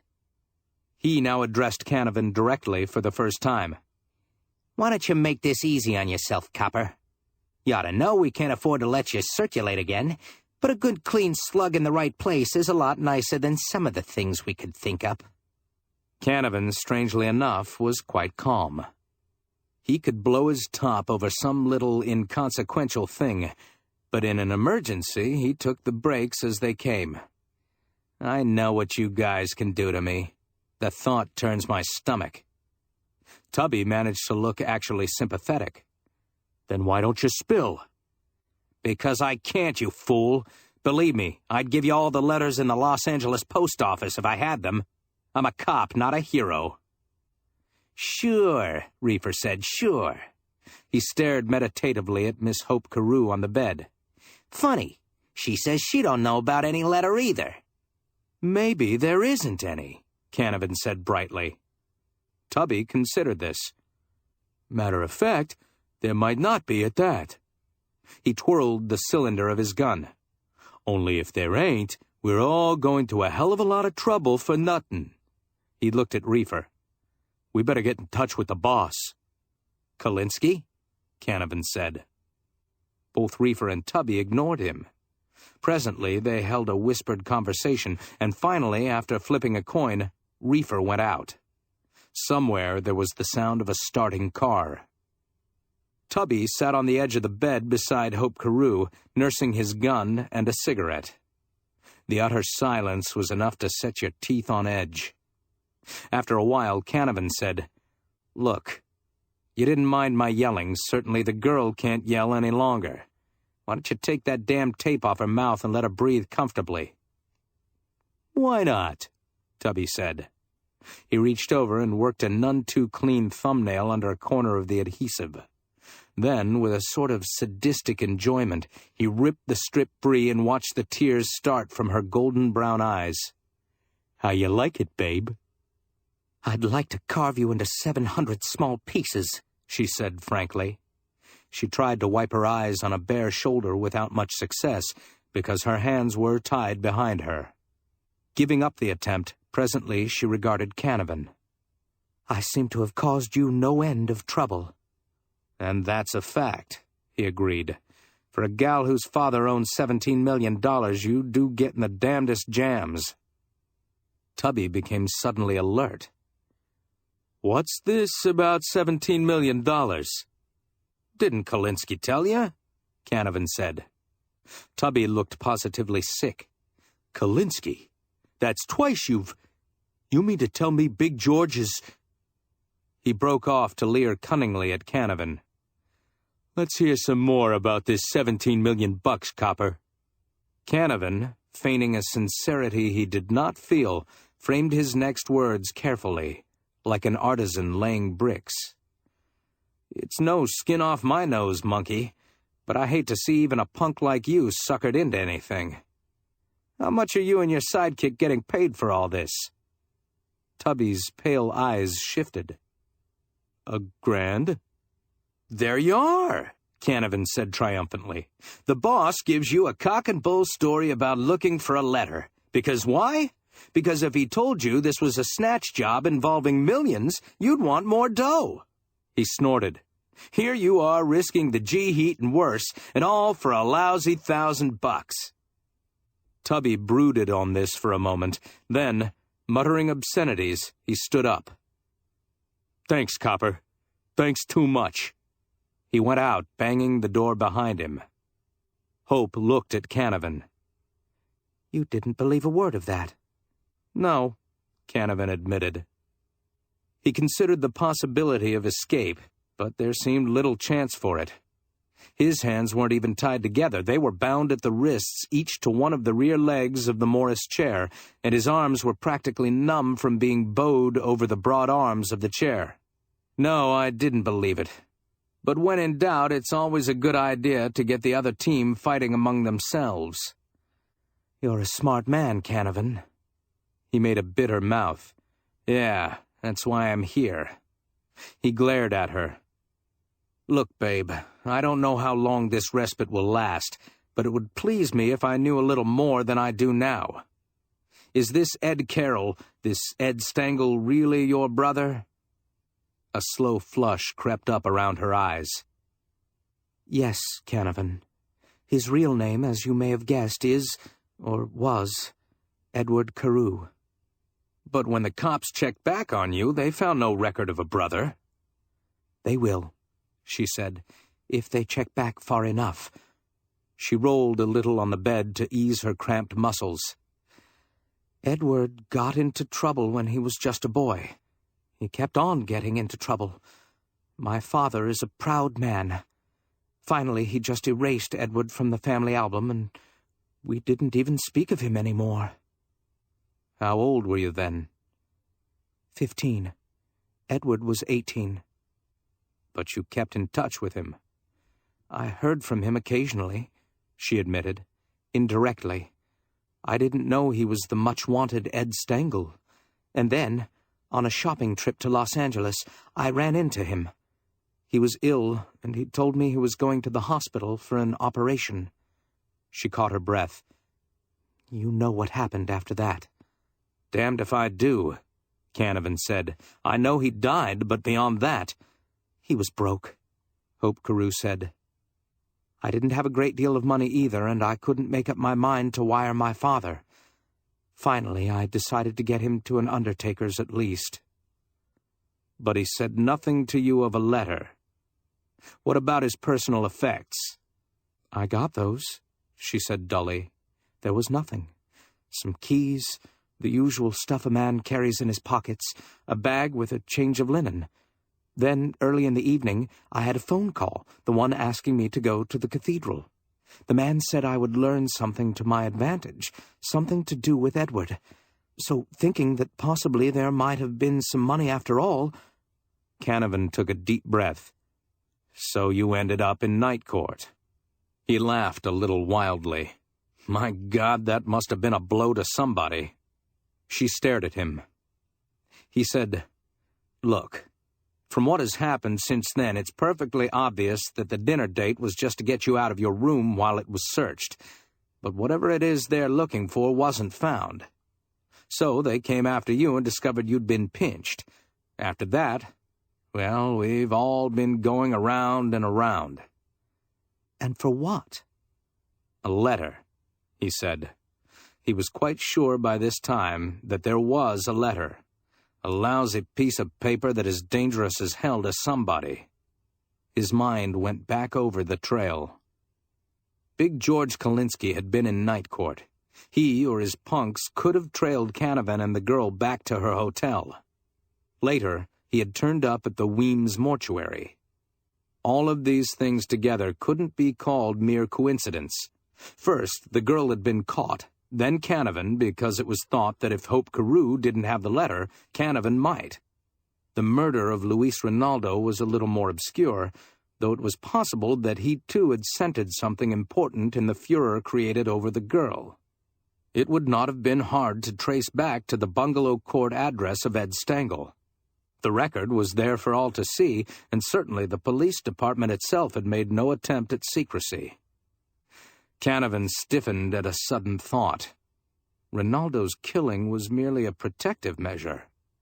He had recognized, and been recognized by, someone else in that unit at the bungalow court. So he had got his throat slit. Canavan said a very naughty word indeed. "Have you seen anyone else in this case but the two punks, Hope?" Hope shook her head. "They were the ones who were in my room at the hotel," she added with a measure of pride. "It took both of them to handle me, too. I fought like a wildcat, and before we were through, I'd lost all the buttons that kept my clothes on. One of them put his coat around me, and they carted me off just as I am. Look, hon, these monkeys aren't going to stay away forever. Think you can hop, wiggle, or roll over to me?" At another time, her efforts would have been ludicrous.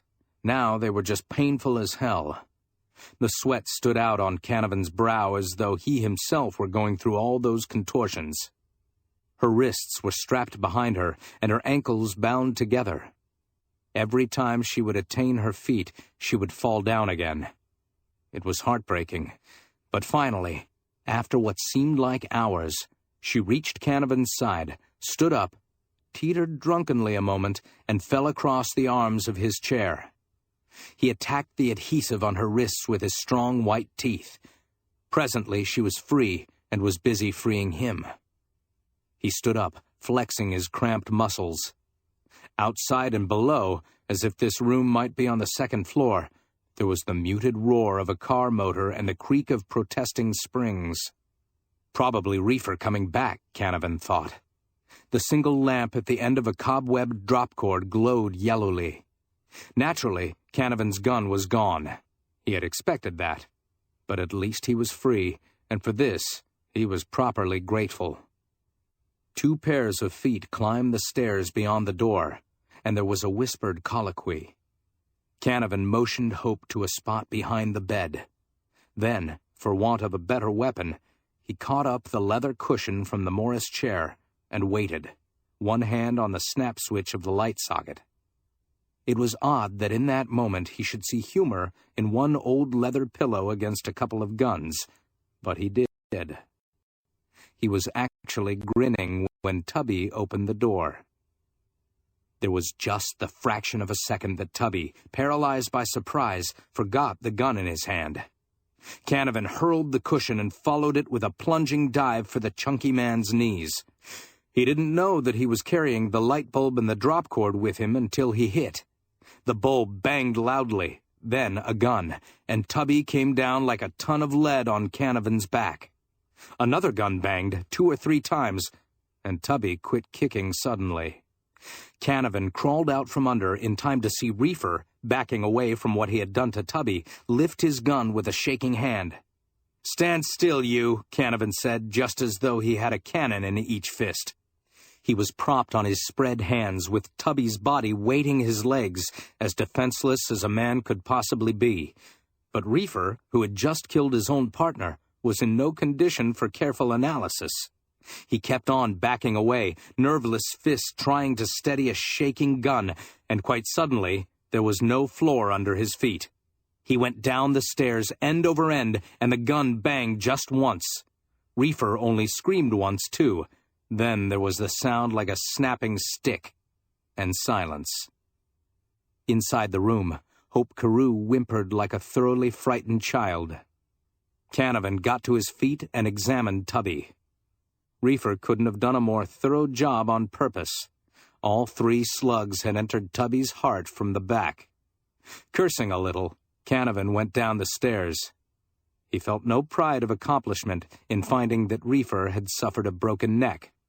That was Reefer's own doing, not Canavan's. Swiftly, he searched the hood's pockets without result. Nor was he any more successful with Tubby. There was not a thing on either of the men to finger their employer. Canavan stood up presently and draped his topcoat around the shivering girl. "Come on, hun," he said. "Let's go bye-bye now." She nodded a wordless acquiescence. They went down the stairs and out to a weed-grown yard. The car was Canavan's own. Chapter 5. The Key. Canavan stood for a moment, considering the car and its implications. There was no other car in sight. Consequently, Reefer had used it a little while ago when he had gone out to find a telephone. Just as obviously, then, it was the one in which they had brought Canavan away from the Hollywood bungalow court. With a little tightening of the lips, he remembered the exact scene. Then, putting the girl in the car, he recalled something else. A ridiculous, everyday happening that was so common it had been forgotten in the press of events. "Look, hon, when you got out of the car in front of your hotel, you dropped your bag, remember? You happen to mention that to anybody?" She stared at him. "Why, no." He flicked on the dash light and searched the floor. At the moment, he couldn't have told her what he was looking for. It was just a hazy idea that in scooping up the bag's contents, he might have missed something.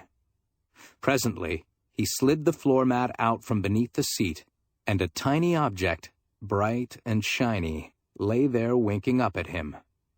It was a key. Perhaps the key to the whole frantic chase. He held it up. "Yours?" She shook her head. "It could be one of the 3 or 4 that Edward had. What is it?" "Safety deposit box," he said shortly. "Only trouble is, we don't know which one. There isn't anything on the key but a number. It'll take hours, maybe days, to check up on it." He put the key in the fob pocket of his pants, looked at the gun he had taken from Tubby, finally put that in his pocket, and climbed in. Canavan started the motor, and they bumped out over a rutted road to the main artery. Hope Carew said, "Bill." "Yes?" "Isn't it possible that whoever is behind all this will come out here?" His mouth made a thin, hard line. "Meaning we should stay here and wait?" He shook his head. "I'm not much good at waiting. Besides, we'll stop in Arcadia and send a couple of troopers back." After a while, he pulled up at an all-night cafe where a couple of white motorcycles bore evidence of the presence of coppers. He went in and used the telephone. Then, in passing, he mentioned almost casually that he thought he had heard shots over by one of the abandoned rock crushers. The cops made a hurried exit. It was almost 1 o'clock when he parked beside the Club Del Rey. "I want you to stick close to me, Hope. Close and a little behind. I wouldn't take you at all, only I'm afraid to leave you alone." "Isn't this a job for the police?" "I am the police," Canavan said. "Not that you'd think it the way I've been pushed around tonight." He pushed in through double glass doors with the girl. On the right, through an arch, was the bar, and on either side of the main salon, broad stairs climbed by gradual stages to the mezzanine. The lights were romantically dim. Canavan, ignoring a beckoning headwaiter, pretended he had business in the men's lounge and went past the private dining rooms to a blank white door. He was about to knock when the door opened suddenly, and he was face to face with Big George Kolinsky. "Hello, George," he said. His fist was wrapped around the gun in his pocket, but his face gave no sign that he was on edge. Kolinsky's eyes opened wide, sighting the girl behind Canavan. Then, ponderously polite, he stood aside. "Why, hello, Lieutenant. Come right in." Canavan went in sidewise, watchfully.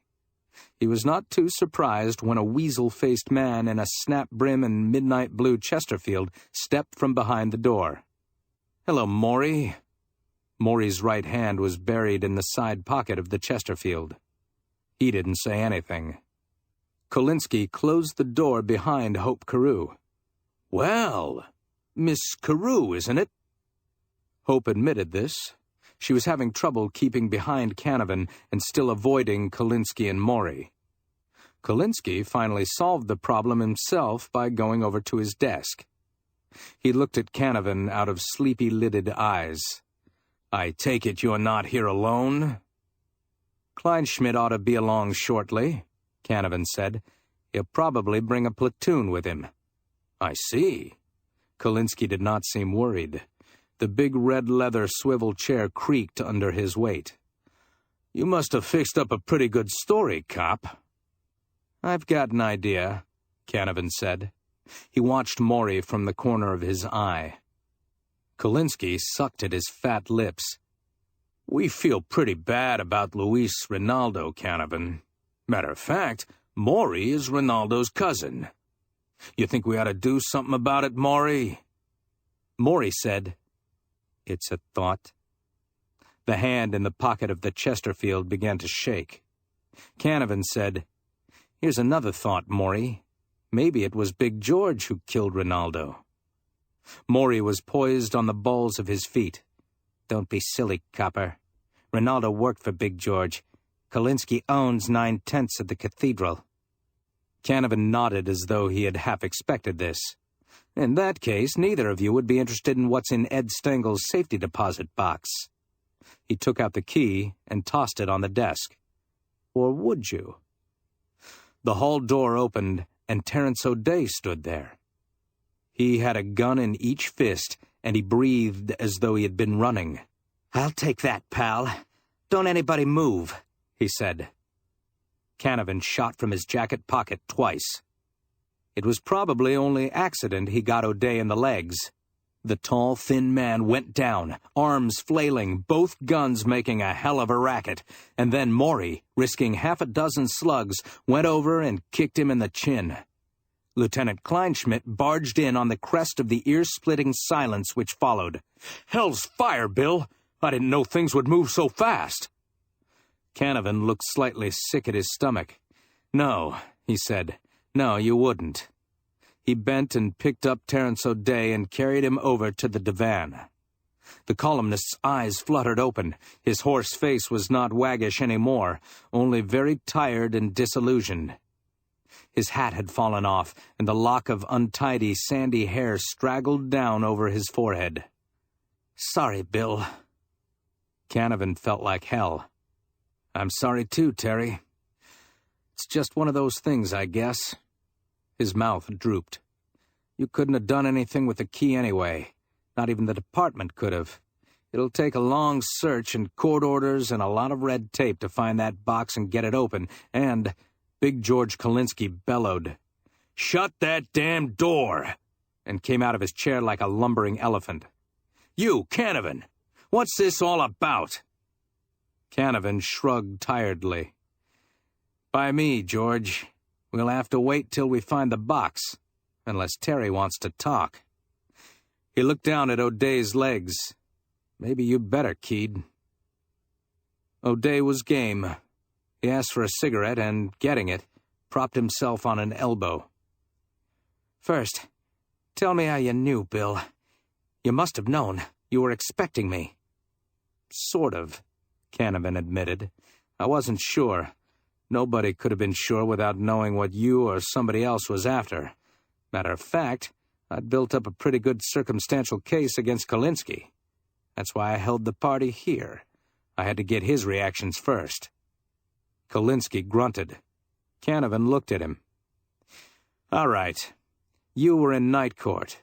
Also, you were at the Weems mortuary, and you are in a position to tap the police department for information and hire any number of hoods. Also, with a finger in every pie, you were the most likely guy to be in contact with a man like Ed Stengel. Didn't occur to me till later that a lot of these counts against you could likewise apply to Terry O'Day. He, too, was in night court. He, too, knew plenty of hoods and had an in with the cops. As a newsman, he could have known even before you that Stengel, or Ed Carroll, had died in the hospital." Canavan took a breath.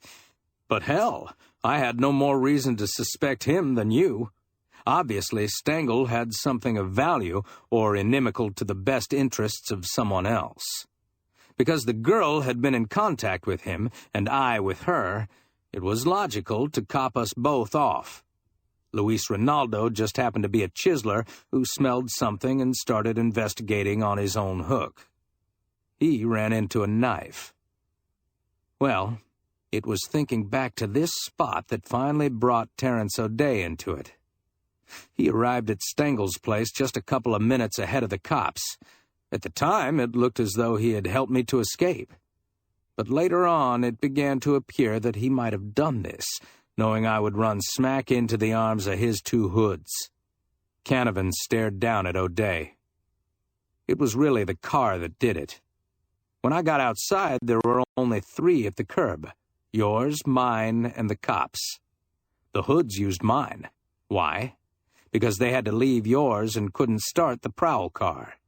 But the point I got to thinking about was how did the hoods get there in the first place? Certainly not in my car, or with the cops, and probably not in a taxi because they were expecting trouble. That only left your car, and that meant that you knew them." O'Day exhaled a great cloud of smoke.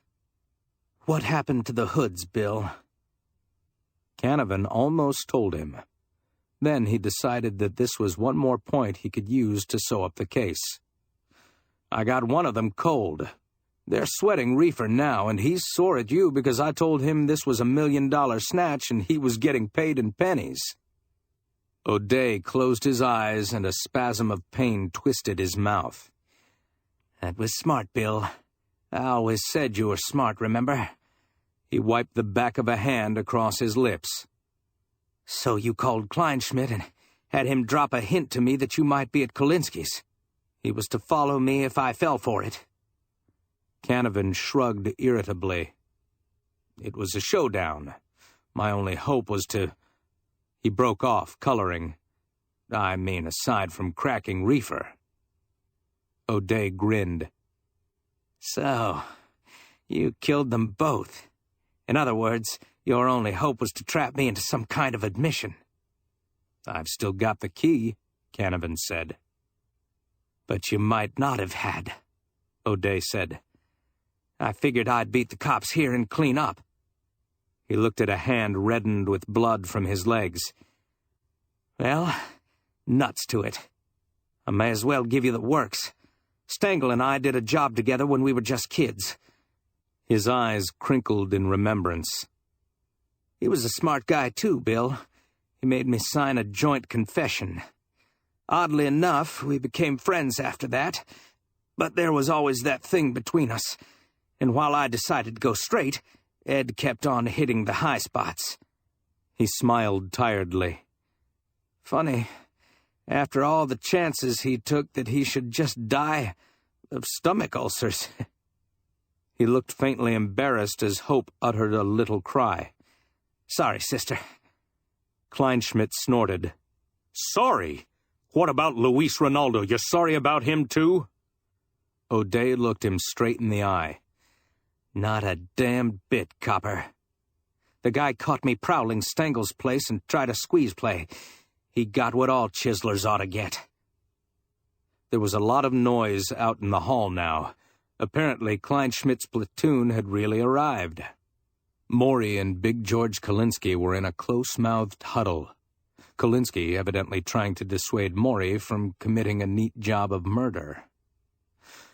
Kleinschmidt glared at Canavan. I'm not through with you, Bill. You knocked me cold in front of strangers. And I'm not through with Kalinsky, Canavan yelled. I'm seeing what makes the Morticians' Protective Association tick. But for tonight... Miss Hope Carew touched his arm. Yes, Bill, for tonight. What? He put a big hand under her chin. For tonight, hun, or at least for the rest of it, I'm going to try forgetting that your old man has got $17 million. Miss Carew said she would like to forget it, too. The Bloody Bokhara by William Campbell Galt. Read by Peter Gammon. William Campbell Galt, 1910 to 1995, was born in Madison, Wisconsin, and attended the University of Wisconsin. He was the manager and part owner of a Milwaukee hotel before serving in the Army for 3 years during World War II, after which he moved to Southern California to become a full-time writer. Although one of the most highly regarded writers in the mystery genre, he was even more revered as the author of scores of sports books, many for children. His earliest stories sold to sports pulps, where he was highly successful before his first sale to a mystery pulp, Clues. Marksman appeared in the September 1940 issue. He wrote several hundred additional mystery stories before his first novel, Don't Cry for Me, 1951, which won the Edgar Allan Poe Award. His most famous character is Brock the Rock Callahan, a former football player, who made his debut in Ring Around Rosa, 1955. He also appears in Day of the Ram, 1956, about the murder of a football player, and 10 other novels. Galt used sports as a background for many of his stories and novels, including The Canvas Coffin, 1953, about the boxing world. He also wrote novels under the pseudonyms Will Duke, Dial Forrest, and Roni Scott. The Bloody Bokhara is one of the few Galt books not set in California, using the antique rug business in Milwaukee as background. It was published in the November 1948 issue. Galt later expanded the plot and milieu into a novel, The Bloody Bokhara, 1952. The Bloody Bokhara. Cut-rate carpets were Caprillian's business, but when an oriental prayer rug turned up with a corpse wrapped in it, that was more than he'd bargained for. It had been a slow winter. Cleaning and repairing had kept us going, but there isn't the money in cleaning that there used to be. Not if you've got any respect for rugs, and if you clean them the real Armenian way. It was spring, and the door to the store was open. The shop was bright with color. In the window we had an 18-foot saruk, a lovely piece with a sheen like silk, a floral design on a deep rose background. Usually, when Papa is unhappy, he can get a lift out of just admiring a rug like that. But not today. "Why," he said, "did I ever get into this business?" Ever since I'd known him, Papa had asked himself that question. Even when business was good, he asked it. He didn't expect an answer. I said, "The only thing wrong with this business is the people who are in it. It's your competitors who give you your gray hair, Papa." Competitors, he said scornfully. Competitors, huh? I've got no competitors. Contemporaries I got. It's contemporaries, I corrected him. He shook his head. For them I have nothing but contempt. They are my contemporaries. I started to laugh, and then an elderly couple walked into the store. The frown on Papa's face was replaced by a smile as he rose and came forward to greet them. Good morning, Papa said. A beautiful morning, Mr. Egan. Years ago, the Egans had been good customers. Then they'd had their entire house carpeted wall to wall in the fashion of the time. Mr. Egan said, Good morning, Mr. Caprillion. I'm surprised that you remember me. Papa's smile was beatific. I never forget a friend, he said earnestly. To Papa, friend was synonymous with customer. Mr. Egan looked faintly uncomfortable. Our carpeting, he said, is pretty badly worn, Mr. Caprillion. We're thinking of having the house done over. Frankly, it's a choice between recarpeting and Orientals. I wondered how prices were on Orientals these days. I knew Papa was wincing inside, but his face gave no indication of it. Prices, he said, have never been more favorable, Mr. Egan. Values have never been better. He called to me. Levon, will you help me, please? To everybody I know, I'm Lee. To Papa, I'm still Levon.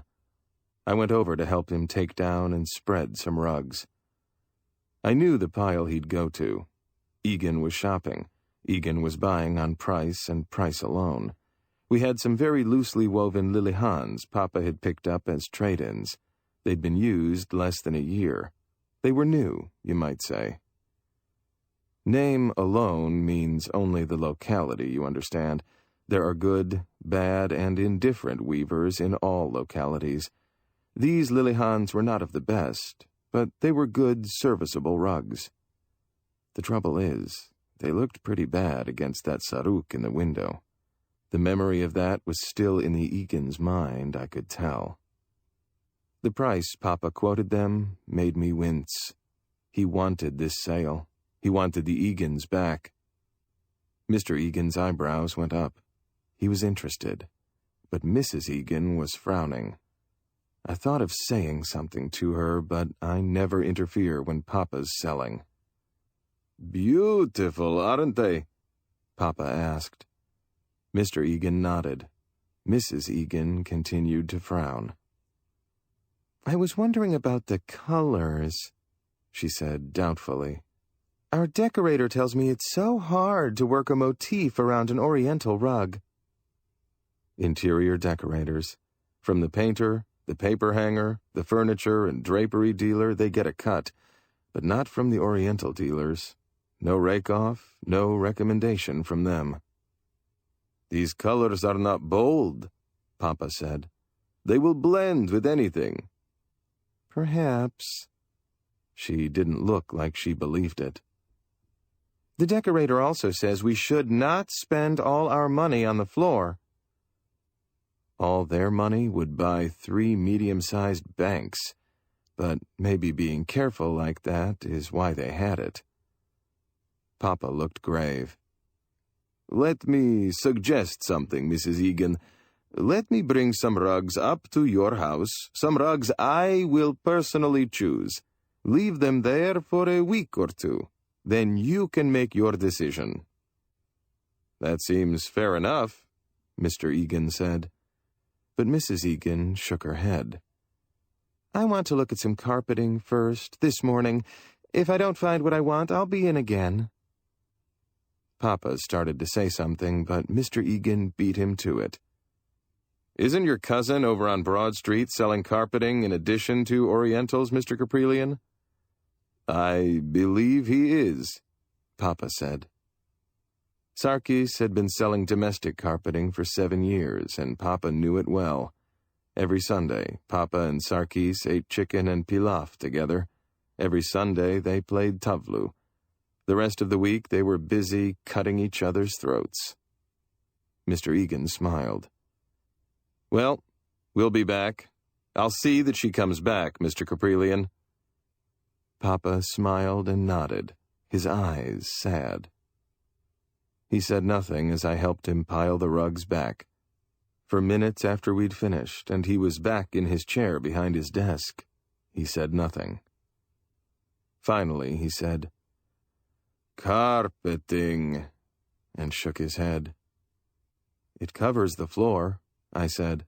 "It serves the same purpose." He looked at me as though I'd uttered a sacrilege, which I had. "It covers the floor," he repeated. "It serves the same purpose." I started to explain, but he raised a hand. "We will pretend I am Rembrandt. We will pretend I have a fine, beautiful idea, and I get my brushes and my paint, and I work like a dog. I work weeks, maybe months, maybe longer, I don't know. When I finish, I have this beautiful picture, this work of art. The dealer says it is the best I have ever done. He puts it up so people can look, so somebody can buy. The customers come in and admire it. It would look beautiful, they know, on their wall. Am I right?" "Sure," I said. "But—" He raised a hand to silence me. "No buts. It would be a credit to the wall.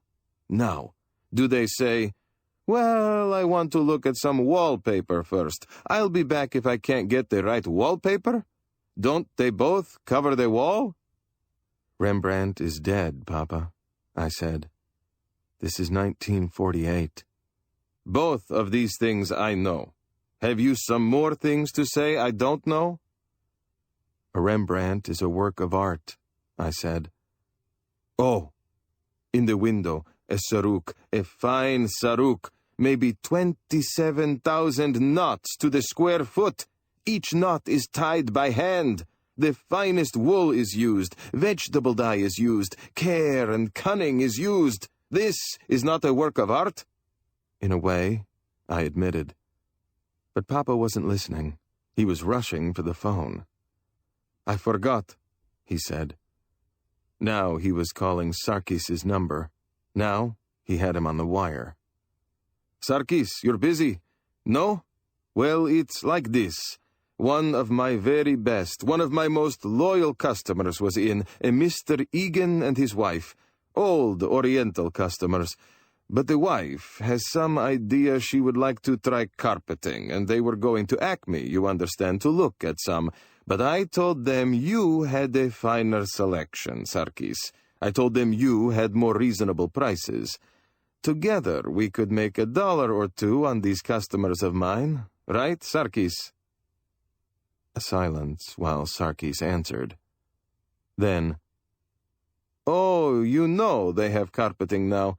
You sold them the carpeting they have now? They are your customers, Sarkis? Listen, my cousin, when you are still living in a mud house in Sivas, I was selling rugs to Mr. Egan. Goodbye." He hung up the phone angrily. "Is that true, what you told him, Papa?" I asked. "I thought you and Sarkis came to this country at the same time." "I have been here some time when Sarkis arrived. A considerable time, Levon." "How long?" "Over a month." He went over to get his hat. "I am going to lunch." His face was stormy as he left. I went into the back shop where Selak was washing rugs. Selak's a big boy, over 200 pounds, with warm brown eyes and a timid smile. Selak's mind stopped growing when he was about 9, but he's kind and gentle. It's only his strength that scares you. He'd been with us for years.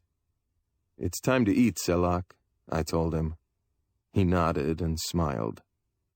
I wouldn't have to tell him it was time to start again after lunch. Selak's old-fashioned. He likes to work. I waited until he had unwrapped his lunch and started to eat before I went into the front shop again. That's when I saw the vision. I knew it was a vision because no girl could be that beautiful. No hair could be that golden, no eyes that blue. Nobody could wear simple green linen and still look like a queen. A slim, regal vision standing right inside the doorway. She was smiling. "I've been admiring that rug in the window." "It's beautiful, isn't it?" I said. I hadn't moved since coming through the door. I just stood there, like some oaf, staring. "It certainly is. It's a saruk, isn't it?" I came forward now. We lived on the same plane for the moment. "It's a saruk," I agreed. "I'm not sure it would go with my furnishings, though," she said doubtfully. "The place is almost too modern, if you know what I mean." "Perhaps a Bokhara or a Farragon, then," I suggested. "They work in very well with modern decoration." "Perhaps," she said. "I've got a Bokhara now. I mean a real one. There's so much confusion about Bokharas, isn't there? The real ones are called Khiva sometimes, or Afghanistan. This was really made in Bokhara." "You've been reading a book," I said. Her laugh was music. "I have. For the past 2 weeks. You see, up until a year ago, I had no interest in Orientals at all. But a friend of mine died and left me these rugs. I kept them in storage until a month ago. But you're not interested in all this, are you?" I wanted to tell her I was interested in anything she said. I said, "It's very interesting. It's possible you might have some very valuable rugs in the group." Which was bad business, but I wasn't thinking about business. "There's one," she said, "that could be valuable. It's an antique, I'm sure. I'd like you to have a look at it." "I'd be glad to," I said. "This afternoon?" she asked, and handed me a card. There was no reason why my legs should feel weak at that. She wanted an appraisal. Whatever I'd read into those 2 simple words hadn't been intentional on her part, I was sure. "This afternoon," I agreed. "Would 2:30 be all right?" "2:30 would be fine," she said. The smile again, and she was gone. At the curb there was a caddy convertible, and I watched her climb into that. I watched it until it disappeared up the street. Papa would be unhappy, I knew. A girl with a caddy convertible admiring the saruk, and I hadn't sold her a thing. But I didn't care. I was looking forward to 2:30. When Papa came back and I told him about our visitor, he didn't look unhappy.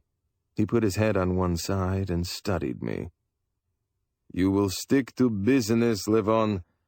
Maybe it's because you look so much like Tryon Power?" He smiled slyly. "It's Tyrone, not Tryon, Papa," I said patiently. "And there's no resemblance, none at all." "Does the mirror lie? In the washroom there's a mirror. Why don't you look?" "Don't kid me, Papa," I said. She was driving a caddy, a new one, a convertible. He shrugged. "You might as well take the station wagon. Then you can take the saruk along. How can she tell it won't go with modern unless she tries? Take the saruk along, Levon. Selak will go with you to carry it up." "I don't think she wants the saruk," I answered. "It's time for your lunch," he said.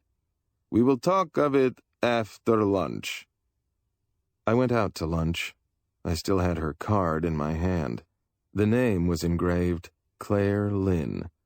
The address was penciled on the card, and I recognized it, the Prospect Towers. That meant money. And the fact that the address was already penciled on the card indicated that she'd planned the appraisal before she entered the shop, which dimmed the day only a little. I don't remember what I had for lunch. I don't even remember everything Papa told me before I left for the Prospect Towers. But I took the station wagon. I took Selak along, and the saruk. Chapter 2. Consignment on Murder. The Prospect Towers was only about 10 years old, a towering, modern apartment building of glass and white-glazed brick. The apartment of Claire Lynn was on the top floor, a studio apartment, a story and a half high. This would be the most expensive floor in the building, with a terrace overlooking the bay. It was modern, all right, but not obnoxiously so. Soft colors and bleached woods. The immense living room was carpeted. There were no Orientals in here. Claire Lynn was wearing black lounging slacks and a white blouse. The blouse was low-necked, and I felt that weakness in the legs again. "The Bokhara's in here," she said. "In the dining room." I followed her across the carpeted expanse to the L at one end of the room. Here, separated from the living room by a low wall, at right angles to the living room, was the dining room. Here was the so-called Bokhara. Finely spun wool, compactly woven, octagons on a background of Turanian red, a beautiful, finely finished piece with a sheen that comes only from wear. "Well," she said. "A lovely rug, and fine for modern furniture," I answered. "Any dealer would call it a Royal Bokhara, because that's the name they go by in the trade. It's from the Turkoman group. It's a tekke. The real Bokhara is called Bashir in this country." She didn't seem surprised. "That's what I was told," she agreed. "The man I got it from told me just what you have." I bent down again. There was a stain running through the red, darkening it. "It should be cleaned," I said. She didn't seem to be listening.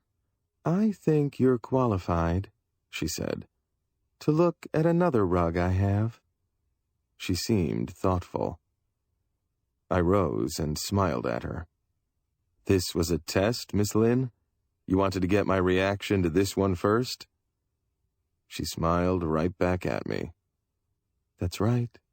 The other rugs are in here." I followed her back into the living room and through that to the entrance hall.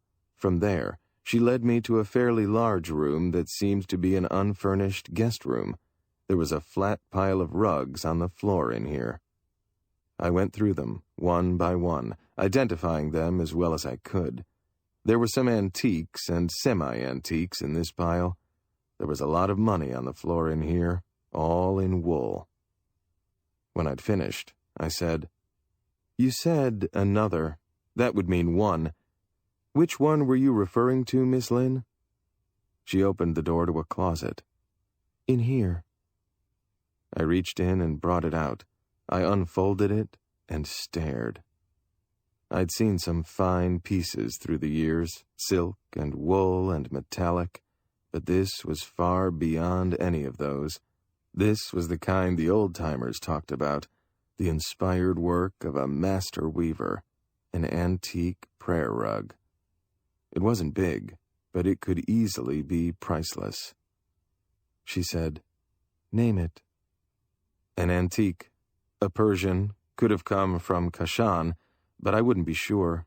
I wish my father could see this." "That's why I had you come up," she answered. "You can show it to him. I want you to put it in your safe, if you would. You have a safe for your fine pieces, haven't you?" I nodded. "For our silks. Do you know what this is?" "I think I do," she said. "You've heard of Maqsood of Kashan?" I nodded. "He lived about 400 years ago, the finest of the Persian weavers." "That's right. His masterpiece is in the South Kensington Museum in London. It's called the Ardebil carpet. His name is woven in the corner of the rug, in Arabic." I nodded and looked down at the Arabic inscription on this rug. I looked up to meet her smile. I said, "I understand he spent the better part of his life weaving that one in London. 33 million knots. He wouldn't have much time for anything else." "But if he had?" I shook my head. I realized I'd been holding my breath, and I expelled it, now. "I think we ought to have a drink," she said. "Don't you?" "I could use it," I said. We went back into the living room. I kept seeing that rug. I kept hearing the words, Maqsood of Kashan, and for some reason, I kept remembering the blot on the dining room Bokhara. I had scotch with water. She drank rye. She sat on an armless love seat. I sat straight across from her, on its twin. I couldn't quite understand her. I had the impression she'd been coached for her role this afternoon. Her information was too glib and detailed, too bookish. We get customers like that once in a while, who spout information verbatim from one or the other books on the subject. While I was thinking these thoughts, I was looking at her, and that was an unmixed pleasure. "You clean rugs at your place, Mr. Caprillion?" "We do. I've a man waiting downstairs. I'll have him come and get that Bokhara." She nodded. "I brought the saruk along," I said, "but it would be too big for the dining room. I can have him put one of your other rugs down in there." "Fine," she said, and studied her drink. She was still looking thoughtful. She still hadn't said what was on her mind, I felt sure. Finally, she said, "I'm not buying any rugs. I'm selling." "The market's not too good," I said. "But of course, for rugs like those in that room—" I shrugged. "The market's as good as the customers," she said. "I'd like you to sell those rugs for me on commission. I'll give you the leads." "We'll be glad to try." "I want you to sell them, not the firm. You see, the customers will be mainly women." I frowned. "I don't follow you, Miss Lynn." "Don't be modest," she said, and chuckled. "Oh, Lee, there's a mirror right down there at the end of the room. You can't be that blind. No one could be that naive." I must have blushed like the village virgin, for my face was hot, my collar tight. In my discomfiture, the fact that she'd known my first name and used it didn't register right away. I said, "We do some wholesale business, Miss Lynn. We have a few dealers who sell rugs that way. I don't think I'd want to be—" "You've sold Henri Ducasse some rugs. Rather, you've given them to him on consignment, haven't you? And he's paid you after he sold them?" Ducasse was a Frenchman who specialized in the widow trade.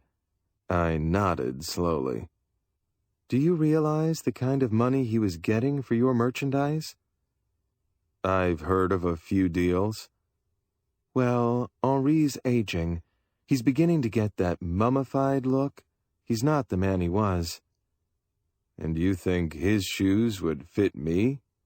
You'd like me to become one of those—" I shook my head. "I don't know what to call him."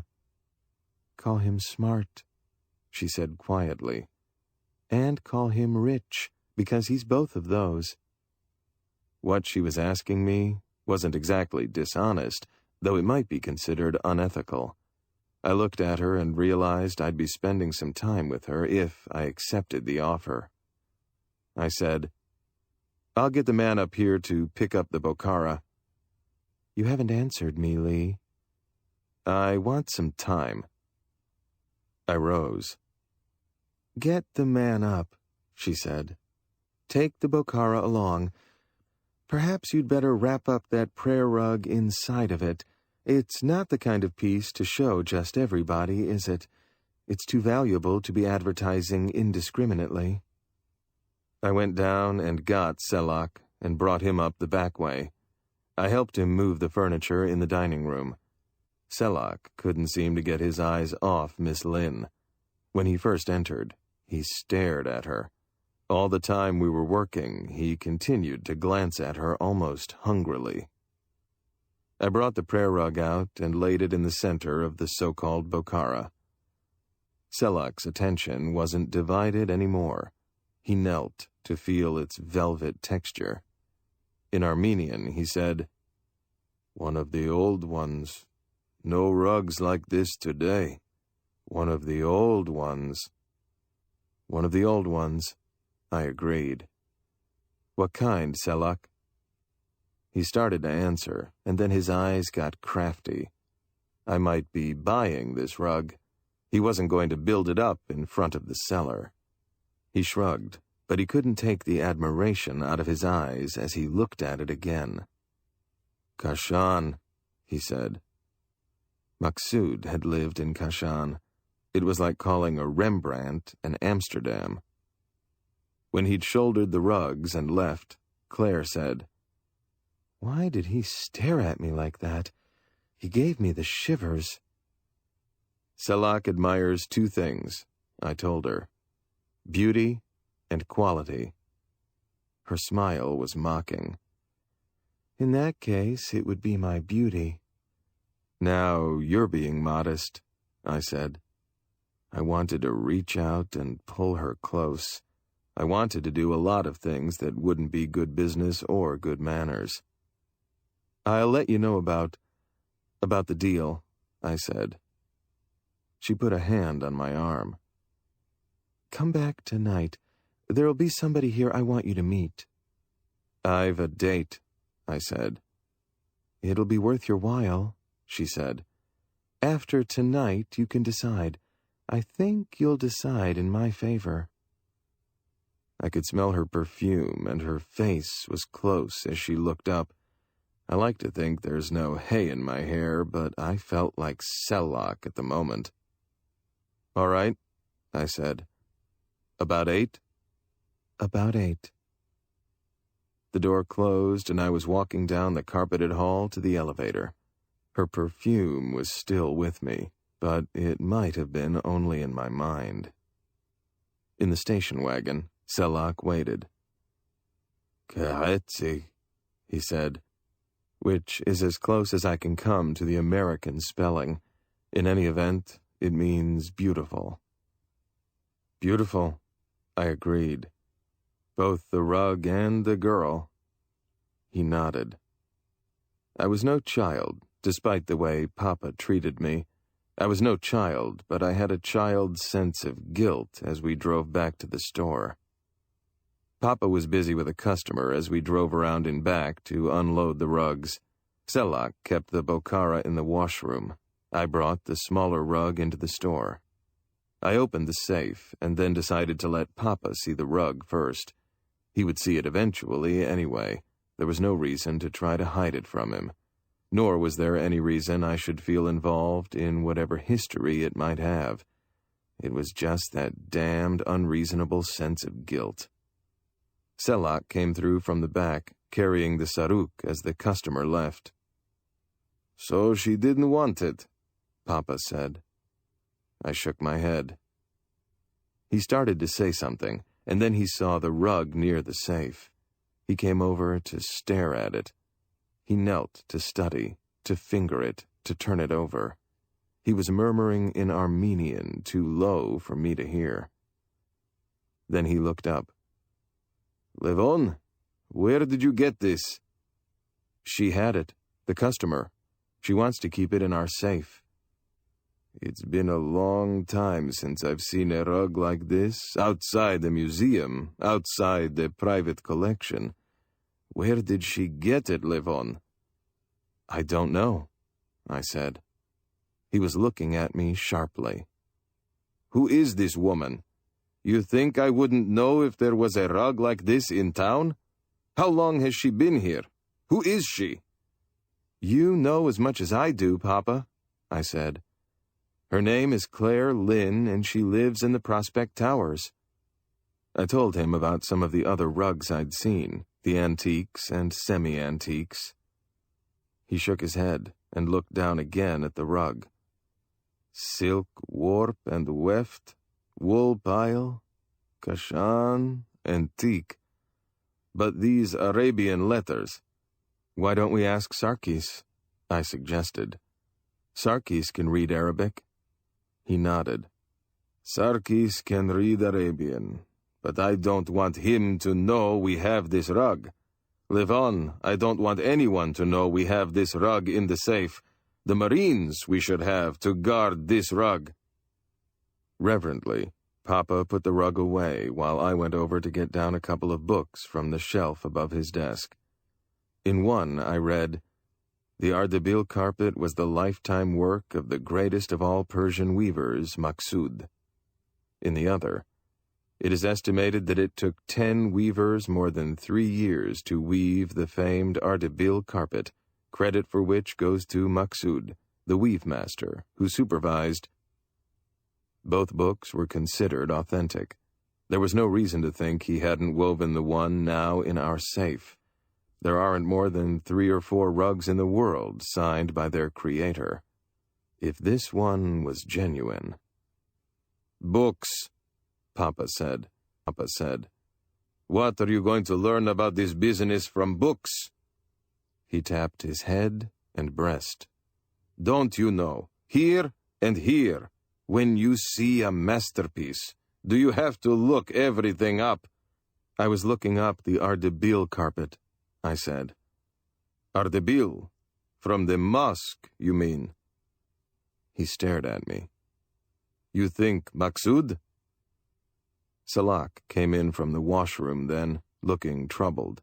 I heard the word Bokhara and blood, but the rest was too garbled for me. Papa nodded.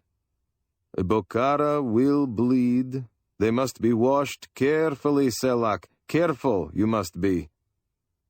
Some more I couldn't understand, and then Papa went back to the washroom with Salak. It was quiet in the shop. Outside on the street, people went by, traffic went by, but it seemed unusually quiet in the store. When Papa came back in, his eyes were questioning. "Bokhara will bleed, but not blood it won't bleed, Levon." He looked tired.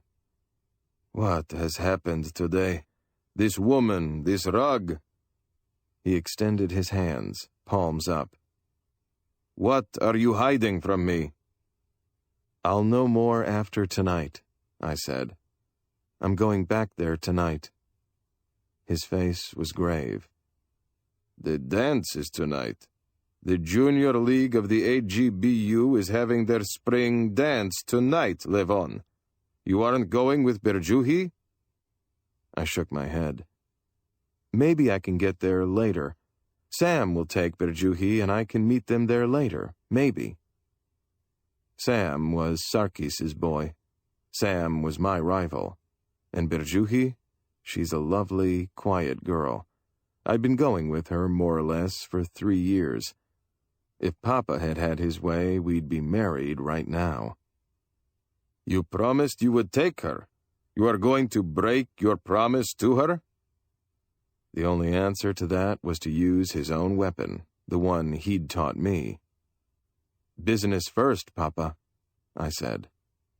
He opened his mouth to answer, and then clicked his teeth. He sighed and went over to look out the huge plate glass window, the one where it says, "N. Caprillion and Son," in big gold letters. We don't get a paper downtown. We get the home edition. That's why I didn't read about Henri Ducasse until just before supper. Henri, who'd been described by Claire as smart and rich, was now something else. Henri Ducasse was dead. He'd been found in a deserted garage, stabbed to death. He hadn't, according to the authorities, been stabbed in the garage, as there was very little blood on the cement floor, and it was obvious he had bled a lot. He was identified as a connoisseur of rugs and tapestries, and a bon vivant. My sister, Anne, was reading the society page across from me, and I asked her, "What's a bon vivant, Anne?" "Oh, a lover of good living," she said. "A man who likes fine foods. Thinking of taking it up, Lee?" "Not until business gets better," I answered. And then, at something in her voice, I looked up. The paper was in her lap, and she was regarding me. "Papa says you're not going to the dance tonight." "He told you the truth." You've called Berjuhi? From the store, before I left. Anne shook her head, and her dark eyes were quizzical. You get away with murder. I know 6 boys who'd like to take your place with Berjuhi. How do you do it? With mirrors, I said, and went back to reading about Henri Ducasse. At the supper table, Papa was unusually silent. He would look at me from time to time, and I had the impression he wanted to say something, but he didn't. Anne and Mom got into a discussion about one of Anne's customers at the hat shop. They carried the conversation. After supper, Papa said, "A game of tavlu, Levon." "Okay," I said. It's called backgammon in this country, but Papa and his cronies still called it tavlu. Also, they don't use a cup to throw the dice, a point I insisted on tonight. You think I would cheat, Levon? No, of course not. But you get too many double 6s. That's the dice. It was an old argument. There are more 6s than any other number, they claim, and play accordingly. They get them, and it isn't due to manipulation. What those experiments at Duke are trying to prove now, they knew for ages, these old-timers. As we set up the board, Papa said, I've been thinking about that Bokhara. I sold that rug once. I'm trying to remember who I sold it to. His memory was unbelievable, even for ordinary pieces. Maybe Henri Ducasse? I suggested. I kept my eyes on the board. He shook his head. 20 years ago or more, I sold that rug to somebody in this town. I can't remember. He tapped his forehead. He played a sound game, making no mistakes, covered all the time, making all the traditional and routine moves. The only thing his game lacked was daring, and that's why I beat him 3 straight. Which didn't prevent him from telling me, You play a dangerous game, Levon. As you get older, you will be more careful. I won, I said. You were lucky. He folded the board carefully and put it in the bookcase. You be careful tonight, Levon. I will, I promised, and went into my room to dress. There wasn't any reason I couldn't wear the clothes I'd worn all day. No reason but that weakness in the legs. I wore my new gabardine suit and my best Oxford shirt. I wore a tie of rich and simple dignity. I realized, also wearing a smirk, and I left that back in the bedroom before going out into the living room. Papa's gaze covered me over the top of his mirror spectator. He said dryly, You will remember the firm's reputation, Levon. You will make no promises for the firm before you talk to me. He went back to his reading. I didn't answer him. He didn't expect an answer. It was a warm night, a false summer night, and the moon was almost theatrical. The little convertible seemed to be humming to herself as I cut over to Prospect. The Prospect towers were alive with light. The white brick reflected the moon's glow. The full-length windows of the top floor were like a battery of beacons against the sky. Over at the Parkley Hotel, the party would just be getting underway, and I felt a moment's regret. I hadn't seen the gang all together for a long time. Across the street, a broad, poorly dressed man stood under the shadow of a budding maple tree. For a moment, I stared that way, for it looked like Selak. But he made no move to leave the shadows, and I couldn't make out his face clearly from here. There'd be no reason for Selak to be up at this end of town anyway. As I waited outside of Claire's door, I could hear music inside. It was Aram Khachaturian's Saber Dance, a current jukebox favorite. The timing was too pat. I felt like a fly waiting outside a spider's web, but perhaps I could turn into a bee Or perhaps this web wouldn't be as strong as its creator thought it. Claire Lynn was wearing something misty in a pale green, something about as substantial-looking as a cloud. "You're on time," she said, her smile warm and friendly. This didn't look like the start of an ordinary dealer-customer relationship. We went in, and she asked, "Recognize the music?" "Strauss, isn't it?" I answered. She sighed. "And all the work I went to." She chuckled. "No, it's not Strauss, Lee." A man was sitting on one of the armless love seats, and he rose as we entered. A short, dark man with one of those unlined faces. He could have been 40 or 70, but I knew he wasn't 40. It was George Harrow, a Syrian we had frequently dealt with, another Henri Ducasse, another social salesman. "Good evening, Lee," he said. "How's your father?" He extended his hand, and I took it. I said, "He's worried about business, as usual, and tonight he's worried about me." Claire went over to turn off the record player.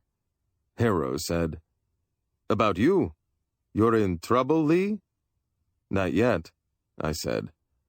"But I'm young and innocent and don't know Khachaturian from Strauss, and here I am in the major leagues." Harrow frowned. Claire laughed. Harrow said, "I don't quite follow you, Lee." "Yes, you do," I said. "And I want you to admit it before we go any further. If we're going to sell some rugs, we should understand each other first." Harrow looked at Claire, and now they were both smiling. Harrow said, "I underestimated you, Lee. Let's all sit down, shall we?" We all sat down, neat and cozy. Harrow looked down at his hands and up at me. "You've seen those rugs in the other rooms?" I nodded. "They need to be very carefully sold," he said. "They are not something to dump on the market." "Any really fine rug needs to be carefully sold," I said. His eyes were reflective. "That's right. In 1911, Lee, I sold an antique kirman for $30,000. Later, at an auction, this same rug was sold by its owner for $700. He paused. "I sold an Ispahan for $35,000 to the same customer. At the auction, it brought $1,200. "I wasn't alive then," I said. "But those were the golden years, at the beginning of the century. A lot of very wealthy men collected Orientals as a hobby. Those were the collectors' years. And those are collectors' rugs. But this isn't 1911. He stirred. "No, it isn't. A lot of bad management has come into the business since then. Throat and price cutting has come into the business, and dealers who try to compete with carpeting. This isn't the business it was, nor are those the kinds of rugs you'll find on the market today." "Miss Lynn said something about customers," I put in. "That's what I'm coming to. There are still some of the discerning customers left. We know quite a few." "Mostly women." He nodded, watching me, looking for a reaction. "That's your field, George," I pointed out. "It was." He smiled. "Before I became emotionally involved with a few of them." "And these rugs, where'd they come from?" "Most of them are from a St. Louis collection. I picked some of them up there. The rest are from town here. They were bought through the years by a man of breeding and taste and discernment. I don't have to tell you these aren't the kind you're buying today." I looked at Claire Lynn. I said, "That's a different story than you told me when you came to the store today." "I wasn't revealing my hand at the time," she said. She looked at me levelly. "I thought it was a little early." For a moment, nobody said anything. Then George Harrow said quietly, "Well, Lee?" I waited until my silence got through to them, and then asked, "What happened to Henri Ducasse?" Neither of them flinched. Claire shrugged. Harrow said, "I understand he was trying to sell a rug to a man named Dijkstra. I understand the deal was almost completed when Dijkstra discovered the rug wasn't as represented. This is just rumor one hears in the trade. I cannot vouch for it personally." "Dijkstra," I said. "We sold him some rugs a few years back. War profiteer, wasn't he?" "Among other things. He was something of an expert on repeating weapons, I understand, and explosives generally. Had a rather thriving, if illegal, trade in things of that sort." He smiled dimly. "Why do you ask about Henri Ducasse, Lee? What has he to do with this business?" "I didn't know. That's why I asked. Claire mentioned him today." She said, "It was just a coincidence, Lee." "All right," I said. "I'll work along with you." I didn't mention the Bokhara then. I was saving that. "How about that rug you have in our safe? You've got a customer for that?" Harrow said, "We won't worry about that for a while. I've an idea we can get our price for that." He looked at the thin gold watch on his wrist. "Well, I've an engagement at 9:30. His smile tried to read some intriguing meaning into the words, some romantic rendezvous. He rose. "I'll leave you two young people to amuse yourselves now." Claire went to the door with him. I went over to the record player. She had all of the Gaines suite there, and I put it on. When she came back, I was sitting on one of the love seats. "So," she said. "So it's settled. You don't mind if I'm a little uneasy about it, though?" She didn't answer that right away. She was bending over a decanter on the cocktail table between us. "Scotch again, with water?" "Fine." I averted my eyes like a gentleman. As she handed me my drink, she said, "Why are you uneasy?" "For one thing, Ducasse, who was killed. Then Harrow. He's never been arrested, but he's had some close calls, I remember. And one other thing. That blot on the Bokhara. It was blood, Claire."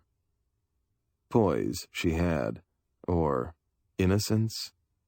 I would settle for poise. Her eyes didn't waver. There was no visible tenseness in her. She frowned. "Blood?" "Blood. Enough of it to make me wonder how it got there." "I can't tell you, Lee, because I don't know. It was that way when I got it. And I got it yesterday. George brought it up." "You know where he got it?" She nodded.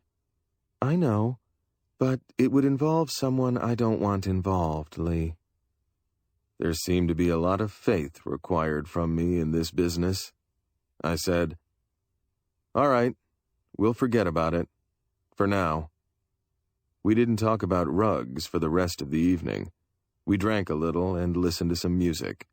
We went out onto the terrace, and there I obeyed that impulse I'd had at the door this afternoon. I pulled her into my arms and kissed her. She seemed to enjoy it. She seemed to expect it. When I got down to the car again, it was 2:30.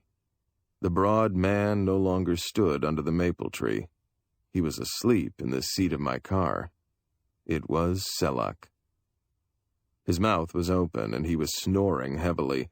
I went around to the driver's side quietly and climbed in behind the wheel. I'd driven him more than halfway home before he woke up. He shook himself and straightened in his seat, rubbing his eyes. I stole a glance at him. He seemed embarrassed and looked straight ahead. The clothes he wore were tight, but I knew they were his best. I said, "I didn't expect to see you up at this end of town, Selak. Been to a show?" Something that sounds like Voch, which is no. By the tone of his voice, I realized he didn't relish any questioning. I said no more. He shared the silence. When I stopped in front of his house, there was a light on. His sister, a thin, prematurely gray girl, was waiting on the porch, and she came down to the walk as the car stopped. "Selak, where have you been?" Then she saw me. "Oh, Lee, he was with you? Everything is all right?" "Everything's all right," I assured her. "He was out with me." "He's never been out this late before," she said. "You were at the dance?" No, we were over to see a friend of mine." Selak had left the car, was going up the steps to the porch. He hadn't said good night. I didn't know if he was miffed or embarrassed. He'd probably been hit as hard as I was. I said good night to his sister and turned the little convertible toward home. There was no reason I should sing, but I sang. There was no reason I should feel smug and sophisticated and adventurous, but all these things I felt. Papa's curiosity was greater than his temporary annoyance with Sarkis, evidently, for Sarkis was at the store when I got there the next morning, and Papa was getting the prayer rug out of the safe. Sarkis looked at it in awe, and some ejaculation escaped his throat. He knelt like a man in church. "Maksud of Kashan," he read, and "The year is 940. He looked thoughtful. "That would not be our calendar. That would be about 1560 or 62. He looked at my father. "Where did you get this treasure?" "It isn't mine," Papa said. "Can you believe it's genuine?" Sarkis's broad face was grave. "It's an antique. But that rug from the mosque, it's an Ispahan, isn't it?" "You could ask Levon," Papa answered. "He read the books." "Not enough of them," I said. "In 3 books, I got 3 dates for the Ardabil carpet and no designation. What do you honestly think about it?" He shook his head and looked at it again. "What does it matter? There are none like it today. A rug like this, if you owned it, you could ask anything the customer could pay. There would be no other limits." "Ethics, Sarkis," I chided him. "Ethics?" Both of them looked at me blankly. Then Sarkis said, "Across from me is a picture store. In the window something you couldn't call a picture. 2 weeks I've been seeing that picture every day and can't figure what it is. But the price card I can read. $2,500. That's plain enough. Ethics." "All right then. How much would you pay for that rug, Sarkis?" "I'm a poor man," he answered. "My money is all in merchandise. I am a dealer, not a collector." "You are a wolf, not a lamb, you mean." I grinned at him. He sighed and looked at my father. "These young ones," he said. Papa frowned at me. "You will remember Sarkis is my cousin." Yesterday, Sarkis had been his contemporary. Today, he was his cousin. Today, they shared a reverence for craftsmanship. I said no more. I concentrated on the serape I was repairing. I was only vaguely aware of the small, dark man on the walk outside, looking in through the open door. Papa was saying, "And how did you make out with Mr. Egan, Sarkis?" "All carpeting the whole first floor," Sarkis answered. "And the rugs that man used to buy. But his wife, you know, his wife has the money, and it's carpeting for her." He shook his head sadly. The small, dark man was in the doorway now, and I looked up. He was staring at the rugs still on the floor in front of the safe. I don't know why I was suddenly nervous, but I was. He had a thin face, this man, and a nose like a parrot's beak. He had the small, round eyes of a bird, too, eyes black as sin. He was wearing a black derby, which he removed now, disclosing a completely bald head, glistening with perspiration. "That rug, gentlemen," he said. "It is for sale?" He reached into an inner pocket as he said this. With one motion, Papa had tossed the rug into the safe and clanged the door shut. There had been something so malevolent about that gesture of his, Papa had reacted instinctively. But the man had a handkerchief in his hand now, and he was wiping the perspiration from his shining head. "It is for sale?" he repeated. Papa shook his head. "It is not ours, sir. We are keeping it for a customer." "I may see it? I believe I once owned it." Papa shook his head stubbornly. "It is not ours to show." The black eyes went from Papa to Sarkis and back. "It is a secret? Or you do not trust me?" Papa said, "It is a very valuable rug. It is not ours. I am sorry, sir." Silence. The man looked at Sarkis, then at me, as though sizing up his adversaries before making an attack. Finally, "You gentlemen are Christians." The voice was faintly tinged with contempt. We all nodded. "You would not know, then, the value of that rug. In the mosque at Ardebil, it was woven by the slave Maksud. To Allah it was dedicated, and to his prophet, Muhammad. It was never intended for Christian use nor Christian admiration." "We cannot help but admire it," Papa said. "We are not using it. If you will pardon me, sir, it is a busy morning.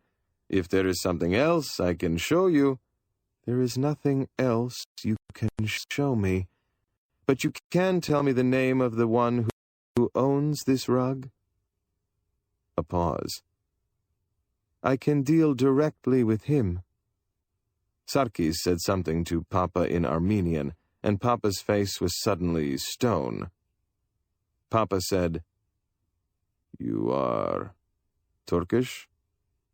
There was no "sir" this time. Papa had spent his youth under the Turks.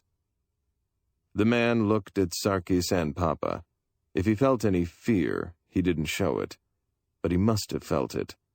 They were related to me, and still I felt the gooseflesh form on my arms and neck. The two men who stood there near the safe were no longer rug dealers in an American city. They were no longer rational. "What does it matter?" the man said. All of Sarkis's family had been massacred by the Turks. Papa's sister had been killed by the Turks. "What does it matter?" the man had asked. "Answer me, damn you!" Papa's voice was hoarse. It was a voice I had never heard before. His face was white.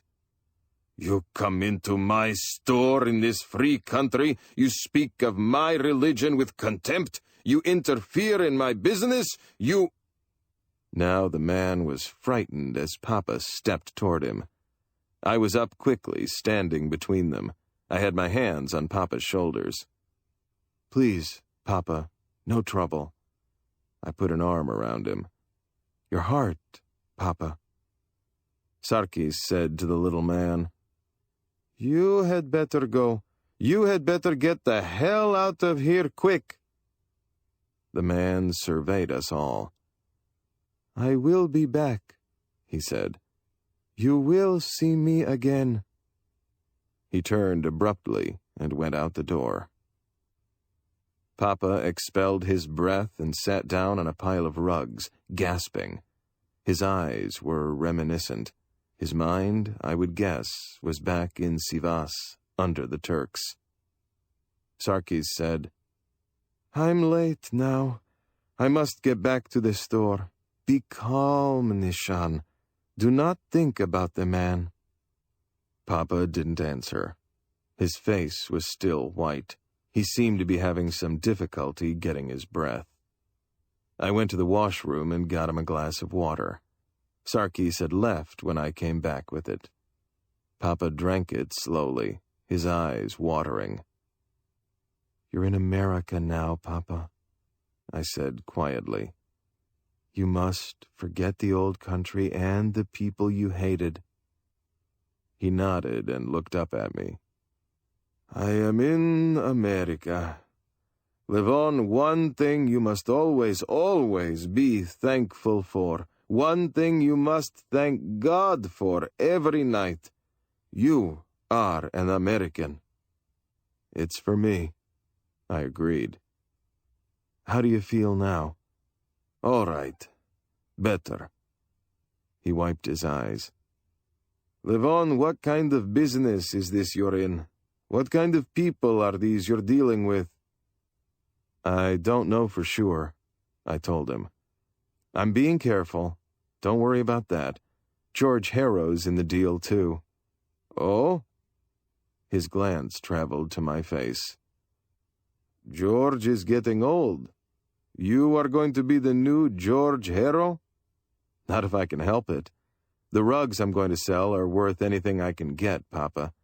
Nobody has to be ashamed of asking big money for rugs like those." "But you will sell to women?"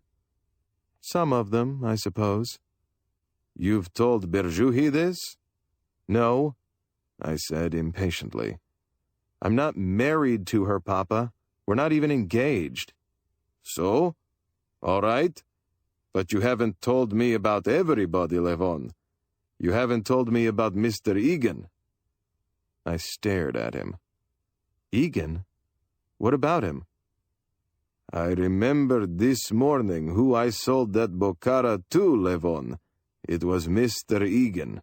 20 years ago I sold him that rug for his study." I remembered Claire saying, "It would involve someone I don't want involved." I said, "I didn't know Mr. Egan was involved, Papa.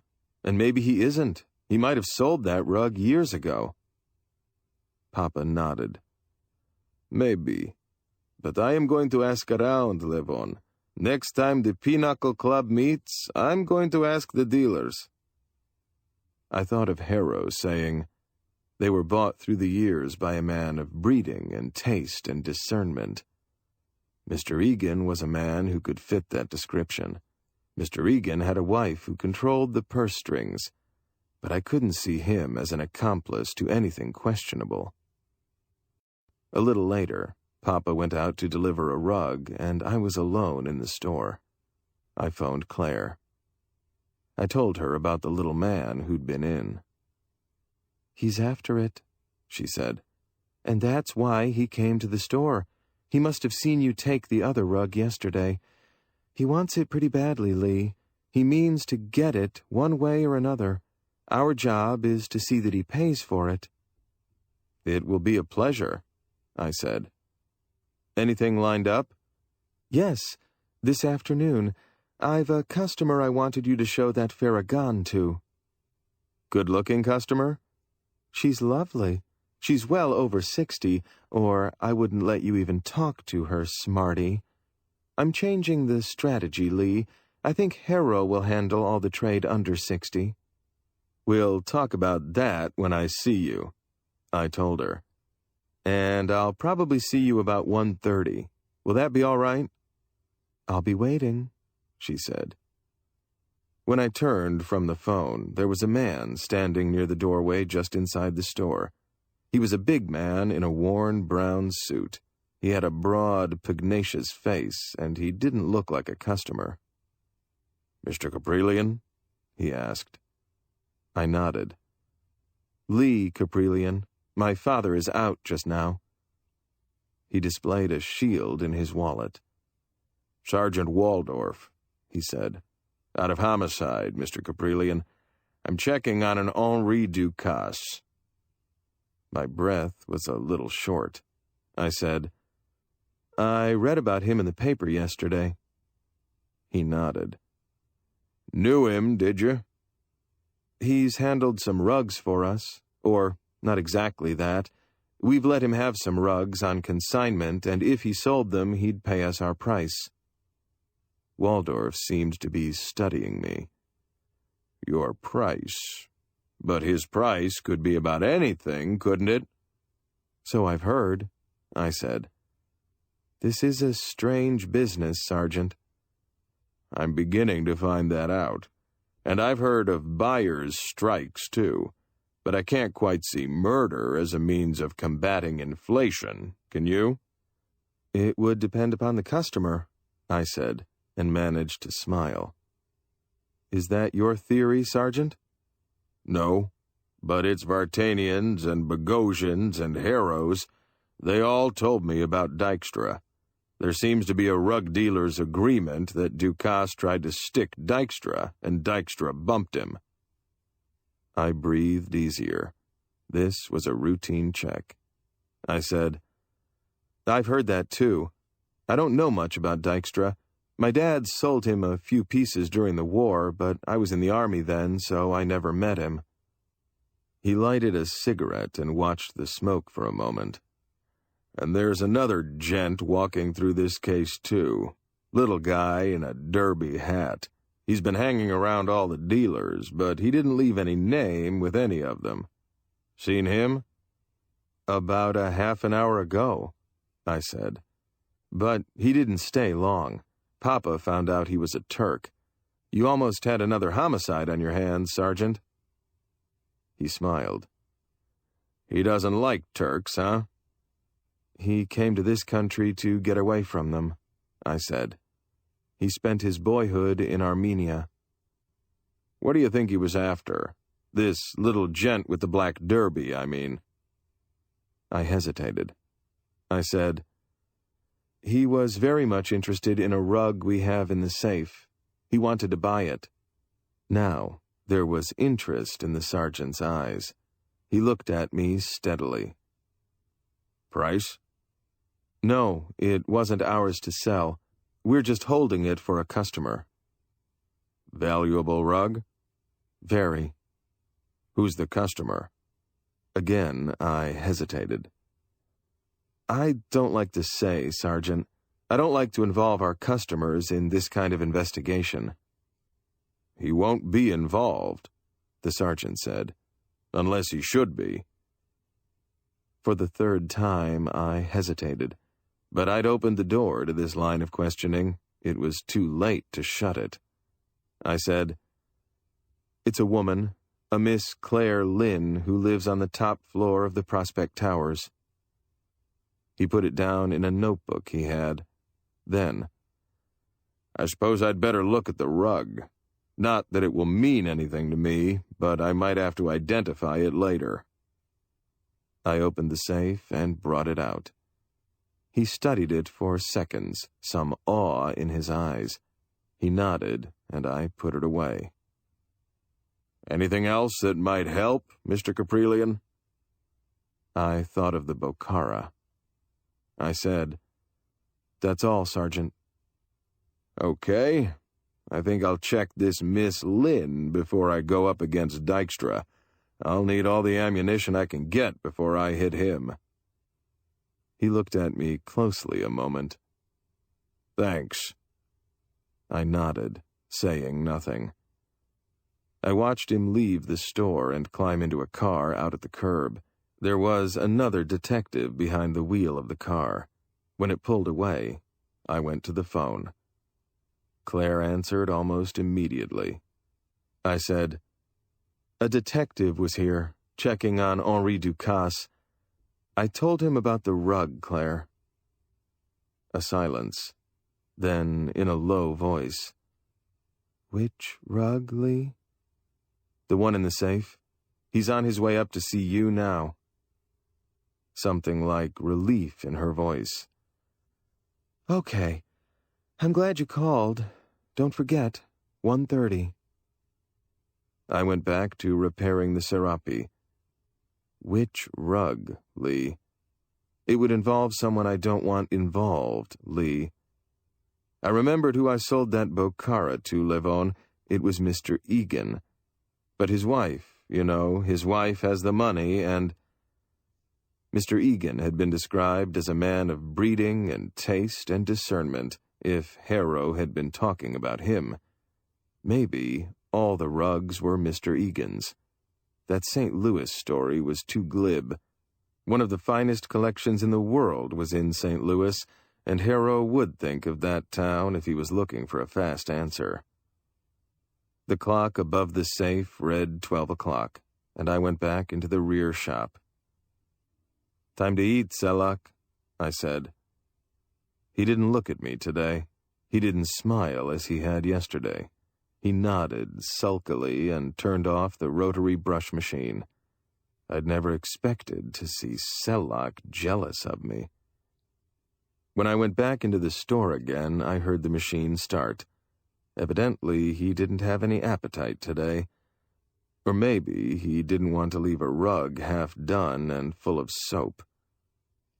About 12:30, Papa came in, and I told him about the deal I had for the afternoon. He looked unhappy. "You're working on commission on this, Levon?" "That's right. We'll split the commission, Papa." He waved that away. "No, not those kind of sales." "It's an antique Farragon," I said. "You think I should sell it cheap?" He looked interested. "Green in the border?" "All Farragons have that. It's like velvet. Yellow, rose, blue, purple, violet, red, and they all blend. It's an odd size, narrower than most." He nodded. "Mr. Egan's?" "Not that I know of." "It sounds," Papa said, "like a rug he bought from Bogosian years ago." "Well, maybe it is then. Maybe he sold it years ago." "Maybe," Papa agreed. "I took some rugs over to Grace to be repaired." Grace was Selak's sister, and she did our finer repairing. I didn't say anything. Papa said, "She told me Selak was with you last night. You brought him home." "That's right." Papa put a hand on my arm. "I'm glad he was with you. I was worried about you, Levon." "Don't worry about me," I said. "I'm a big boy now." I didn't feel any more like Judas than Judas must have felt. "I think I'll take Selak this afternoon if he's finished the cleaning. This is a high-class sale, and I don't want to be lugging the rug like some peddler." "Sure," Papa said. "Take this station wagon, too." I went back to the washing room where Selak was running the big squeegee over the rug, taking out the surplus water. "Don't start another one, Selak," I said. "I'll need you after lunch." He nodded, not looking at me. When I came back from lunch, he was sitting in the station wagon. He'd changed from the sweatshirt he wears for washing to a semi-clean white shirt. His hair was plastered in a crooked part. "Did you eat lunch?" I asked as I climbed behind the wheel. He nodded, looking straight ahead. I cut out of the alley and over to the avenue, up the avenue to Prospect. Using the station wagon, we didn't need to stick to the streets designated for trucks, and it looked better than a truck for this business. The false summer weather still held. Most of the traffic along Prospect was toward the beach and the picnic grounds in the park. When I stopped in front of the towers, I could see Claire up on the top-floor terrace. She waved, and I waved back. I told Selak, "You can come along. I'm going to pick up a rug."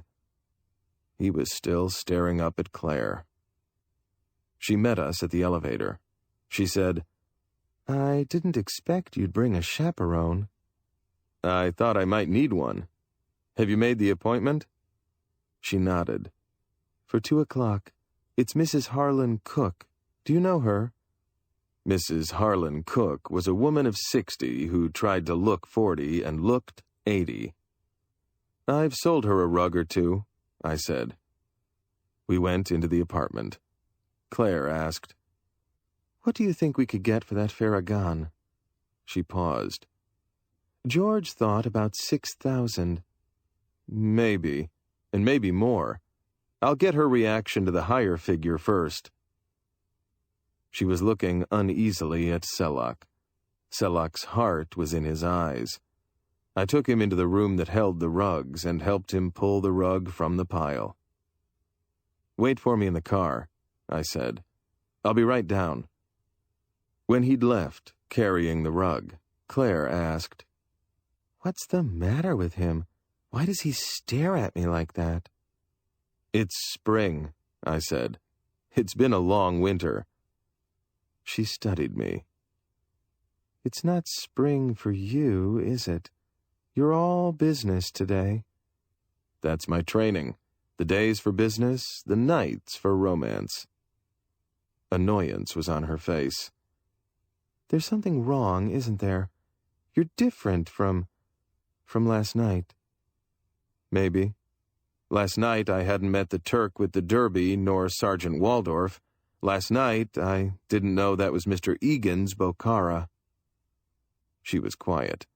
She was chewing her lower lip vexedly and thoughtfully. I thought I was a partner, I said quietly. Not a stooge.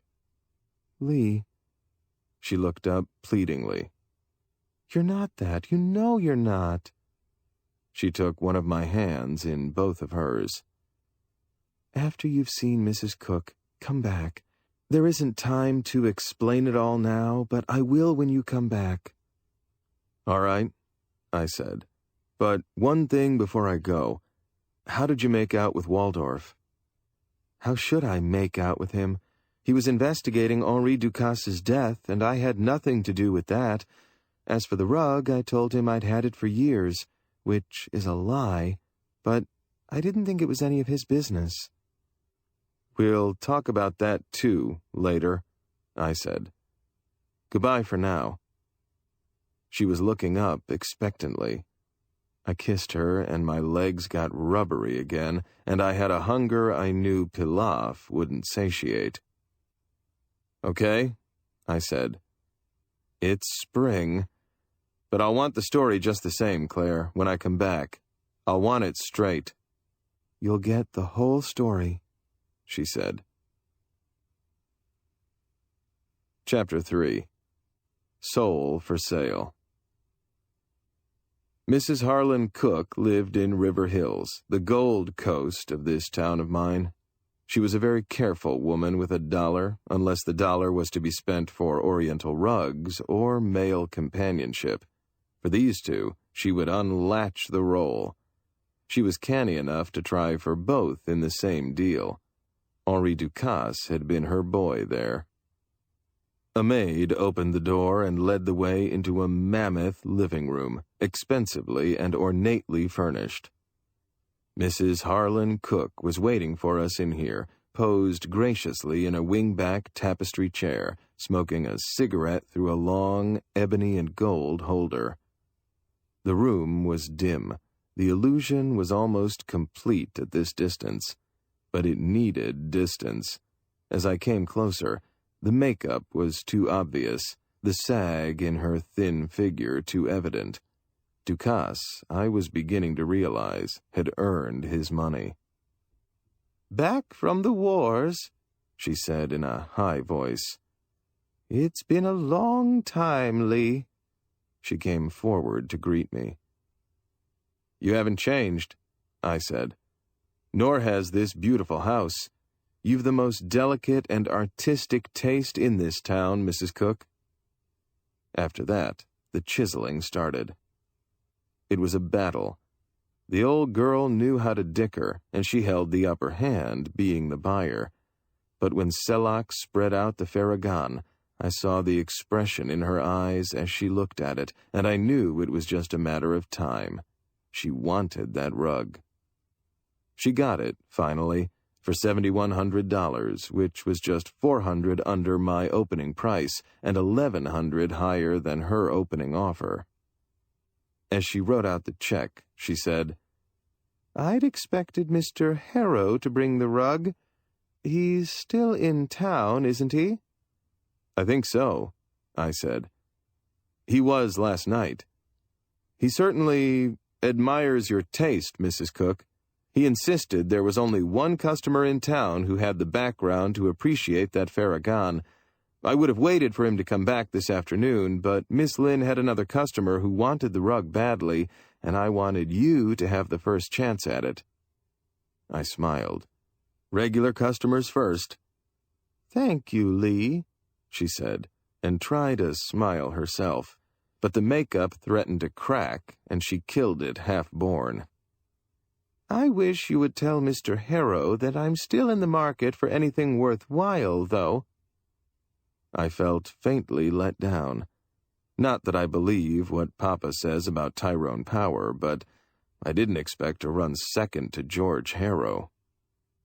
I'll be sure and tell him, I said, and folded the check carefully. She was frowning as she walked with me to the door. There, she said. By the way, who is this Miss Lynn? A friend of Mr. Harrow's? A friend of mine, I said, and smiled reassuringly. I see, she said archly.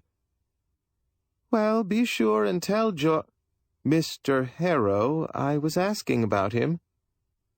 This kind of business wasn't for me. My conscience was elastic enough to charge what the traffic will bear, but not enough to trade on an old woman's sentiment. Not that she wasn't a fraud. Not that she wasn't able to take care of herself and her purse.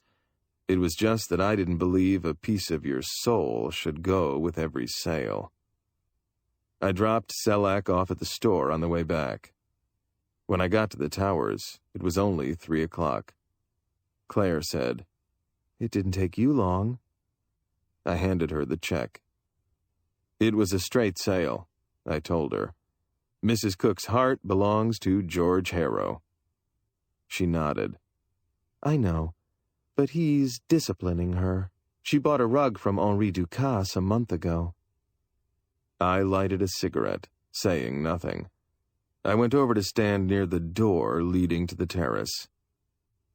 I don't like this way of doing business, Claire, I said. We wouldn't lose much if we were careful, selling them straight. Straight?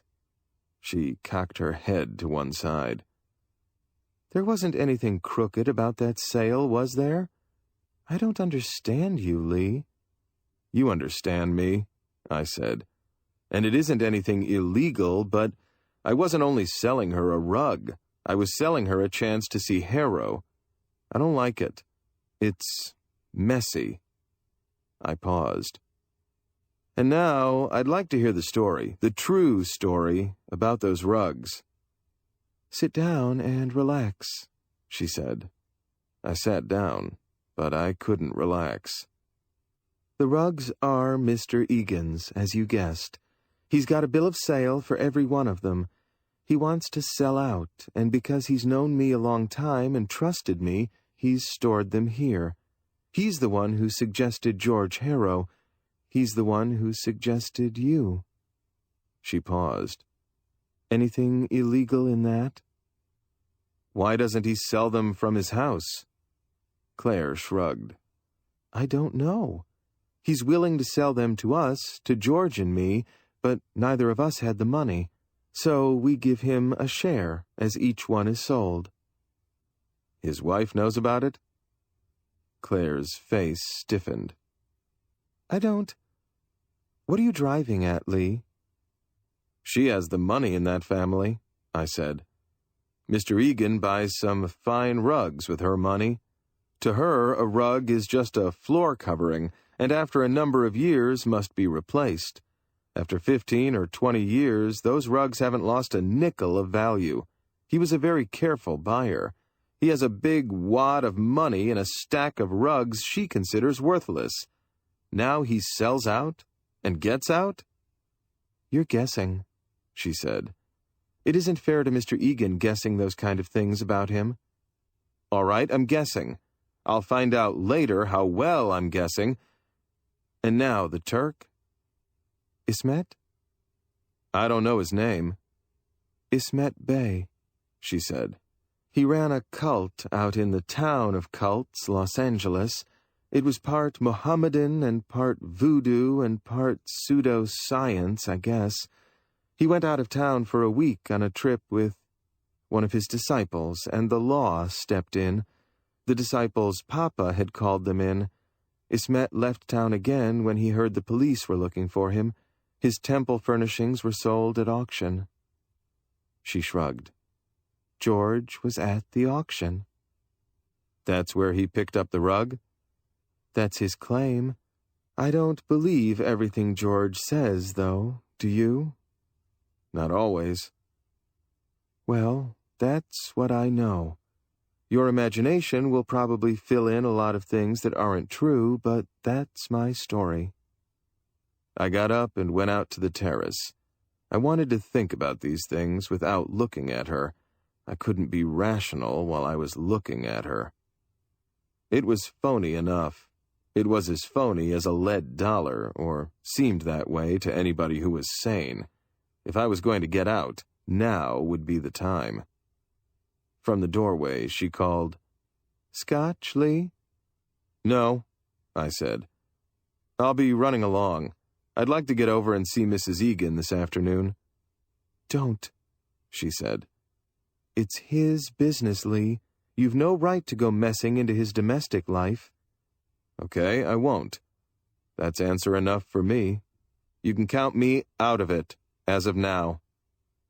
She stood in the doorway like a statue, her face blank, her body motionless.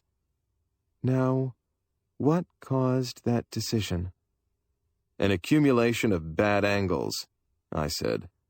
"It wasn't any one incident. Let's just pretend we never met." And then, because the weakness was on the way back, because she looked so startled and innocent there in the doorway, I got out fast. I didn't look back when I reached the street. I had a hunch she'd be up there on the terrace. At the store, Papa was in back talking to Selak, his voice high and excited. When he came back to the front again, he said, "Selak wants to quit, but he won't tell me why." He shook his head. "He's in love and jealous," I said. "Jealous of me, but you can tell him there's no reason to be." "So," Papa said. "So it wasn't all business." "It was mostly business, but bad business. I don't want to talk about it." He shrugged and went over to check his books. I felt noble and moral and miserable. The trouble was, it was still spring. The afternoon dragged on. About 5, Papa put his books away and said, "I think I'll go home. You can close up, Levon." We closed at 5:30. I nodded. He paused in the doorway for a moment, and I could feel his eyes on me. Finally, "Levon, Berjuhi is beautiful too." "I know," I said. "I know. I'm all right. I'm no baby." Papa sighed. "No, all right. I'll see you at supper." He left, and I went back to see Selak. But Selak wasn't there. I went back into the store just as Mr. Egan entered. He's a good-looking gent, despite his years. He's close to 60, I'd say, but he's the kind of thin, tall gent who can wear clothes. He never had enough troubles in his life to age him. He seemed exceptionally uncomfortable, his face faintly flushed. "Good afternoon, Lee," he said. "Miss Lynn has asked me to explain some things to you." "It's not necessary, Mr. Egan. You don't owe me any explanations." "Perhaps not, but I'd like you to understand that—" He paused. "That my wife is fully aware I'm selling those rugs." Again, he paused. "You may phone her right now if you wish." "I'll repeat," I said, "that you don't have to explain anything to me, Mr. Egan. I'm out of it." That's why I'm explaining, he said. I don't want you out of it, Lee. I have too much faith in your sales ability and too little faith in George Harrow's integrity. I didn't say anything for a moment. I was thinking of Claire. Mr. Egan said, "This is very embarrassing for me. I'm not conditioned to begging, Lee." It was embarrassing to me, too. Whenever I'd seen the word gentleman used, I'd always thought of Mr. Egan. He'd symbolized all the things an ignoramus like me thought of as a gentleman, a cultured person. But I'd sold a lot of the carriage trade. I wasn't completely naive. I said flatly, "How about that Bokhara, Mr. Egan?" He frowned. "It's mine, of course." "I know that. But whose blood was on it?" "Blood?" His surprise, I felt, was honest. "You're talking in riddles, Lee. I bought that rug from your father more than 20 years ago. Miss Lynn didn't tell you about the blood?" He shook his head, saying nothing, staring at me. "There was so much of it," I said. "So much it was suspicious. Maybe my imagination was too active, but you see, Henri Ducasse's death was in the papers that same day, and Claire, Miss Lynn, had talked of him. The whole setup looked bad." He wasn't listening. "Blood," he said. "Dry, Lee?" "Dried. So maybe it wasn't so important. Henri was just killed yesterday, I guess." He shook his head. "Haven't you read the evening papers? Henri Ducasse was found yesterday. He was killed 3 or 4 days ago." His eyes were reminiscent. "Ducasse," he said, and he was talking to himself. His face grew tight. "Lee, we'll talk about this later. Don't decide against us just yet." He turned and was gone from the store. It was nearly 5:30 now. I locked the back door and turned out the lights in the washing room. I checked the windows back there. In the store, I checked the safe also and set the alarm system. All this I did automatically, thinking of Claire every second. Even Egan's sudden departure didn't interest me. There didn't seem to be any room in my mind for anything but Claire. As for Selak, I felt sure he'd be back tomorrow. Grace would talk to him and straighten him out if he told her he'd quit. At 5:30, I got the signal from the alarm system and left. I went home by way of Prospect Avenue. It isn't the direct route, but I took it for the same perverted reason you'd prod a sore tooth with your tongue. I didn't look up as I passed the towers. It was an effort of will, but I managed it. That's how I happened to notice the derby going through the front door and the narrow back of Ismet Bey. It wasn't any of my business. I was well out of it. I was due home for supper, and after supper I intended to get drunk. Only there was this parking space at the curb, beckoning almost, and I slid the convertible into it. So he'd found the owner of Maqsood's rug, or at least the possessor. Had he come to make an offer, or had he come to make a claim? There was danger in this ridiculous little man, I sensed. There was a threat to Claire. When I reached Claire's door, I could hear their voices inside. I could hear the Turk saying, "It was my rug originally. I know how much it went for at the auction. I don't know what you paid for it, Miss Lynn, but I'm prepared to give you $40,000 for it, in cash, of course." Claire's voice. "I'll have to talk this over with Mr. Harrow." "It was Mr. Harrow," Ismet Bey said, "who sent me to you, Miss Lynn." And now his voice was lower. "I mean to have that rug one way or another, Miss Lynn." That's when I rang her bell. She didn't smile when she saw me there.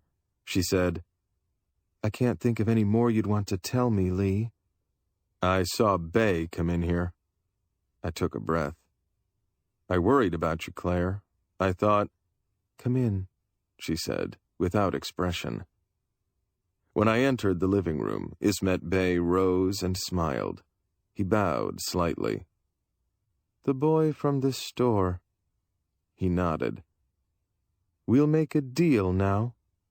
First, Claire said, I want you to tell Lee the history of your losing the rug, Mr. Bay. Her voice was brittle, and she avoided my eyes. Lee seems to think he's being hoodwinked. He looked from me to her and back to me.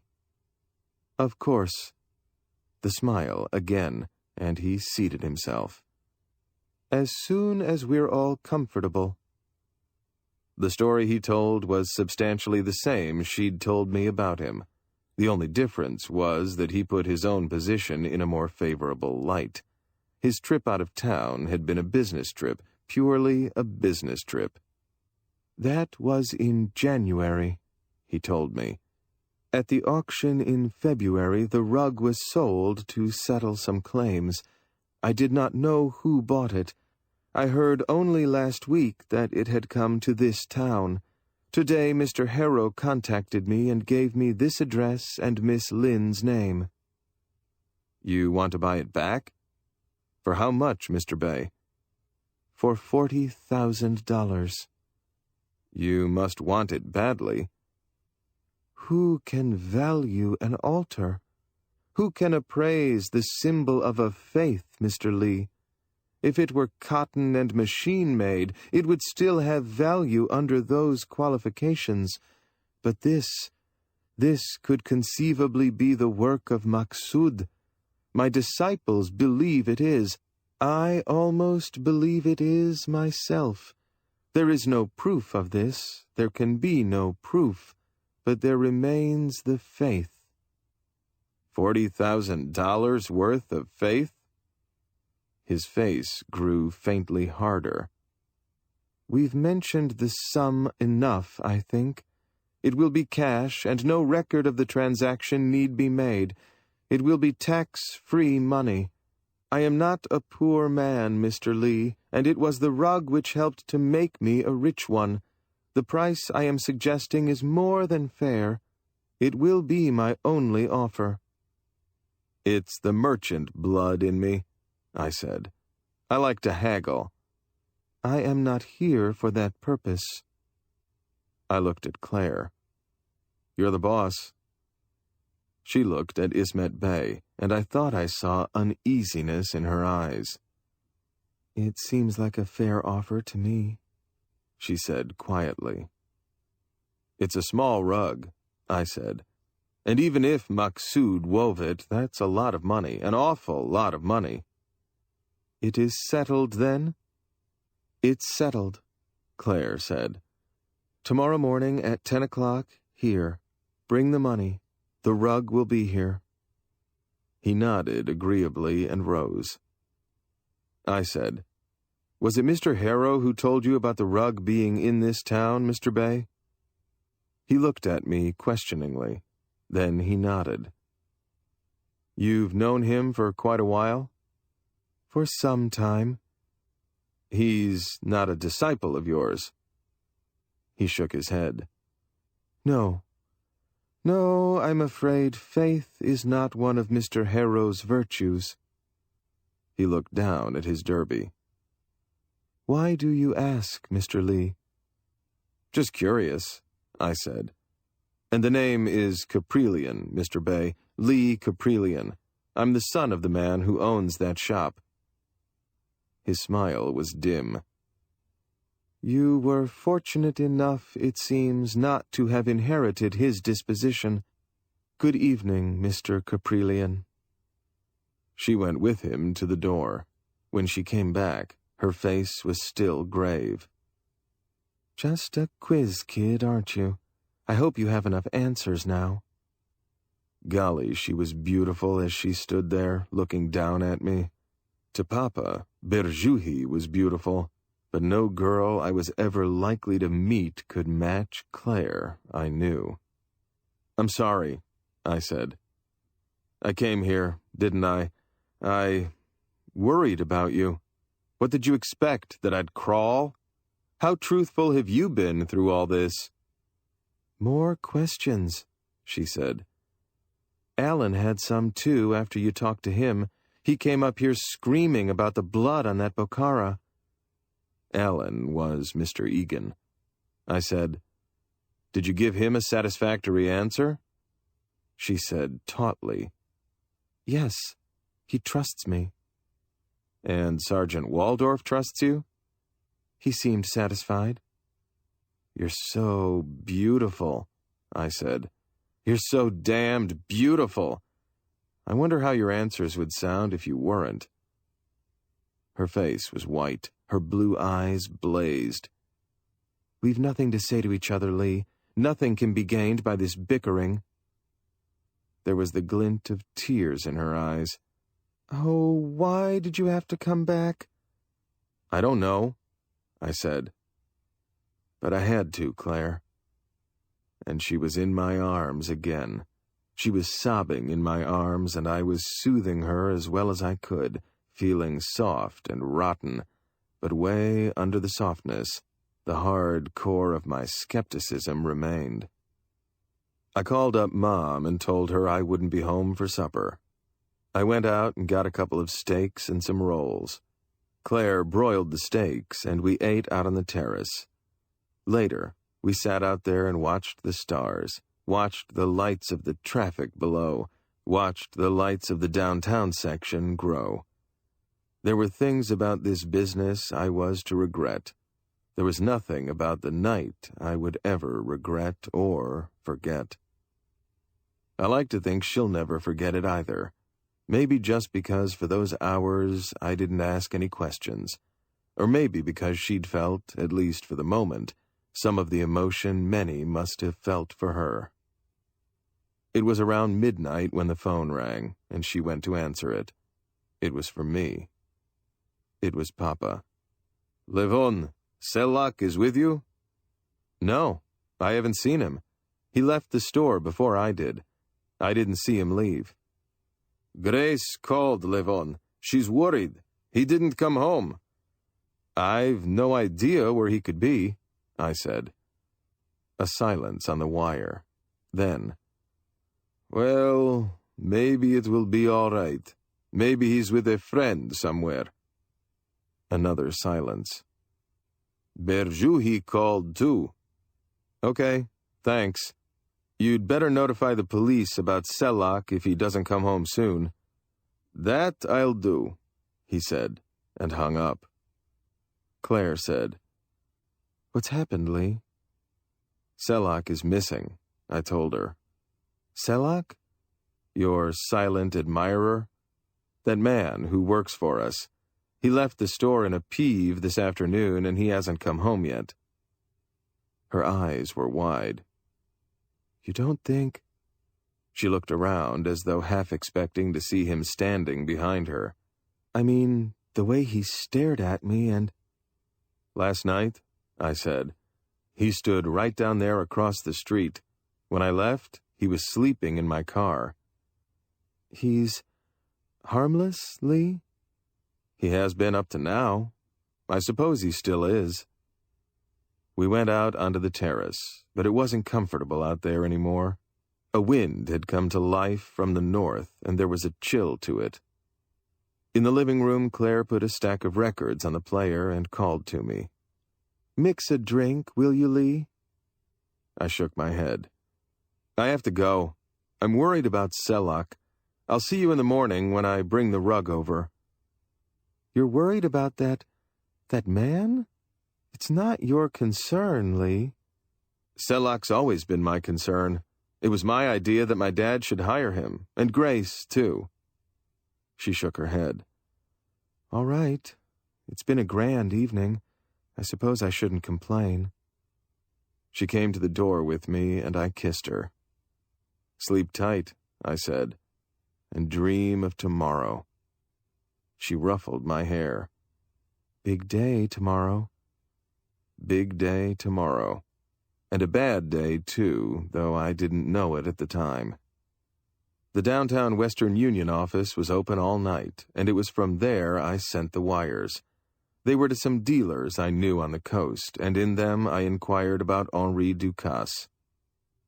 The rain had started before I went into the telegraph office, and it was worse when I came out. The wind was cold. There was sleet mixed with the raindrops. Our false summer was over. The wind howled down the avenue, driving the rain before it. My little convertible was headed directly into it, and she shivered from time to time as the gusts hit. It all shaped up. I'm no detective, but Ismet Bey had told me something that gave me a sequence. Tinker to Evers to Chance. Was that the famous infield? Was that the triple trio, or was it double play? When I turned into the driveway, the lights were on in the living room and on the porch. I could see Papa in the living room talking to someone. When I came up on the porch, I could see who it was. Sergeant Waldorf. He was working late. It was after 1. His eyes appraised me as I came into the living room. "Anything about Selak?"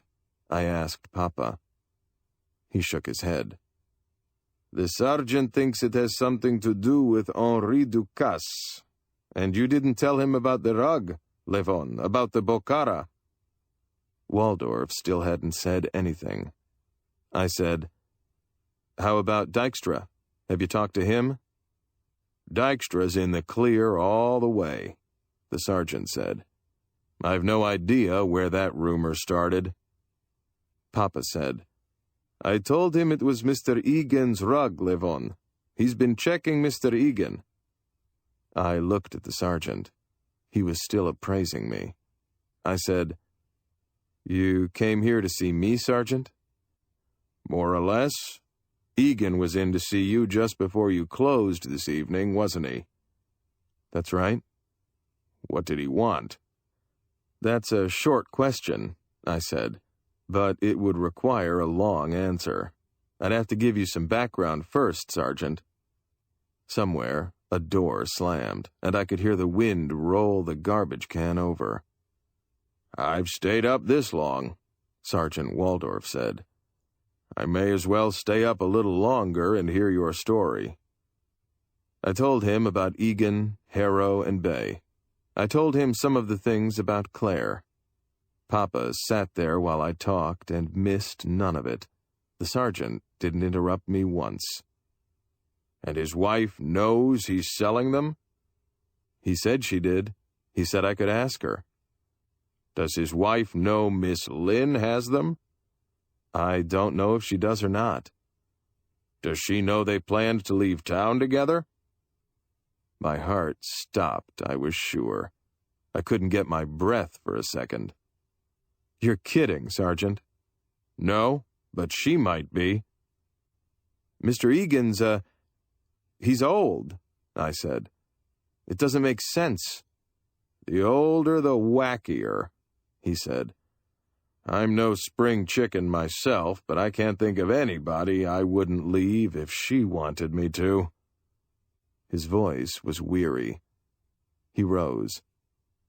"Well, I'll see this Mrs. Egan tomorrow." He looked at me quietly a moment. "You want to come out to the porch a second?" Papa frowned, but I said, "Sure." Out there, the sergeant smiled. I could hardly hear his voice above the sound of the rain and the wind. "Anything you want to tell me privately? How bad you might be involved, I mean." I shook my head. "I gave it to you straight, Sergeant. You're positive Dykstra's in the clear?" "Positive. Nobody I'd rather nail, but he's clean." "All day," I said. "I've been worrying about this. All day I've been hoping against hope that it was Dykstra. I don't know the man, so that wasn't fair." Sergeant Waldorf was looking out at the rain. He seemed to be miles away. He said, "She's a beauty, kid. I've never seen anyone like her. Years ago, I felt as you did tonight, and this babe didn't have half of what that Lynn girl's got." He turned to face me. "I'll try to keep it as clean as I can. You ought to get an answer to those wires in the morning, don't you think?" I nodded. He put a hand on my shoulder. "Okay, I'll see you in the morning. It's been a long day." Then he was trotting through the rain to the department car. In the living room, Papa still sat in the chair he'd occupied through my recital. He looked at me sadly. He started to say something, then changed his mind. He rose. "Time for bed, Levon," he said. "Another day tomorrow." Another day, big day, bad day. Outside the wind grew stronger, and I wondered if Selak was out there somewhere in that wet, miserable night. From upstairs, Mom called, "Is that you, Levon? Nishan, is Levon home?" "Levon's home," Papa said. His voice was as sad as his face. I couldn't sleep that night, didn't sleep, laid down on the bed and thought about Claire. Sat up and watched the storm wear itself out, and thought about Claire. I thought about Selak, too, but mostly about Claire.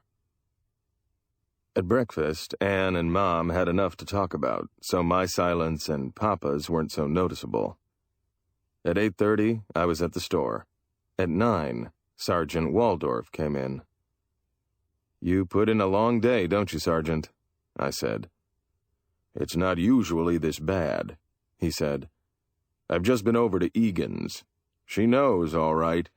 He told her he expected to get at least $5,000 for that pile of rugs." I shook my head. "That seem reasonable to you?" "There might be 20 rugs up there," I said. "I didn't count them, but that's a good guess, I'd say. I sold one of them yesterday. I sold it for $7,100, Sergeant." He whistled. He said, "Uh-oh." He shook his head. "So that's the angle. He gets a nice wad, clear, and he and Miss Lynn take off on the luxury trail. Or that's what he hopes, huh? She'd have the money, wouldn't she? And it might be goodbye, Mr. Egan." "I don't know," I said. "You look tired, kid. No sleep?" "No." He went over to the window. It was a gray day outside. The rain had stopped, but the chill was still with us. "You didn't get an answer to those wires yet?" "Not yet." He turned. "I'm going out to get a cup of coffee. I'll be back before you leave with the rug." There was one answer to my wires when he came back. It read, "Ducasse was out here in January and February. Made a few deals, but nothing sensational that I heard of. It's a bad town for Orientals, as you know. Jack." Sergeant Waldorf looked at me when he'd finished reading it. "It still doesn't prove anything. I'll need more than that." He was looking thoughtful. "You take the rug up there and get your money from Bay. Find out what you can. I have an angle or two to check yet." He left then, and I went to the safe, got out the prayer rug. Papa came in as I was looking at it. "Selak came home at 3 o'clock, he told me. "Grace called. He left again around 6. Where do you think he goes?" I shrugged. I said, "I'm going to take this rug up to Miss Lynn. I'll be back before lunch." He nodded, saying nothing. He went back to the washing room as I went out with the Maksud masterpiece. There wasn't much traffic. The weather was keeping the shoppers at home. I made time getting to the towers, even though I was earlier than I'd promised. George Harrow was there when Claire let me in, and so was Ismet Bey. We were all early. The Turk's black eyes were gleaming as he looked at the rug. His face was enraptured. "It's worth the money," I said. He looked up at me. Yes, about the money. I said cash, I know. This is the same. He handed me the check. It was a cashier's check for $40,000 on the First National Bank. It was made out to George Harrow. You've made it out to Mr. Harrow, I said. He nodded quickly, and his bird eyes were shadowed.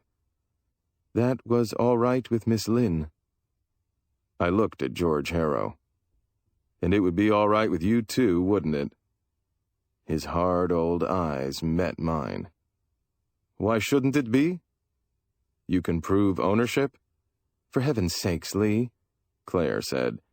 You're not going back to the questions again, are you? I didn't look at her. I continued to look at George Harrow. What's on your mind, Lee? He asked. Murder, I said. You didn't pick this rug up at the auction, George. The auction was in February. You were in Europe then. Oh, who did pick it up at auction? Henri Ducasse, I said. Ismet Bey was looking at George. Then he was looking at me. Henri Ducasse? He is the man who was murdered? I nodded. He knew rugs, too.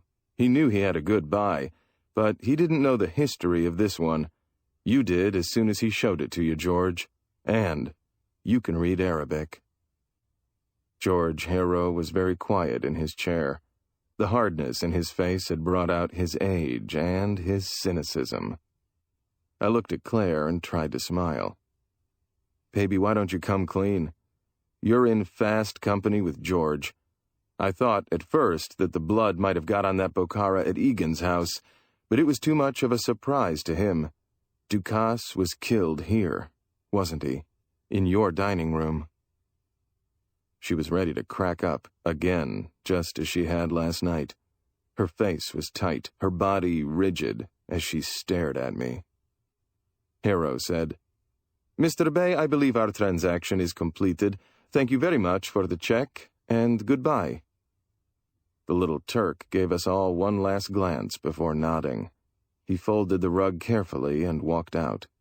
Nobody went to the door with him. And now, George said, I'll have the rest of your ridiculous story, Lee. It's all guesswork, I said. I paused. The first deal, I said, was between Claire and Egan. Egan wanted the rugs sold from here so his wife wouldn't know what he was getting for them. You were called in, George, as the kind of salesman who could get the last dollar out of them. I'd say Ducasse heard about the deal and came here to chisel in on it. Henri was your biggest competitor, George, and he usually knew what you were doing. He brought the Maqsood piece along as an inducement, maybe, to let him in on the deal? Harrow said nothing, nor did he move in his chair. I looked at Claire. That's right, isn't it? She nodded, still in that trance-like stage. For a rug like that one, I went on, a man like you would go pretty far, George, as far as murder. And now I try to lie. We'll know if that was Ducasse's blood on the Bokhara. The police lab has a sample of the blood from the wash water now. That got to him. He stirred in his chair. He opened his mouth to say something, then closed it again. I said, You started the rumor about Dykstra among the dealers. You saw all the dealers from time to time, working on consignment as you do, and you started the rumor to throw Waldorf off the trail. He said nothing. I don't know why Claire came down to the shop, I said, but maybe it was at Egan's suggestion. Maybe she wanted an outside appraisal of those rugs just to make sure you weren't holding out, and maybe they wanted a legitimate dealer in the business to give it some tone. I looked at her. Was that it?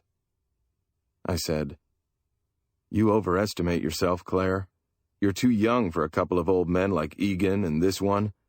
You've been kidding yourself, Claire.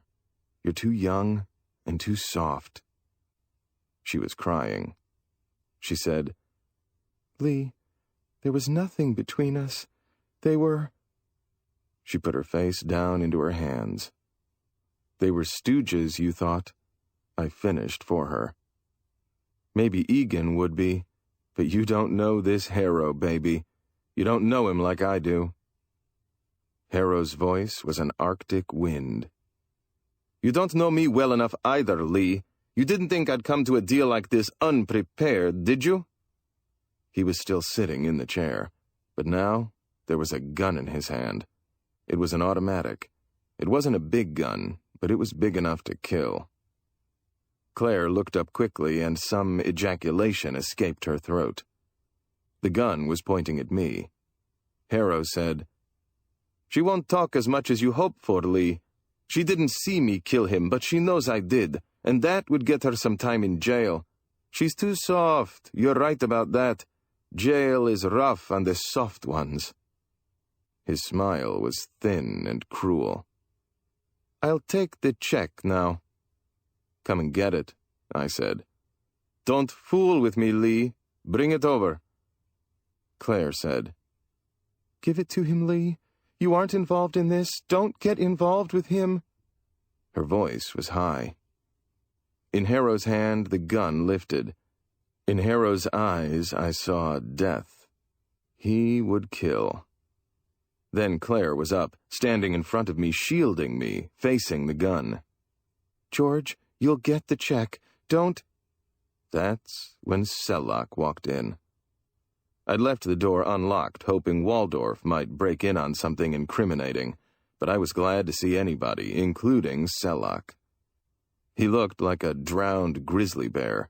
His face was black with beard, his rough hair matted, his dull eyes glaring. The gun, you see, was pointing at his Claire.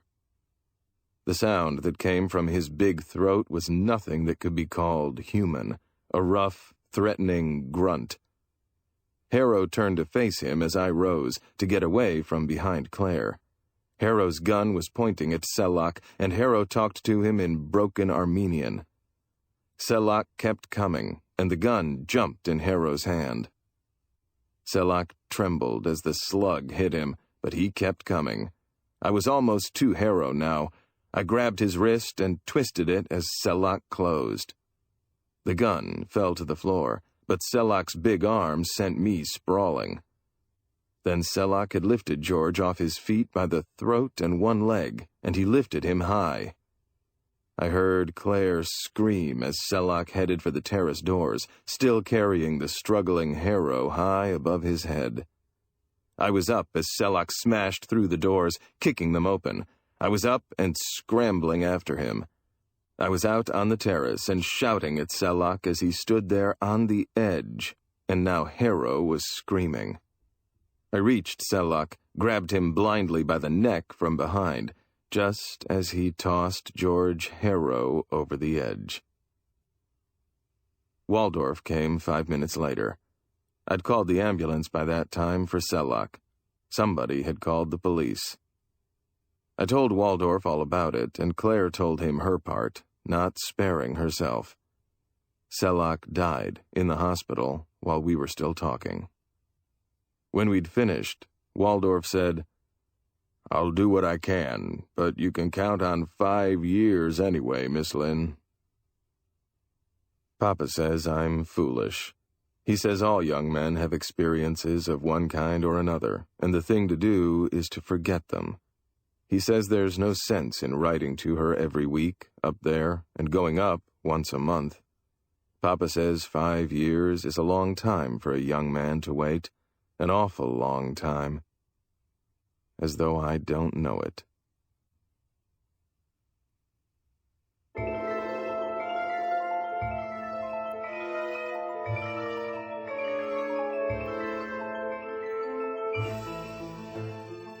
This has been a Highbridge Audio production.